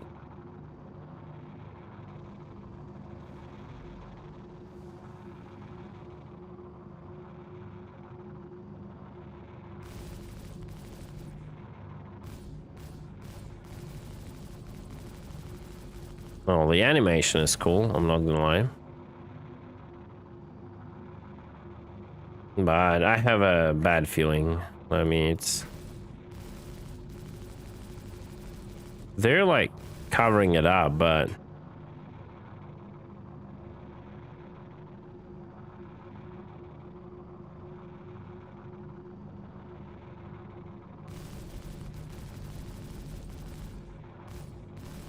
It's also... Is it also multi-barrel? Yeah, it feels like it's a Panther Badger clone. Like it shoots like 3 different places.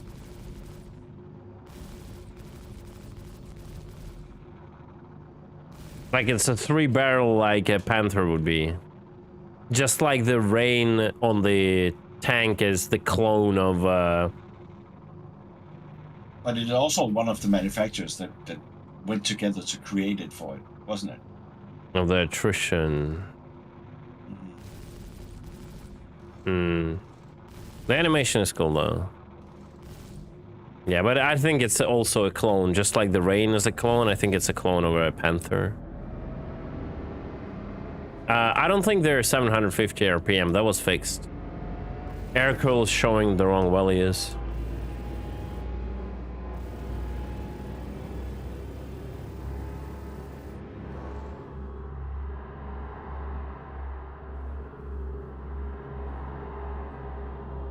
What do we all know, right? Why we're loving this ship? Doesn't matter how it fires. The fact that you can massage your balls, it's the best gameplay. I'm only allowed to ride that ship Wednesday evenings.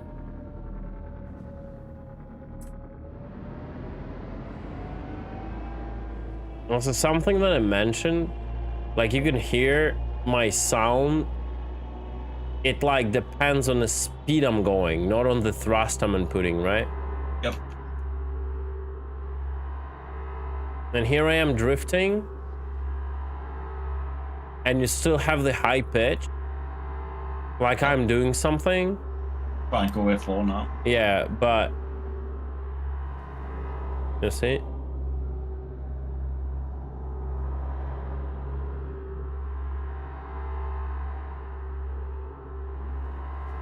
That's weird. And on balls and ball and ball, yeah, Hobab, yep.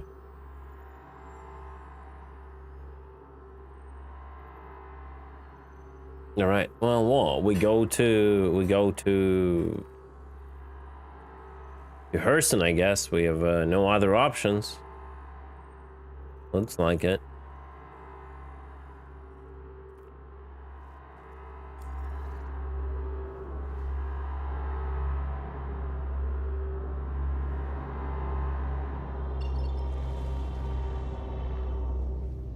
Did he go to oil rig?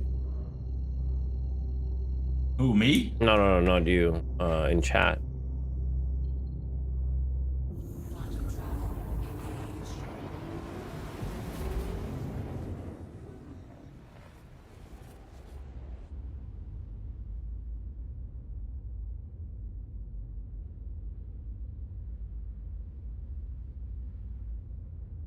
Yeah, apparently that's wrapping is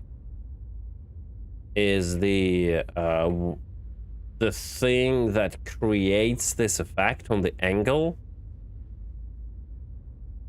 I just think at 90 degrees it should not give you any color, right? It's an angle, it's the shader that reacts on the angle of the camera, right? Like those paints would IRL.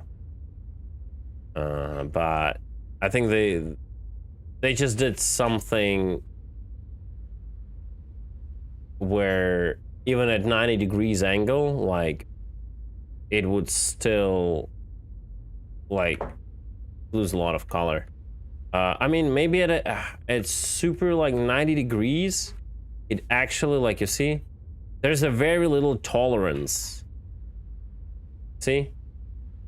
Like probably if you catch like a complete 90 degrees, it would actually be red, but it starts to change like instantly, and there should be a tolerance, like at what angle that would happen. This is a good example of this, like of this edge. See, very good example. How it changes.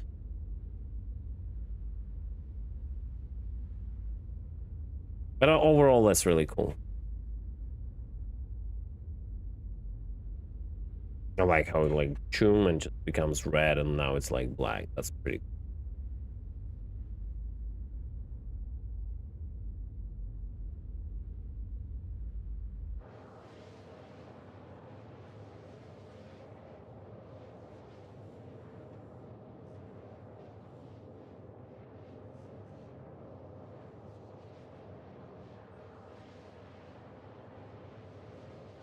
This is the same quantum effect the Gaddock has, right? It's because this is the same race, right? Just a different manufacturer. Gaddock and Apo are the same race. I think it's definitely the same one the Cartwell has. Yeah. No. Cartwell is the same manufacturer. It's Apo, right? Right, okay. And the Gaddock is the one that they released the noob ship, the Soylent, and then they will release the Rallian in the future. Oh, so is that the Q2? Honestly, I've never been in a Soylent. Yeah. Is that the Q2 effect of? Yeah, I think it's the same one. Cool. Yeah.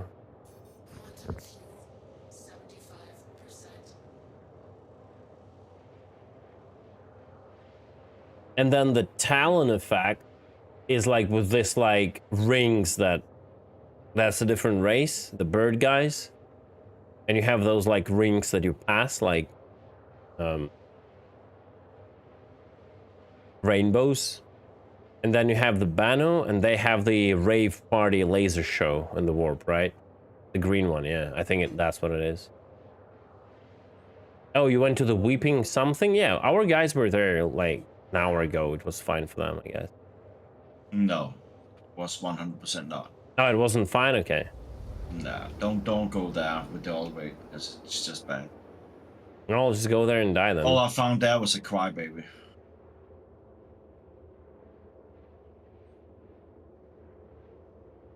Does killing NPCs at the oil rig like gives you crime stat?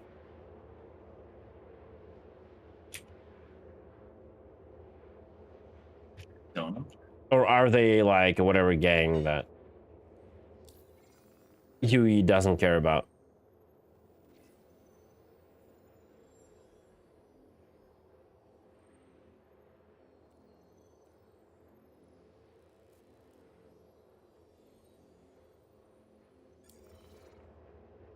No CS in the ring. Okay, you can get some cool armor for them, right?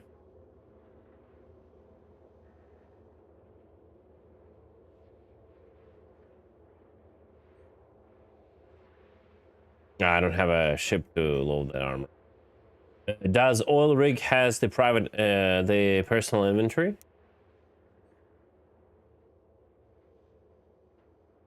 Also probably a question.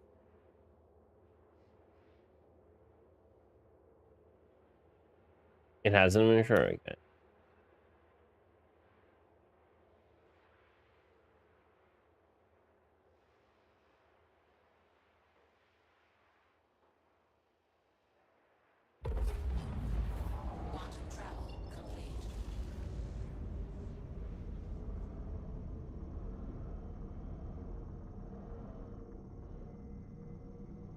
Okay, let's find on the map.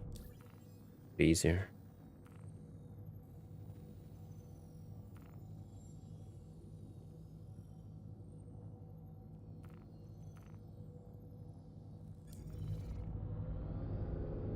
No, it has a...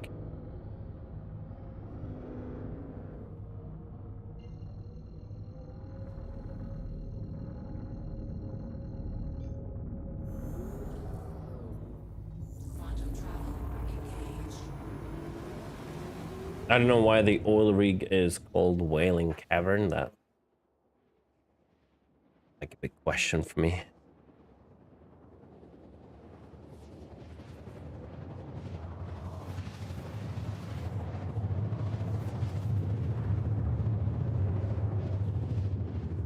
Of course, it's dark again.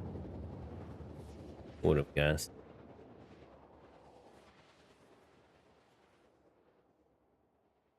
No, not Wailing Cavern. Sorry, Weeping Cove. I said Wailing Cavern. Wow. Did I just really do that? From what part? From what part of the brain did I pull out Wailing Cavern from? Oh my god, that is like such a necro brain cell just got like literally World of Warcraft. just literally got resurrected, bro.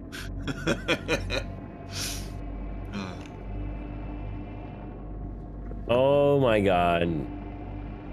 It got like, it was there for like, hidden for like 20 years, you know? Maybe like 15. And then it just randomly popped out. And like, I'm alive!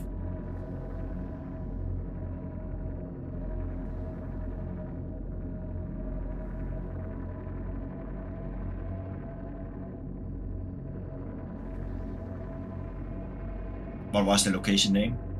Weeping Cove. Not gonna get me, not gonna get me the second time. That's the bad one, right? Weeping Cove. Yeah, that's the bad one, yeah. Yeah. So what was the other one? Oh, you mean the buying one? Yeah, the buying one. Oh, yeah. no, the buying ones were... let me just make sure I'm not crashing. Give me a second. Oh, I need to learn them by heart. Makers, I think the Makers is the big bad one. Let me check. Yeah, Pickersfield.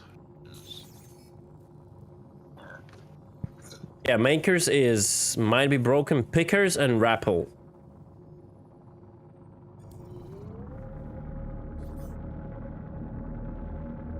There's a lot of lights here.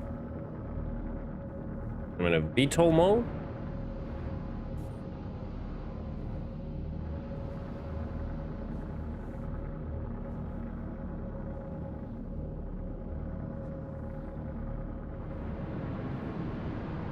So these are just like the towers.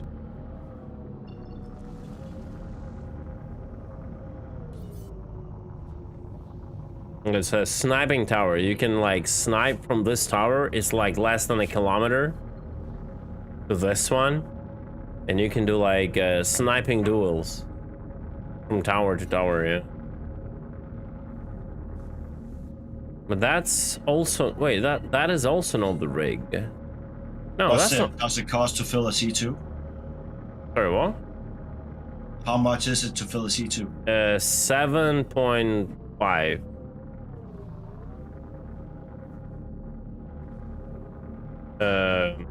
Do I like the Santa Kai? It's just an average ship. It's not a meta ship right now. It's just a ship. Looks cool, but.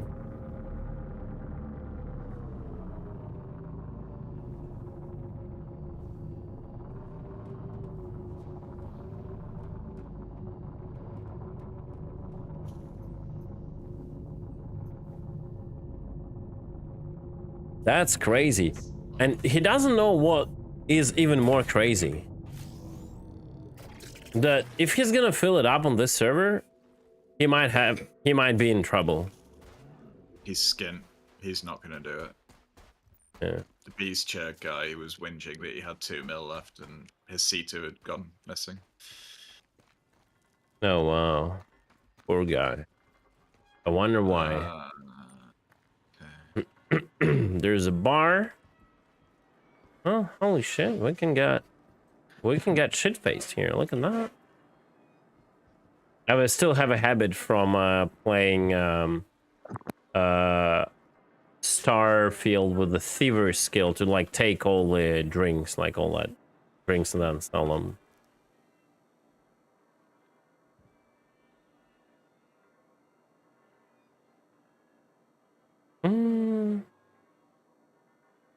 All categories.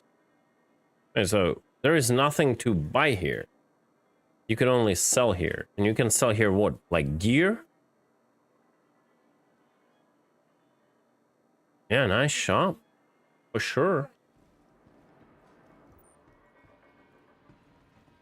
That's nice shop. You can just role play like they would think you're just an AI, you know? They just come in and you're just chilling like that, yeah, and then they go to the terminal, you stand up, bam, bam, bam, dead. It accept random stuff? Yeah, I mean, probably, yeah. You can at least probably sell some junk here. Why not?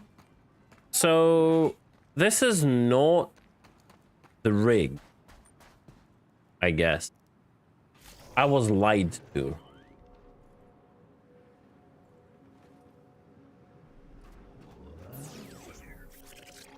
Oh, the balls even do that? I didn't know about it.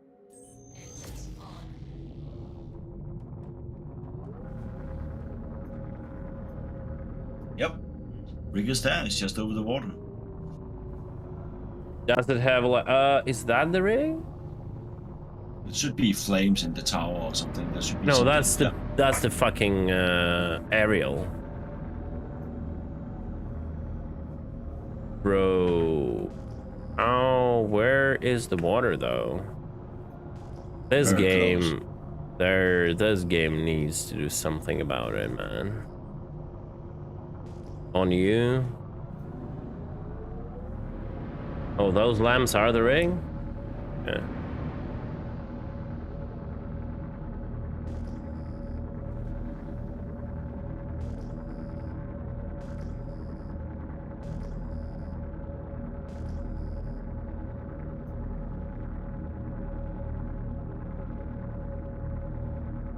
I want to be very careful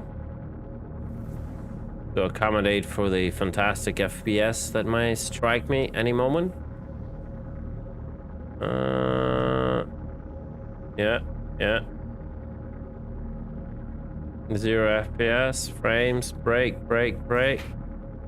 I'm holding the space brake. It's funny that it is client calculated, so like I'm not actually calculated as moving forward on the server, and I'm just probably for other clients I'm just freaking rubber bending. I'm decoupled, but I do have my gears on, so I shouldn't be falling. In theory.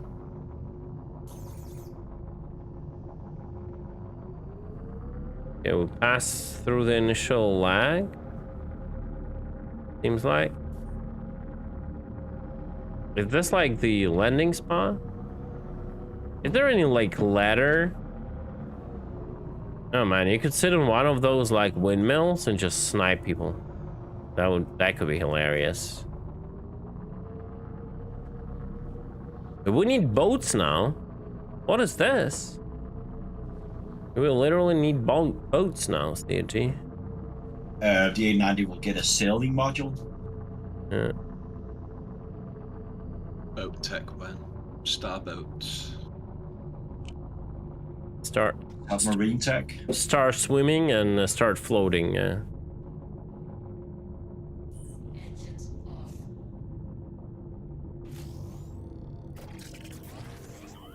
Oil rig is protected by an SDF lag shield. True. And by this also. Yep, I'm dead.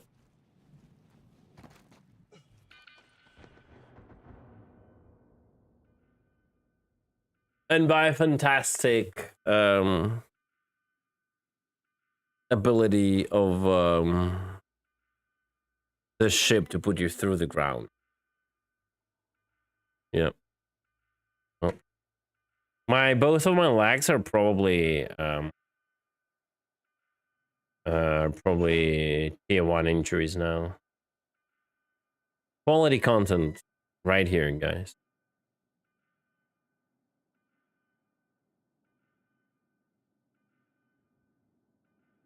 It's very dark and scary, and I see... Oh, there we go. Look at that. Well, Blues will probably run here for like half an hour now from the closest shore.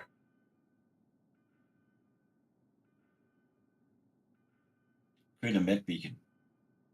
I mean, he sees my marker, so it's like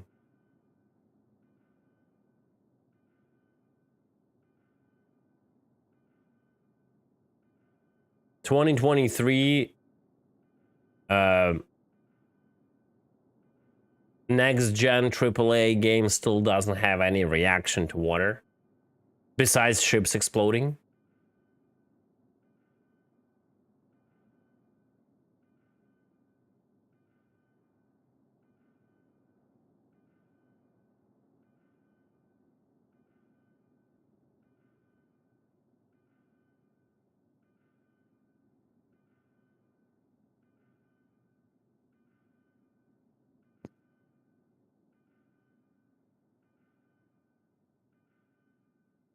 Very dramatic, you know.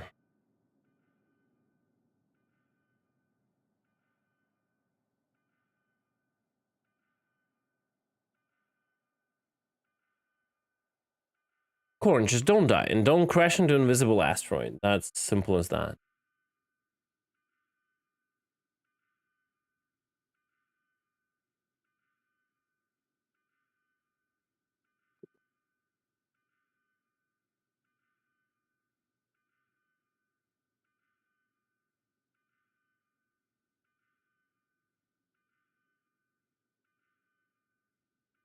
Is there a better way to get to me, Blues, or you literally gotta leg it from the very oh god, how far it is? Oh, 300 meters? That's fine, yeah. That's fine. Good, it's not like 3 kilometers or something.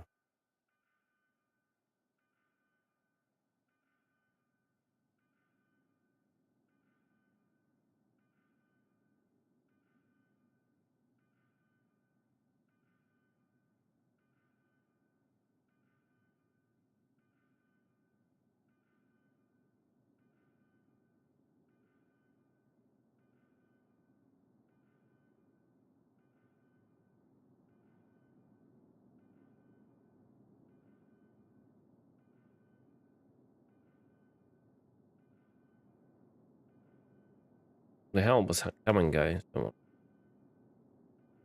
Oh, there we go. The underwater man, the Aquaman. There we go. Never give up. Let me. What are my legs? I'm afraid of them too. It's tier 2s. Okay, that's better than tier 1s. All right. Do you know the way, Blues? Do you know the way? Look at his scuba mask.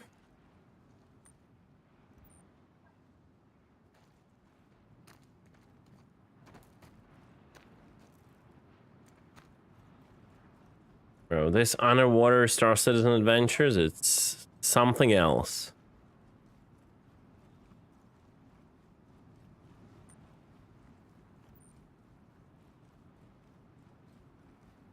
Scuba pirate, yeah.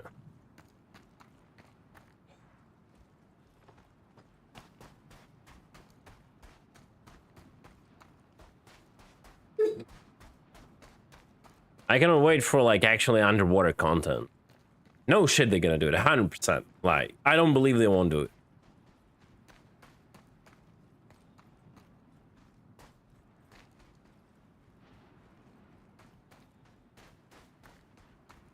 Like doing some caves, actually underwater caves, whatever.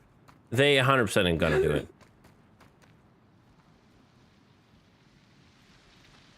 It's gonna take them probably a while. But yeah, okay.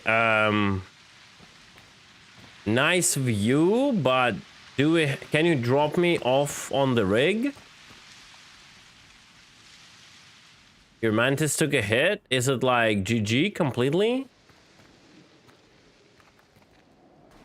Or is it like still a little bit flyable? Very questionable. It's pristine conditions. Yeah, for Mantis it is indeed a pristine condition.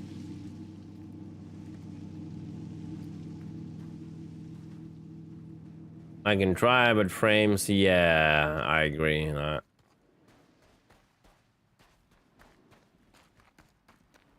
I mean, we have no other options but to try. We're kind of stranded here. That's a nice distance to make shots here, like 300, 400 meters, you know.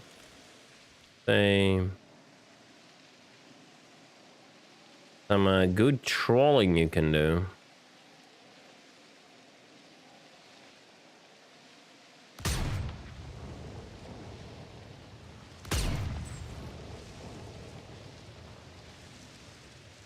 Zero your scope on page up. When you do It that. doesn't matter. It almost doesn't fall. Like I moved it like 1 point, like this little like aiming point above the head, and it already missed. I wonder if I can kill them now. Will the corpses despawn before I get there, or not?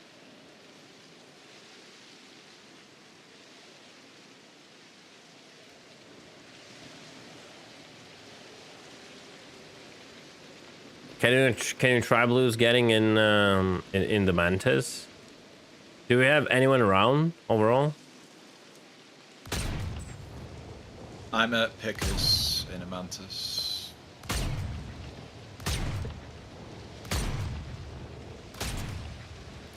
What was Haven't that? been a single ship by Briars.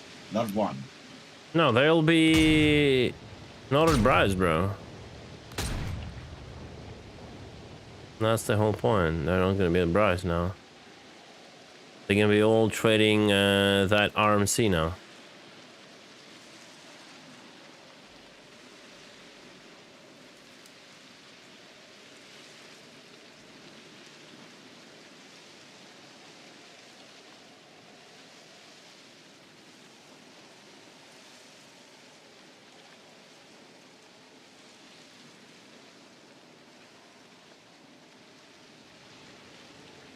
I mean, you can bedlock to fix this. It's if it's too uncontrollable, well, you'll have to land it on its landing gear in the first place anyway, because it will not. I think it will not allow you to it will not allow you to bedlog like this.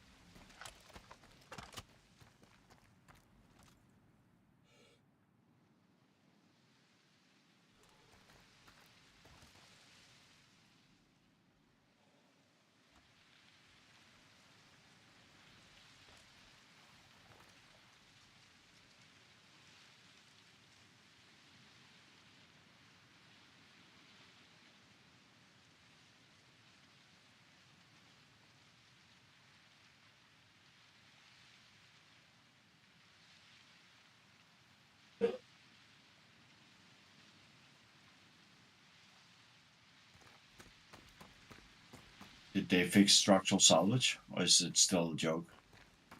Oh no, it's gonna remain a joke unless future tech.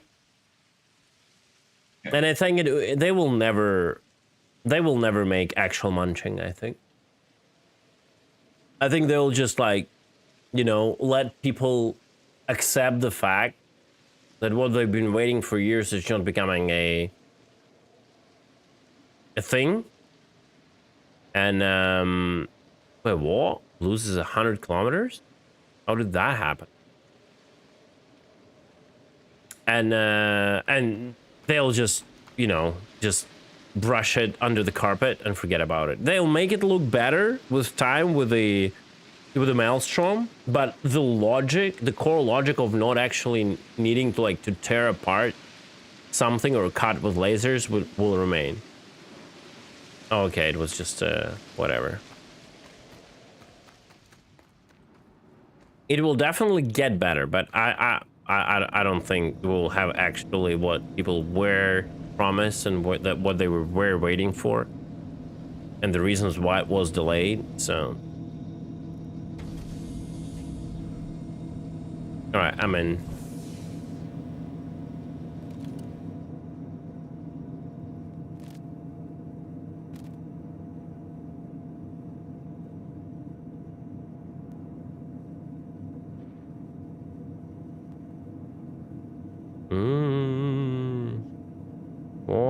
What a nice frame, bro. Oh my god, love it. Is that what they call a slideshow? Okay, we're good. I'm good at least.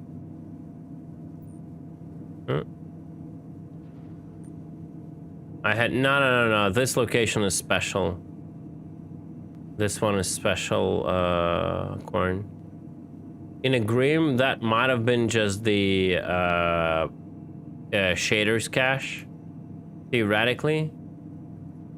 This one here is something is wrong with it. At certain like distance to it, the shit start. Yeah, it's. Oh, you mean you just had it at Grim? No, it's maybe a coincidence.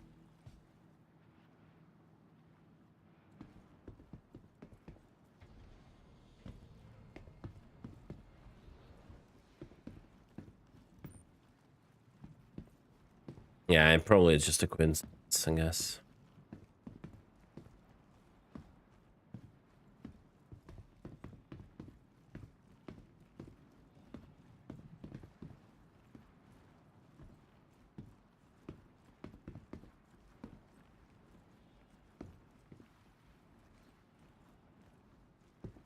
Good news are you made it in. Okay, did the body... Oh no. All the cool bodies disappeared. What is this armor? Kinda meh. Where are the guys I've killed? From where? We did shots from where? From somewhere there? Right? Did they all despawn already? Lame.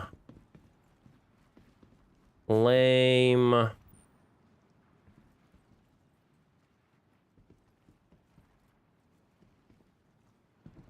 Let me just double. Oh, no, I found them. There we go.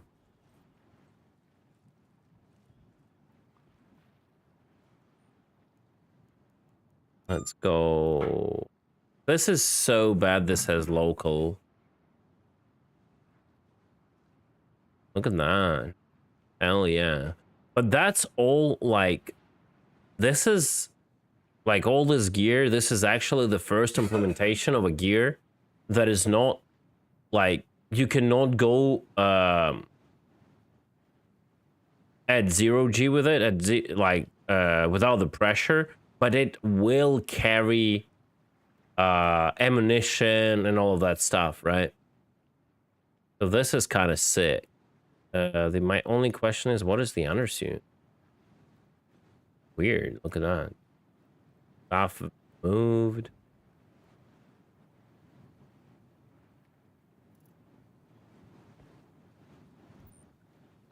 This is the same type. This something different. That can be used with regular armor. Oh. Let me explore that. Let me just loot that shit. And I'll see how that works.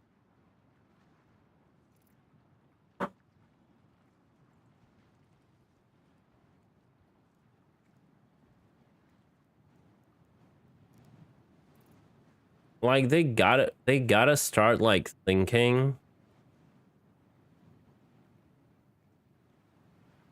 They gotta start thinking about the ways they would make like not possible for players to like infinitely kill NPCs and just get the stuff for free, basically. And they can like look and again probably like take a peek at Tarkov, like what they do. Like majority of the NPCs have trash gear. That is kind of what's that? Why can't I take this? That is kind of half-ass broken, and you cannot, you know, use it properly.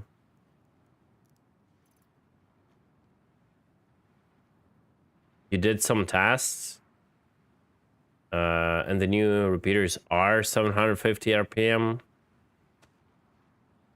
Let me check that.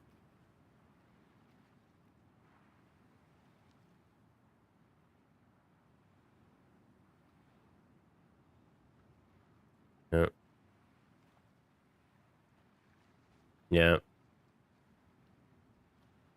Yeah. That is not really that is not really 50% increase.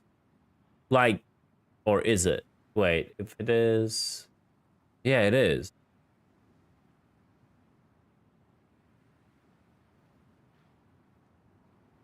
Yeah. Yeah, it is. Yeah, it is. Yeah. Okay, thank you. That is, I will forward that.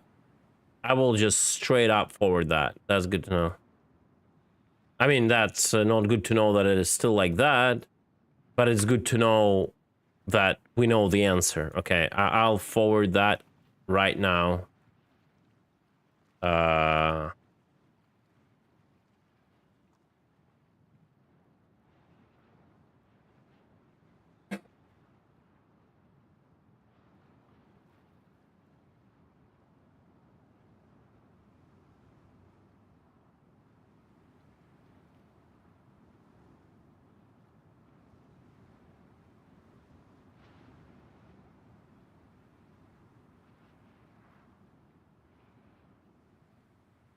Yeah, the question is, did they drop the damage, right?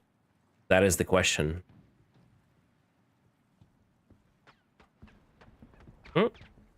You're getting shot by someone.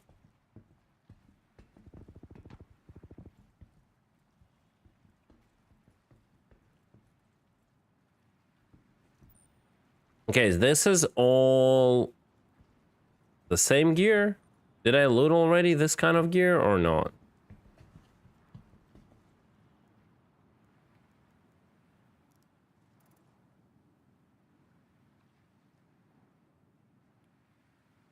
This one just links. A7 pen. Yeah, I can play.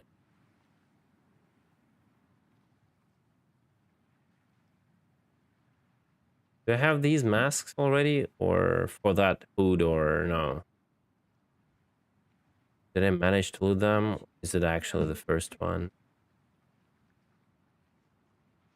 I might have never looted them. I don't see any. Their helmet. Yeah, I'm gonna take that.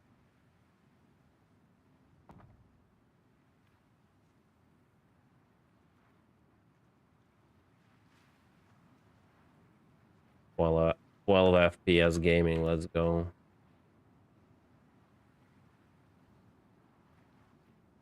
Where's the invisible undersuit? I don't know. I'm gonna get undressed. I guess at some point, and I'm gonna see how it works. I probably, it would be probably good if someone like comes in here with a multi-crew ship, and I can move all that in the ship. Blues, are you gonna loot anything or not?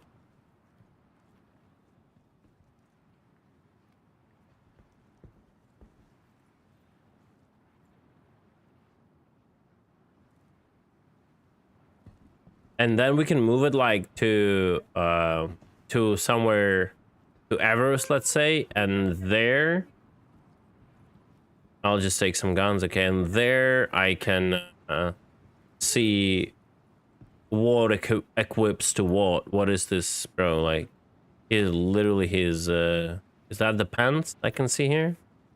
Yeah, it's literally the pants, the classic blue pants.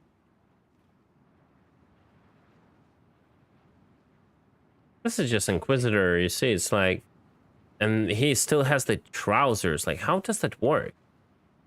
We need to figure it out how it works, because it's weird.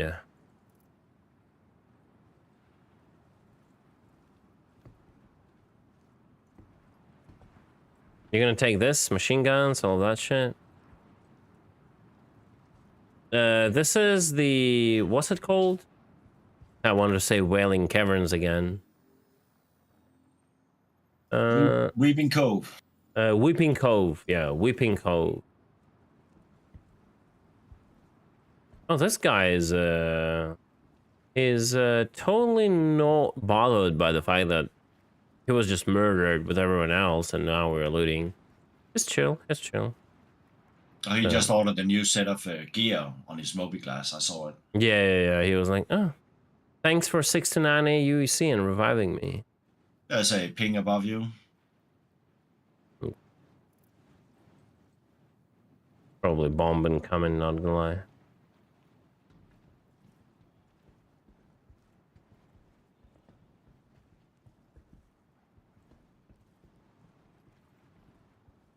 Big Bug Nasty 420 in an F8 Lightning. Oh, bombs don't work too? That's cool. They also despawn? Oh man, if they don't patch out the missiles and bombs, actually Jumptown is gonna be sick, bro. Oh, I'm now kinda willing to, you know, to play it.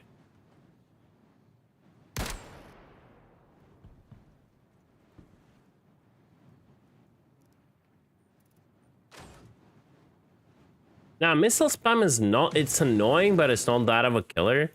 But the degenerate bomb mechanics are a killer for a lot of on-foot stuff.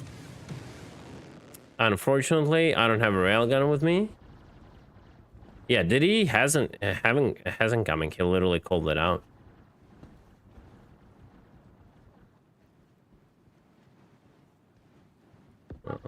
Walking like this. No, it's I do have water on me, so I'm gonna deal with the hydration. That's not a big deal. These guys are like, we don't have a marker on us, right? Luz, you don't have a marker and you don't have crime stand. I just lost my frames. Shit. Sorry, what? I lost all my frames. You lost all your frames, yeah. It's funny part, like you get through those frames, you get in, and then if someone wants to attack you, they have to go through those frames. You can shoot them while they do that. Heck.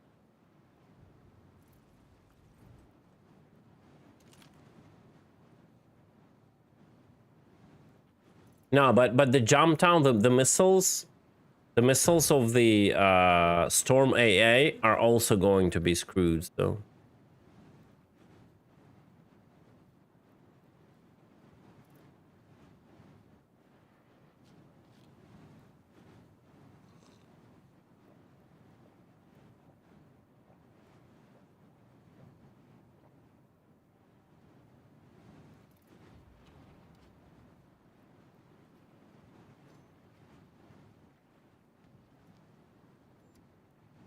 My guy's so unhappy. Why, like, he looks so different to what I've seen him to be whenever I created the character. It's crazy.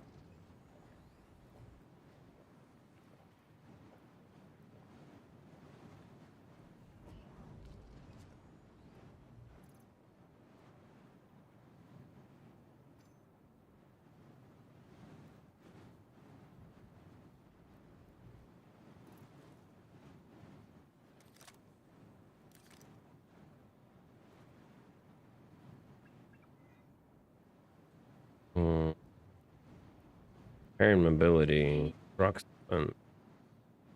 Rockstefan all the way, baby. Half an hour, nice.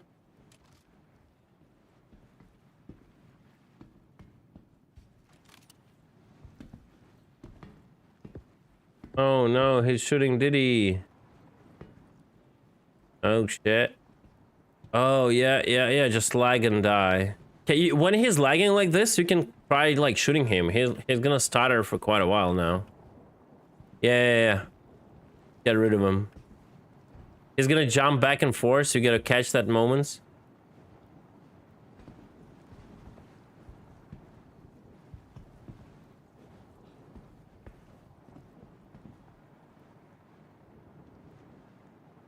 Oh, he's freezing, bro. You still have a chance.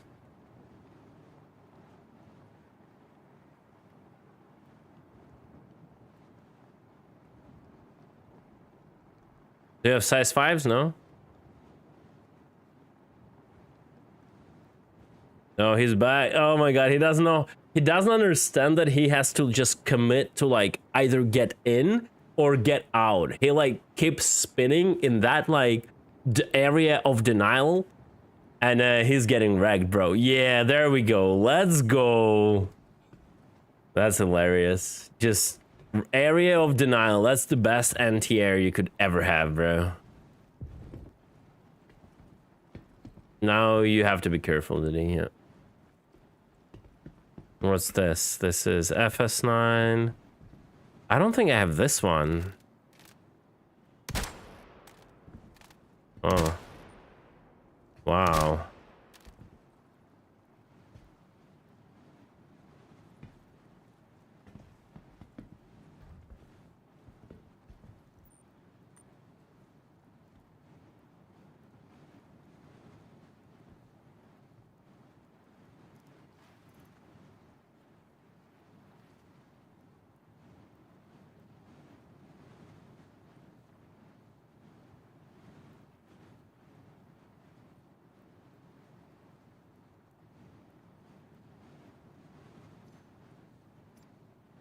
Hmm? No, it's glitching? Okay. Good.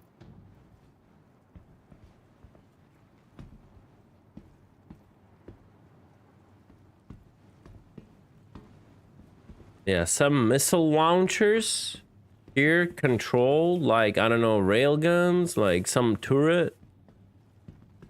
Player control turrets you can man, you know? That would be cool. I don't really like the piloting helmet. I just feel it's like out of, you know.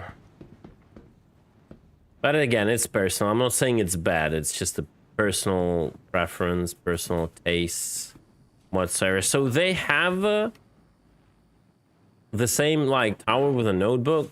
So who knows? Maybe we will get like just like Park a. here. Or what? Sort of. I'm sort of parked here. If you needed to get your gear. Oh. No. Well, I just lost my wing. How did Who the parking go? Came flying in like that. Did he got shot by missiles or? Nah, somebody just rammed my wing off. Oh, really? Yeah. Came in full blast. I was in third person trying to land. Maybe it's Ryle.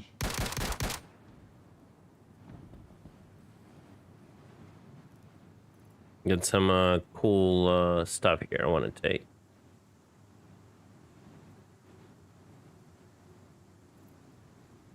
The new stuff.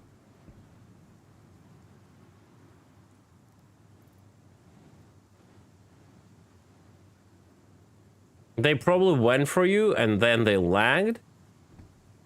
No, you know. And too bad you have to like do this like violence. Get the stuff. Oh, bro. Bro! I'm gonna be running naked with this butcher's, whatever it's called, thing. Oh my god.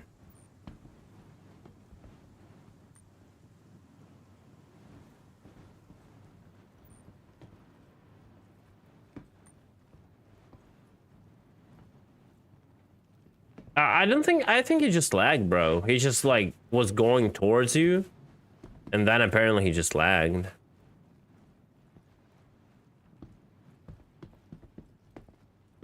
Yeah. Well, I'm here. Yeah. So I'm gonna go and I'm gonna drop the items into your ship, right? Mm-hmm. And then I'm gonna go back to Santa Kai, not to lose it. And we'll meet like at Everest. Yeah. Apparently using the back ramp is not a good idea, so I'm gonna use the elevator. Mm-hmm. I hear shots. Yeah, that's probably Blues killing NPCs.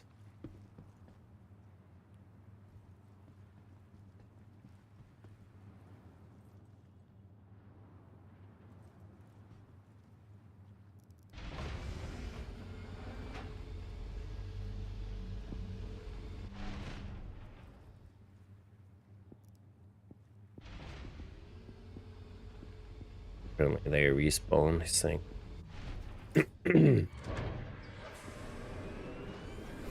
Alright, let me drop it. Boom. And I'll go out again. Double check it. The cove is empty. Alright, I'll go to my ship.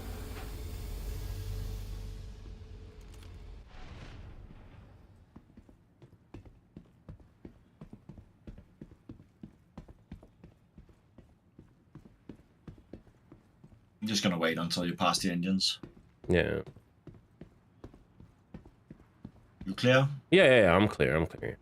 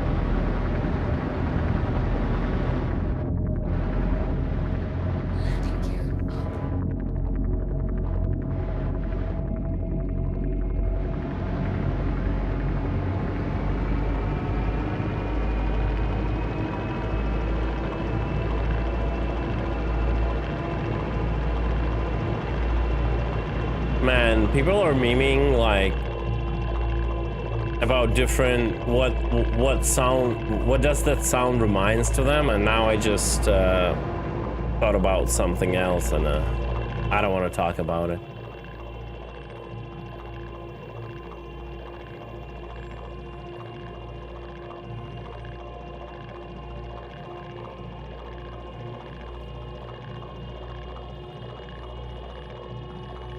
I would do like just a meme about it, but I don't think I'll find like a safe I don't think I'll find a safe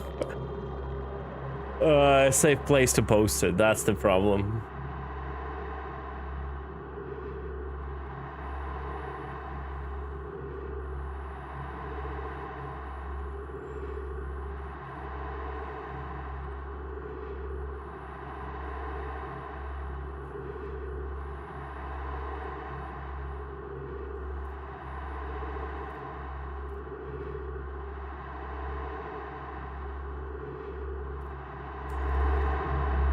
I cannot unsee it right now. Too bad. It's gonna be with me until the end of my life.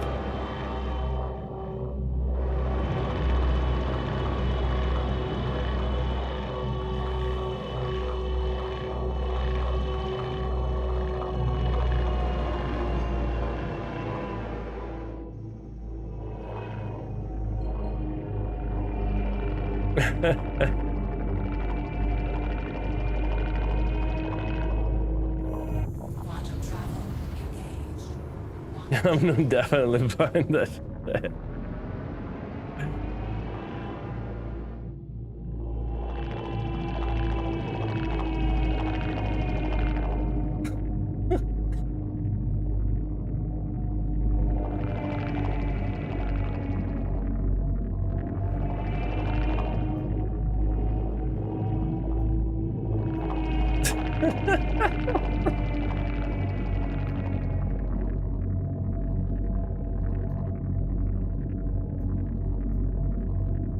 I think I moved my contact lens. Uh-oh. Nah, it's all good.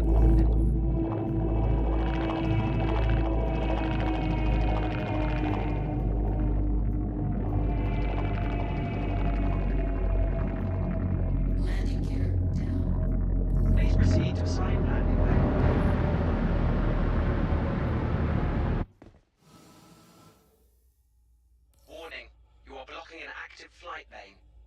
What?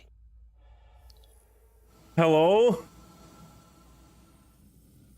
Can you open up the hangar, Diddy, please, whenever it closes? What the hell?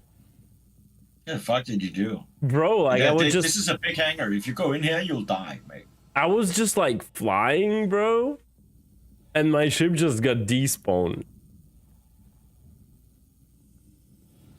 It's fine. If I'm gonna like, I literally dropped down from like from this water level and it was fine. I'm gonna get in cab, but I don't think I'm gonna die. You can just like pick me up. Fine. It's a big hangar, but not as big as my balls, bro.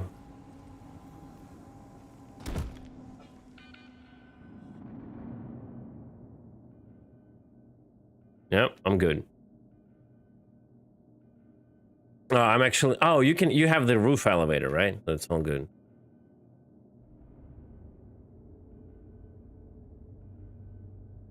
Any griefers on my roof? Yeah. Easy. Thank you. I'll need the medical. You know, You need to anyway. get inside and take my loot. That's what you need to do. Yeah.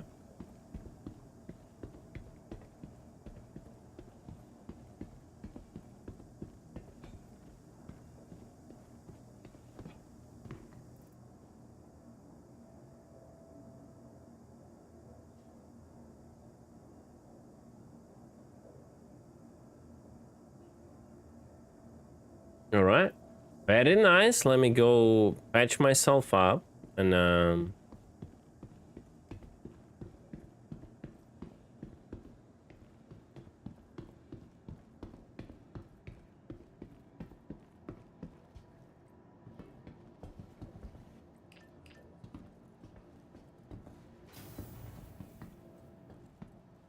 can I buy a container here? I think I'm able to buy, because that's the cargo decks. You can buy containers here, right?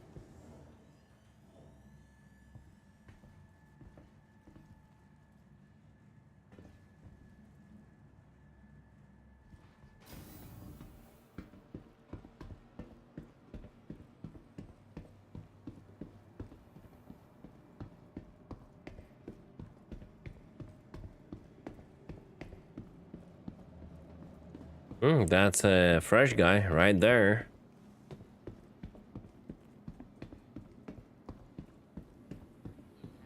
Red striped shirt, red and white hat, and glasses. Would you please contact the front desk to let us know where you spotted them? Thanks. Of course. Please check with the terminals.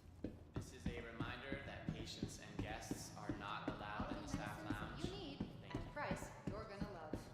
Kelto RX. Feel better, save more. 8, 5. Okay, that's wrong apartment.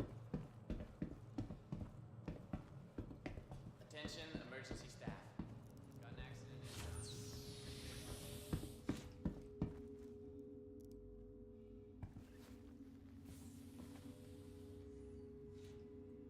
I don't really like this medical facilities.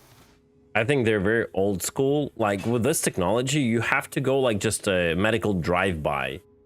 You just go in, you know, just the bed is right there. You just like step on it, you know, and it Just does gonna eat a everything, pill, like, and you you know? just go. Yeah, like this is, we need a like medical Kelto drive-by.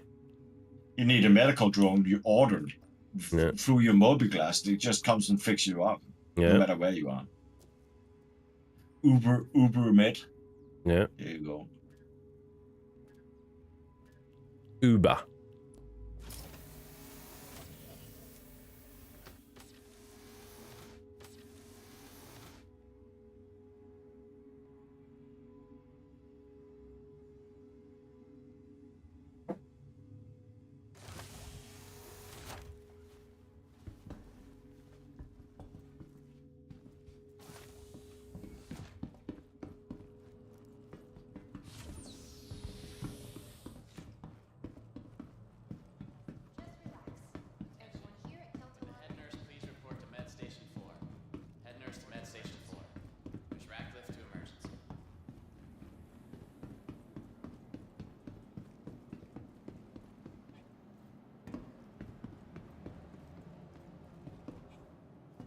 I'm out of time for today.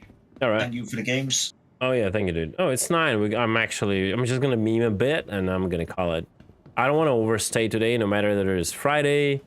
I want to don't want to wake up at 2 p.m. I want to actually wake up somewhat at a decent time frame and then just I don't know if I'm gonna stream or not tomorrow. Apparently I should, because there's a lot of new stuff.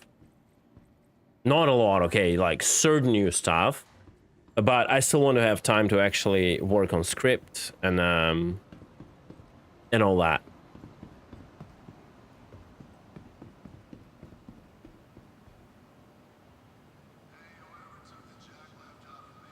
I'd like to have some station on moons with a mad batter here too. I'd like to go to space. Yeah, it's we're gonna get that at some point, I guess. Everything is so standardized right now, right?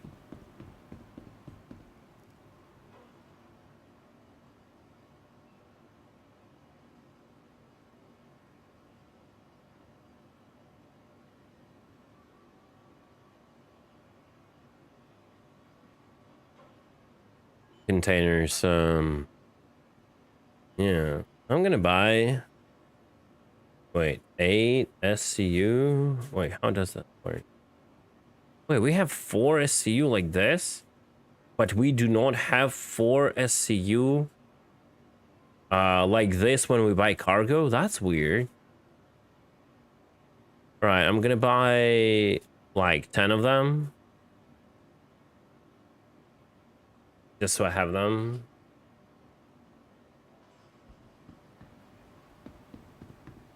And containers. Our containers and other, yeah. Too bad we cannot rename them.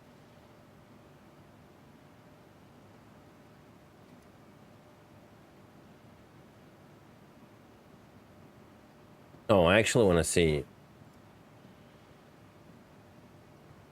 No, they don't allow you to drop it here. In Armistice Zone. But they would allow you to drop it in your ship, right?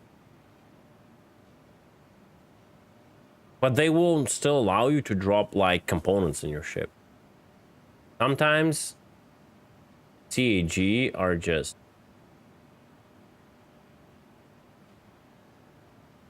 Okay, I won't complain. What's the one-click money maker? The one-click money maker is...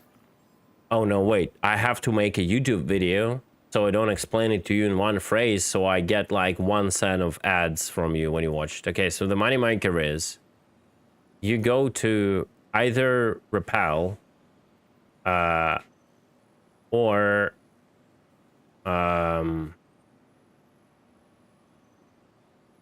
okay, never mind. I'll just tell you like this. You either go to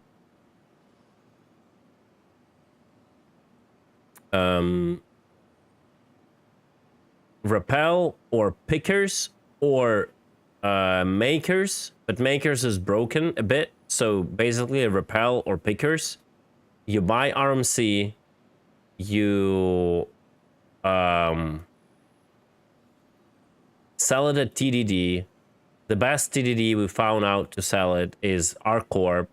When you try selling it at Lorville TDD, you will probably run into issue of having to wait multiple trade ticks to sell.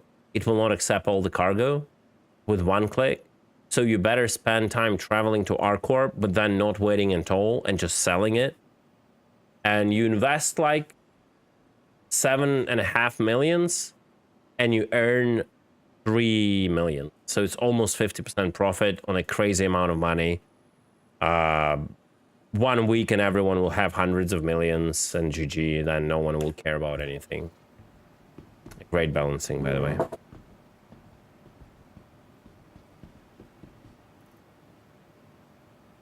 All right, so I want to open this and I want to temporarily drop everything here.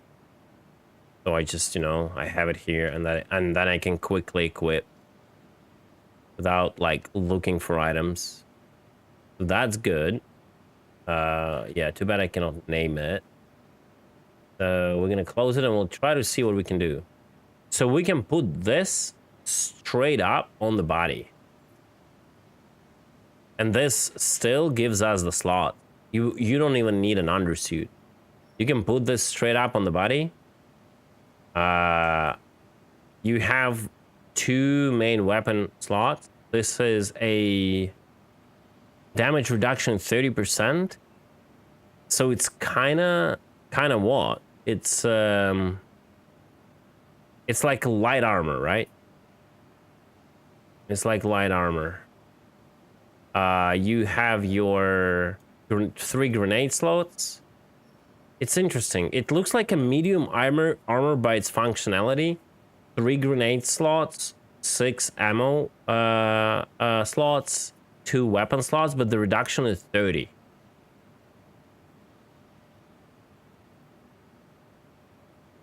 Yo, Alex, no worries, bro. It's like it's gonna be easy money. They created again an easy money thing.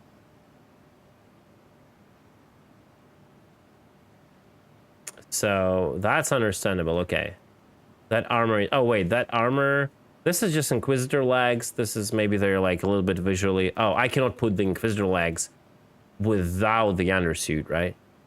So we can put the Razorback, whatever, pants. Can we put Inquisitor on top? No, we cannot.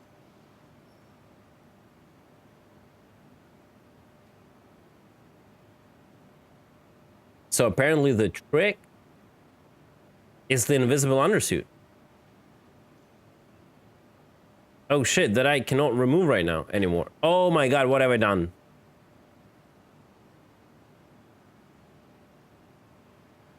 Can I EVA like this?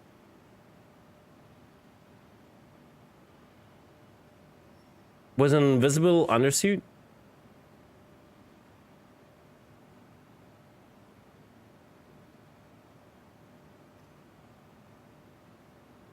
Yeah. I guess so. But I cannot put up the helmet on this invisible undersuit. Can I use any other helmet? But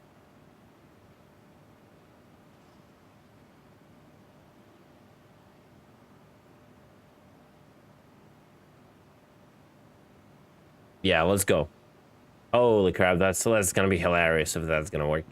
So the invisible undersuit, I don't know if it's a workaround. Did they do it for a workaround, or is that just a bug?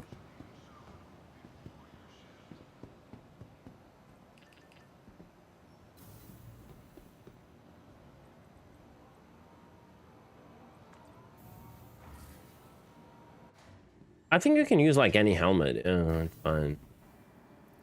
Or, oh god, that's gonna be hilarious. Let's go.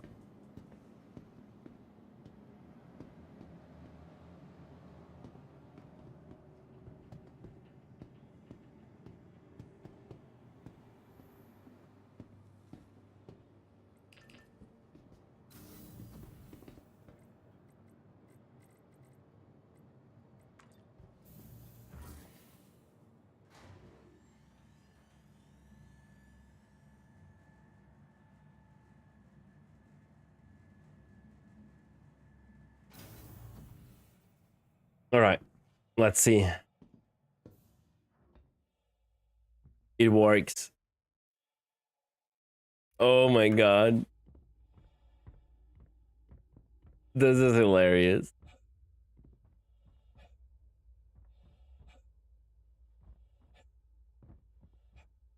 Bro, your ability to vault on like this kind of objects is annoying.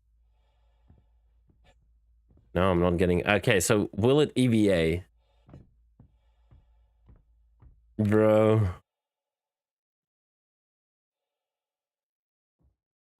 The naked squad, bro. Oh yeah, it does have thrusters. I wonder why. I wonder why. There's just one big thruster on the booty. Yeah. Major Tom to ground control.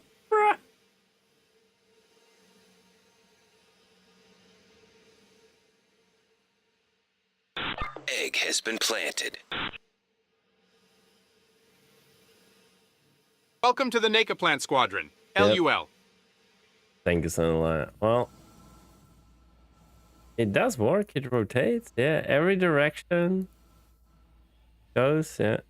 Oh god, that's funny.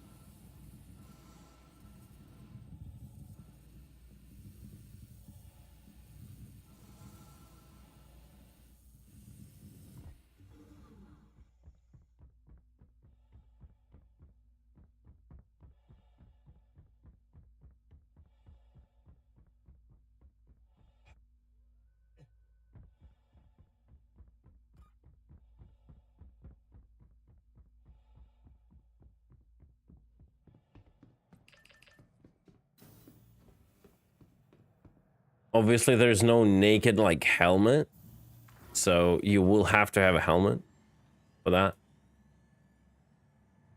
I guess it's just a bug skin then. I thought maybe it's a workaround though, for them to not like have like undersuit on them. I don't know. Okay, so let's get rid of it. I'll have to equip a normal undersuit for that, right? Yep.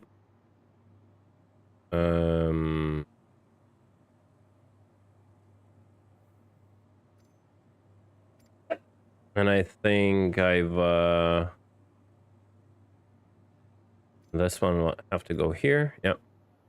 This one has to go back here. All right. So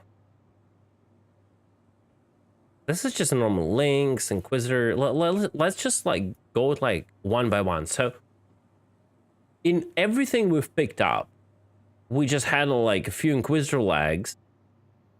Like this is the entirety of the armor, right? Like that is considered to be armor. We've picked up the few legs. One of them are Lynx, an Inquisitor, and one Paladin helmet.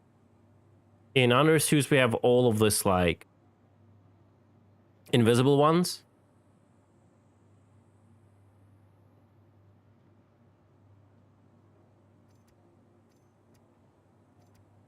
This is going to be a mess if not controlled.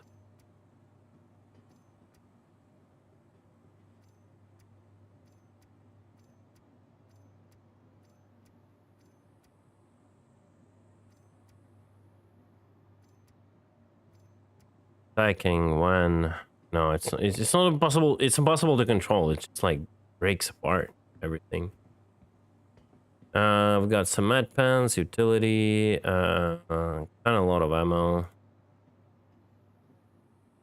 and yeah. So everything else considered to be no, top hat cannot like protect you from the Atmos. So.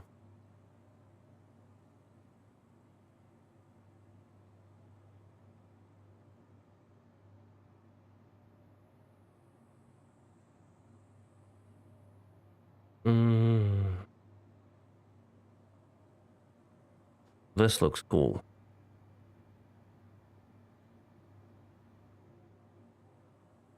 This looks really cool.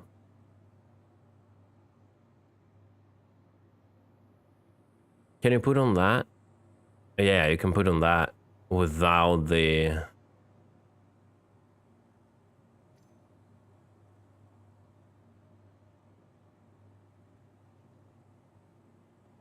Yeah, that's some pretty cool outfit. It's just the problem with that, there is nowhere to use that. Right? This one has a... This pants have one, like... Okay, yeah, you know. First of all, like, majority of environments you deal with, you will just suffocate. And then you can have no gear on it. Because it looks so cool, right?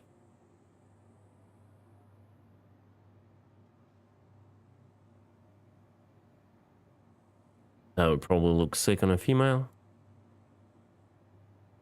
Not gonna lie.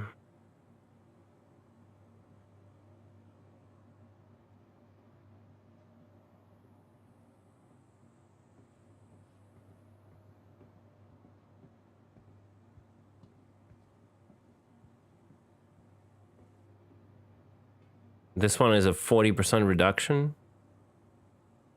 That's a heavy. And it's like a cloth.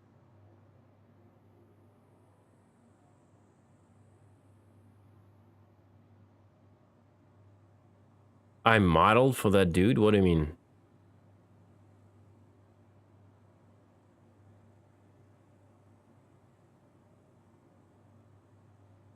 We're gonna check it out. We're gonna see what it allows. Give me just a second. Ah, okay. Gotcha. So this armor goes on top of the clauses. See? It's like layering. Oh. Bro, this one is sick. You gotta do this. You gotta do this, bro. And just run around and troll people. Run around with a knife. You gotta do this and run around with a knife. Better with a chainsaw. Oh, this is sick. Like a butcher, bro. Fresh meat. Yeah. That's, oh man, Kowalski's gonna love it, bro. Kowalski's gonna love it. Kowalski needs to come back and see this. And considering those locations are like at Hurston, you can do this shit while people are like buying the RMC. And just troll them. Oh man, this is gonna be sick.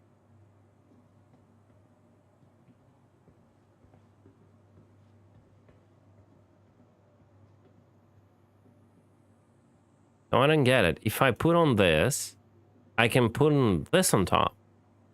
Now, if I remove this, it's still underneath.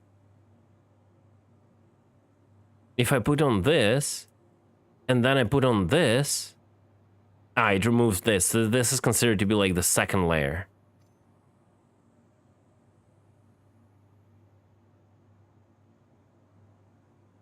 Yeah, it's getting removed.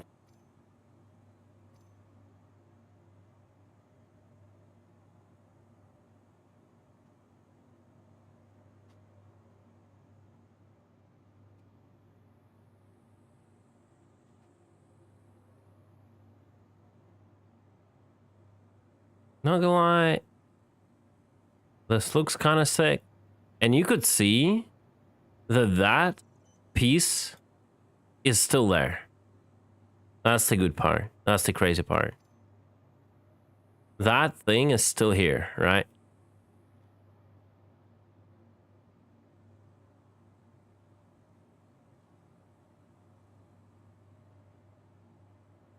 And now this is the underneath layer that I've changed, right?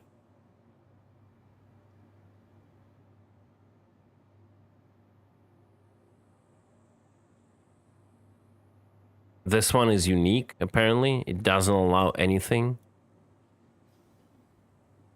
Wait, what? Oh, that's weird. Oh, okay. It's a little bit glitchy, yeah. It's not properly... It's a top layer. This is considered to be top layer, but for whatever reason, it hides which it shouldn't. It hides completely the bottom layer. Right?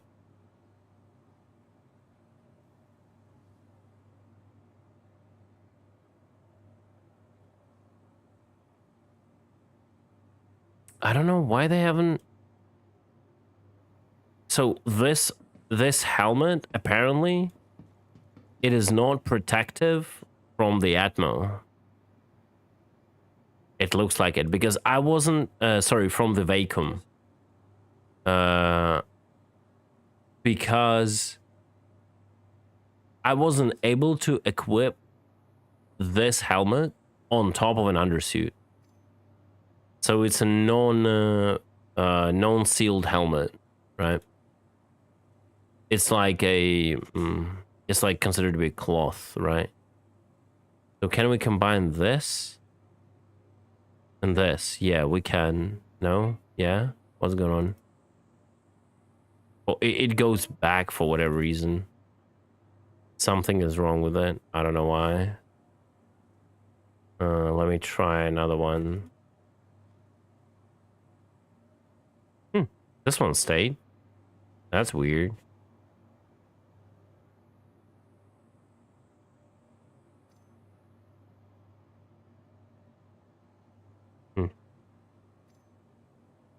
Okay, so apparently if I put it on the mask, the hood will go up. No? No, that's weird. How to put up the hood? I like thought that the hood will go up whenever you put up the mask. But it doesn't. I don't know why. Has to be a hood.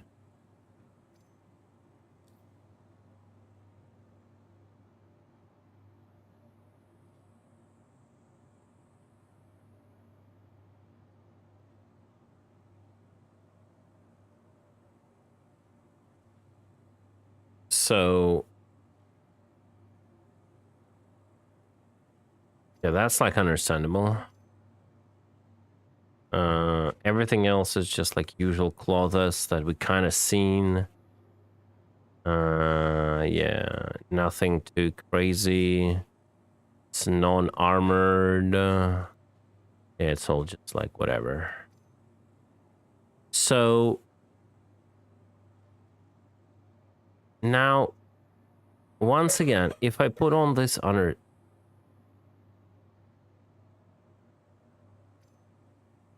Okay. If I put on this undersuit now, what can I do with this? Can I put on still this?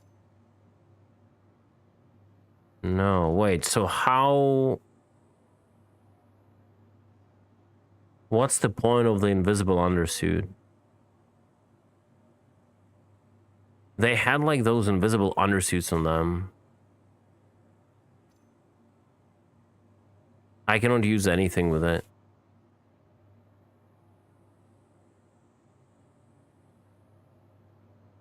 Everything is being blocked. I don't know what that invisible undersuit. It's probably just a bug. You cannot put anything on top of it.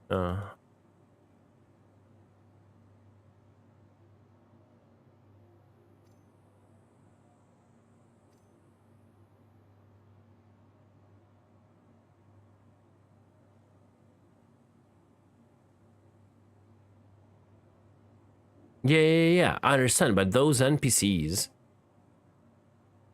that are on Hearthstone, they don't need this undersuit. That's what I mean.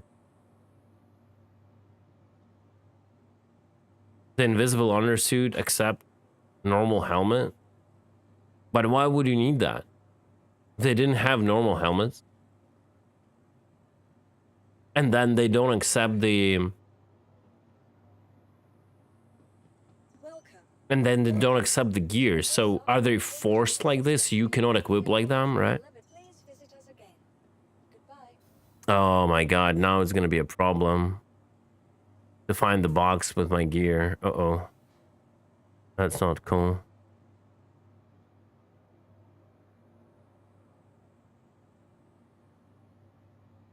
There we go.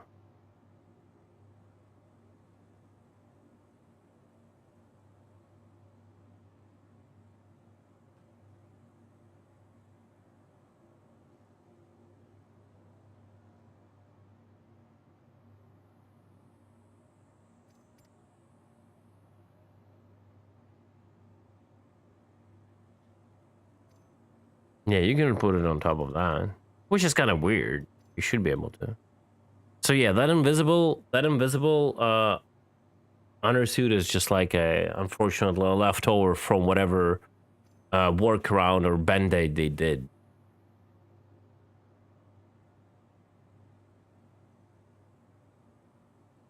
Just for the sake of like being able to equip like a paladin helmet if they need like the thing is, so I think it's a workaround, so they could put on those Inquisitor legs, right? I think that's where it comes from. Like to equip these legs or this helmet, you have to have them like this invisible undersuit. But people are just gonna meme with it and just gonna run like naked in space.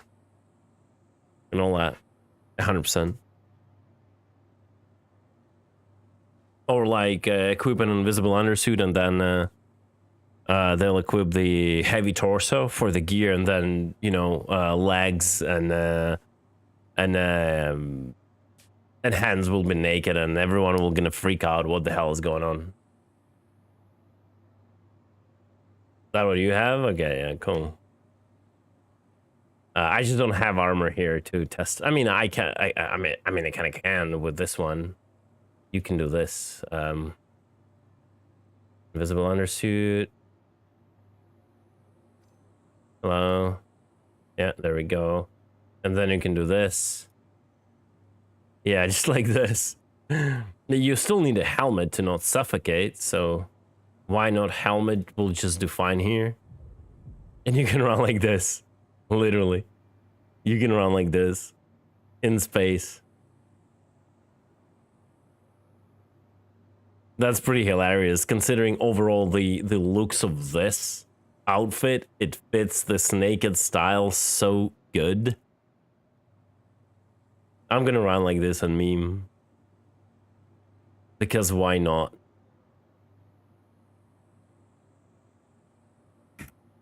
Let me print screen this, and I'll just drop it in the ramming department.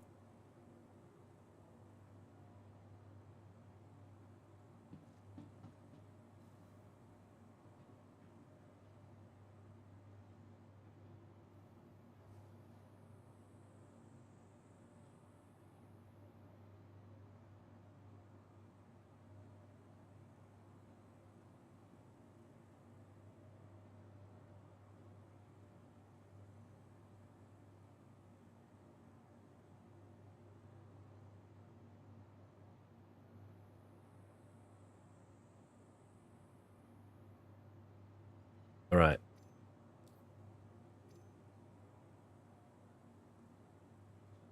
I don't know.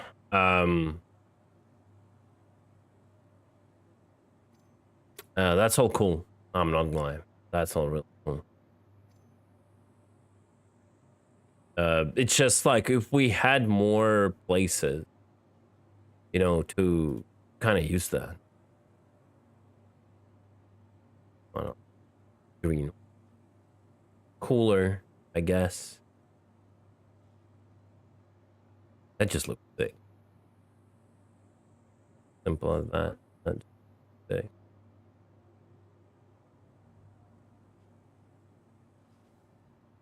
Nah, I have these pants that are really cool. These ones, they're really cool. Like this, because it's cool.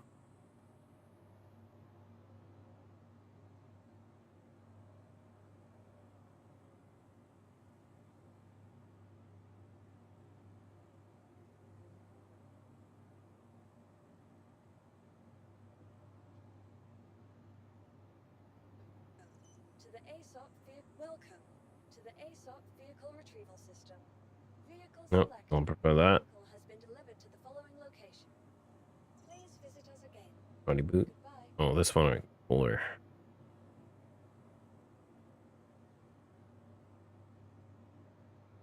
Oh, that's too fancy. Too fancy. Badami gloves, graphite. Hard tone or something color. It says olive vine, but is there even a difference, bro? There's literally no difference in color. Almost no difference.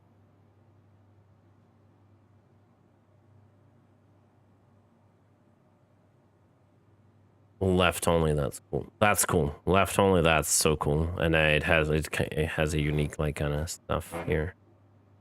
That's pretty sick. Oh, these ones are also good. Probably gonna fit better. But it will fit better for a heavy armor, I guess.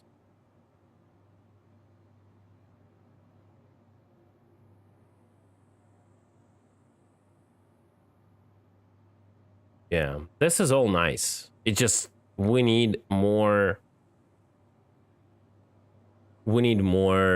places in the game to actually use that.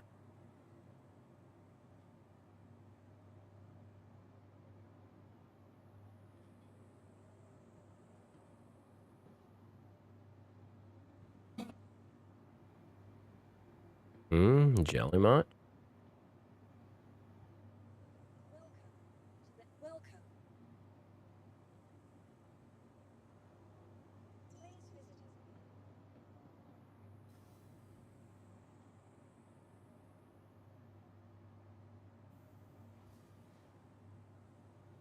This mask is pretty cool too.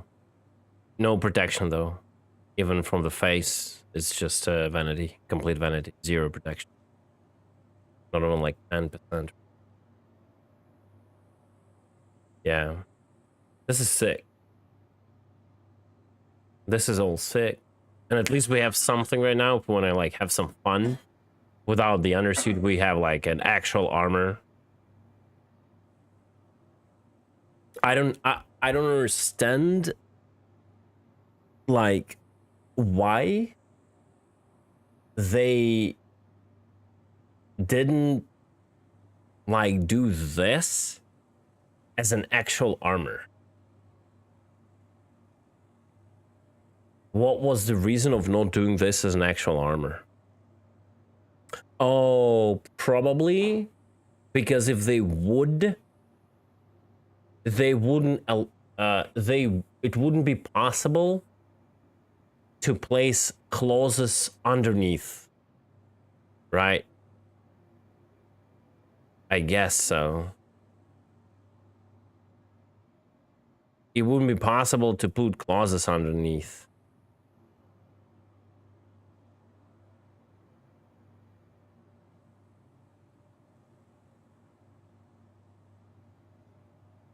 Yeah, they need just the ability. They're probably working on this system. Like they need the ability to make like armors multifunctional. It's like, yeah, probably there are certain armors that can go only on top of the undersuit, right? But the armor itself in the game, right? I think in the lore, like armors aren't sealed themselves. What is sealed is an undersuit, right? So in theory, they just need to like continue developing the system to the point where armor can go just like either on top of undersuit. Right now, it's like a hard lock system that, okay, this item has a permission to go on top of this item, and apparently, there is no logic in the game right now that will allow a certain item to go on top of another item, but also to go on top of like a different type or not have that item. And I think that's the whole problem right now, right? That's why they had to do it, because like the armor should be able to, you know, you should be able to put up armor on that. And yeah, well, like in theory, what they could have done is they could have make all of this armor, like the legs that are clawless and this, and then just put it on top of the invisible undersuit. But then again, they wouldn't be able to have this layering, right then. Because they don't they have layering logic only with clawless. They don't have the layering logic with armors. And I think that's the whole thing, right?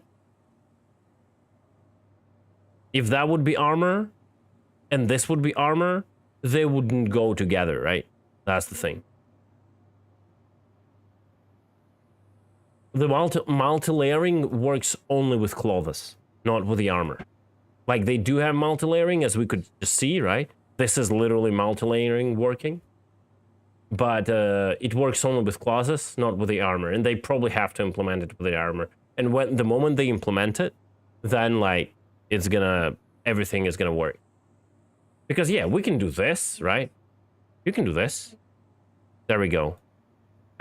This one goes on top, right? This is on the bottom. It works. It's fine. You see? So that's not a big deal.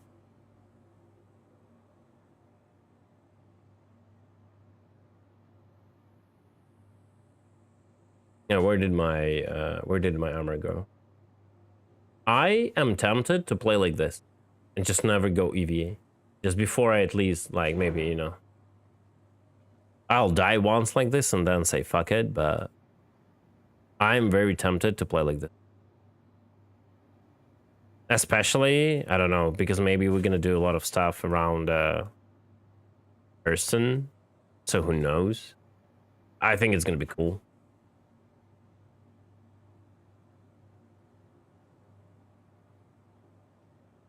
They've literally gave me my favorite gun, P8, so I'm kind of ready. Got all the grenades in the world.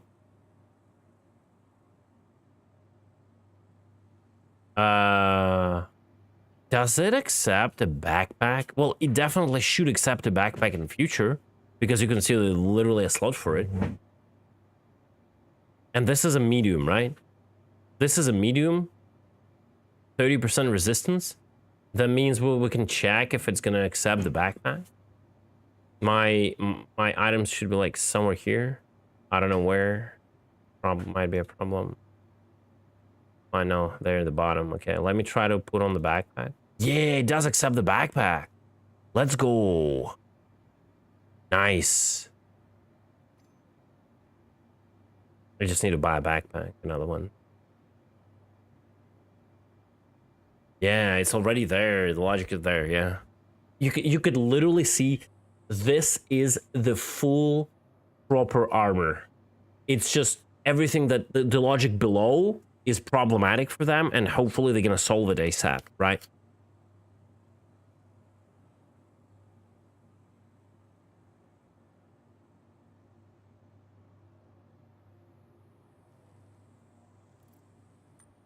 So that is cool. Oh man, you know what's gonna look 100% badass with this outfit? The subscriber backpacks that are like angled like this, you know? Those ones. They're gonna look badass, bro, with this outfit, because they have this like camo thing.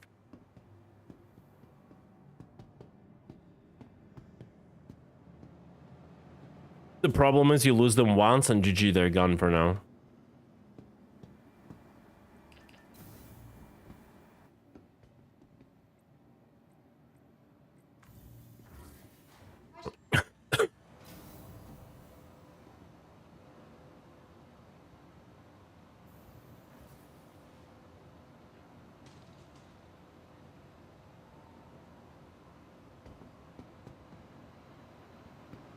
This coughing is gonna follow me like for another week. It's crazy. I'm like a completely, I want to say gesund, completely, what's the word in English? Healthy person. And this coughing will like, just because of my nose, this coughing will like chase me for like another freaking week. It's so bad.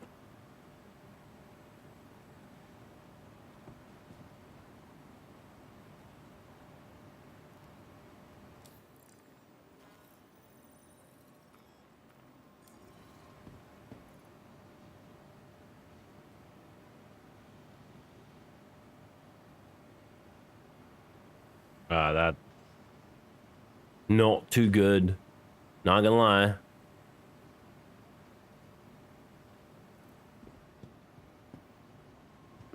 I need a good backpack for this. Like UEE backpacks, the green ones also look kind of cool. The medium one would fit here good. The UEE medium one, or the light one.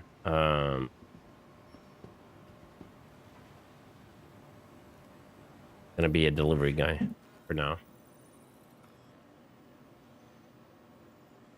Yeah, that too. But my problem is like, I don't remember how it's called, but I'm like super reactive to like mucus getting on the back back wall of my throat. and it causes like insane coughing for me, and it like could last for like 2 weeks.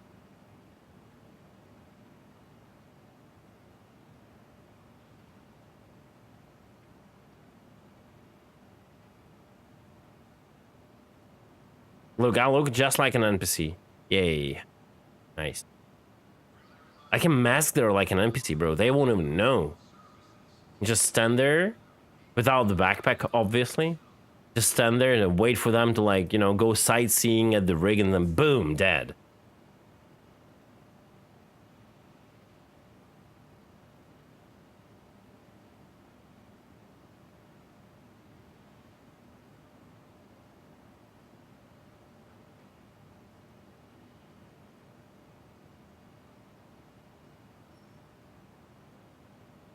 That's weird. It's too little ammo. Sick. I had 2 guns and I have only 1 additional ammo. I should have like 6 more instead of it. I don't see any. I'll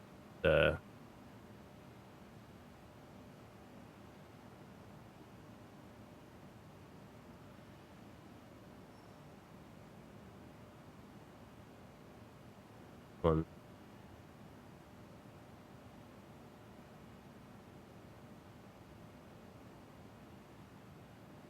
Oh.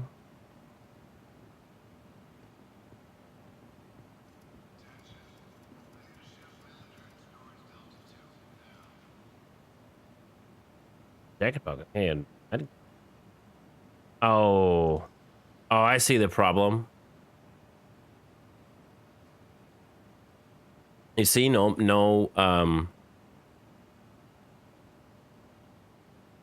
because because the feet are just these clauses that are not like done like this armor. You've got no med pens. You've got no multi-tools, nothing.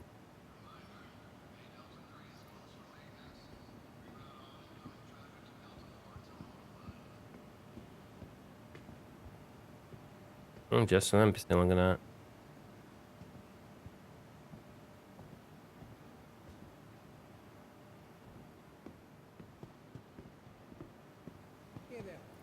Yeah, that's giga cool. Okay, guys, I'm gonna call it. I'm gonna call it. It's late.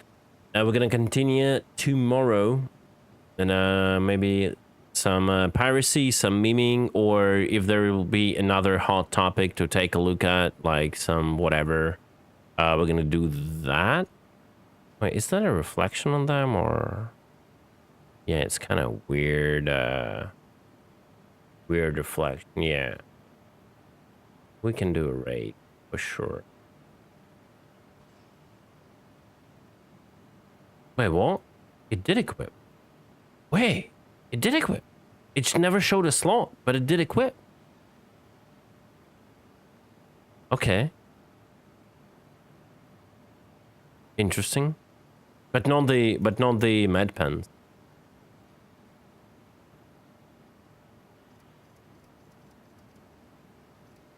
Maybe I can probably equip a med gun.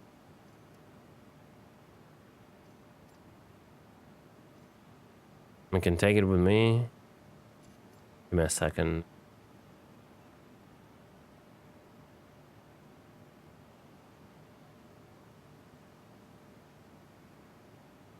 Let me see if I can put it on. Where's the med gun? Yeah, I can put it on. It's better to have than a multi-tool, because, like, yeah, if you cannot have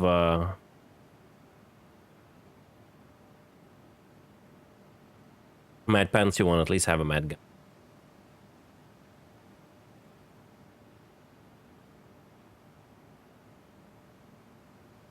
All right. Home to raid. Let me see.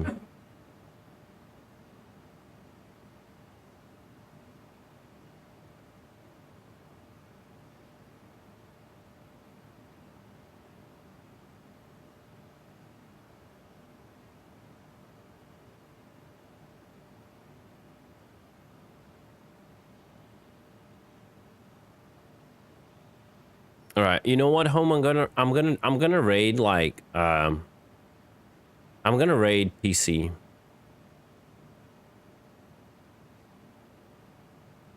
He likes to dig the game just as I do, so I think especially on a new patch, we'll see what he's up to. All right, guys, I'll catch you all tomorrow. Thank you so much for being with me. I appreciate it. That was fun. We are going to see what this patch has to offer more. Probably get some pirates tomorrow, right? All right, peace out. Love you all. Have a good one. Congratulations with the start of a great weekend. See you tomorrow.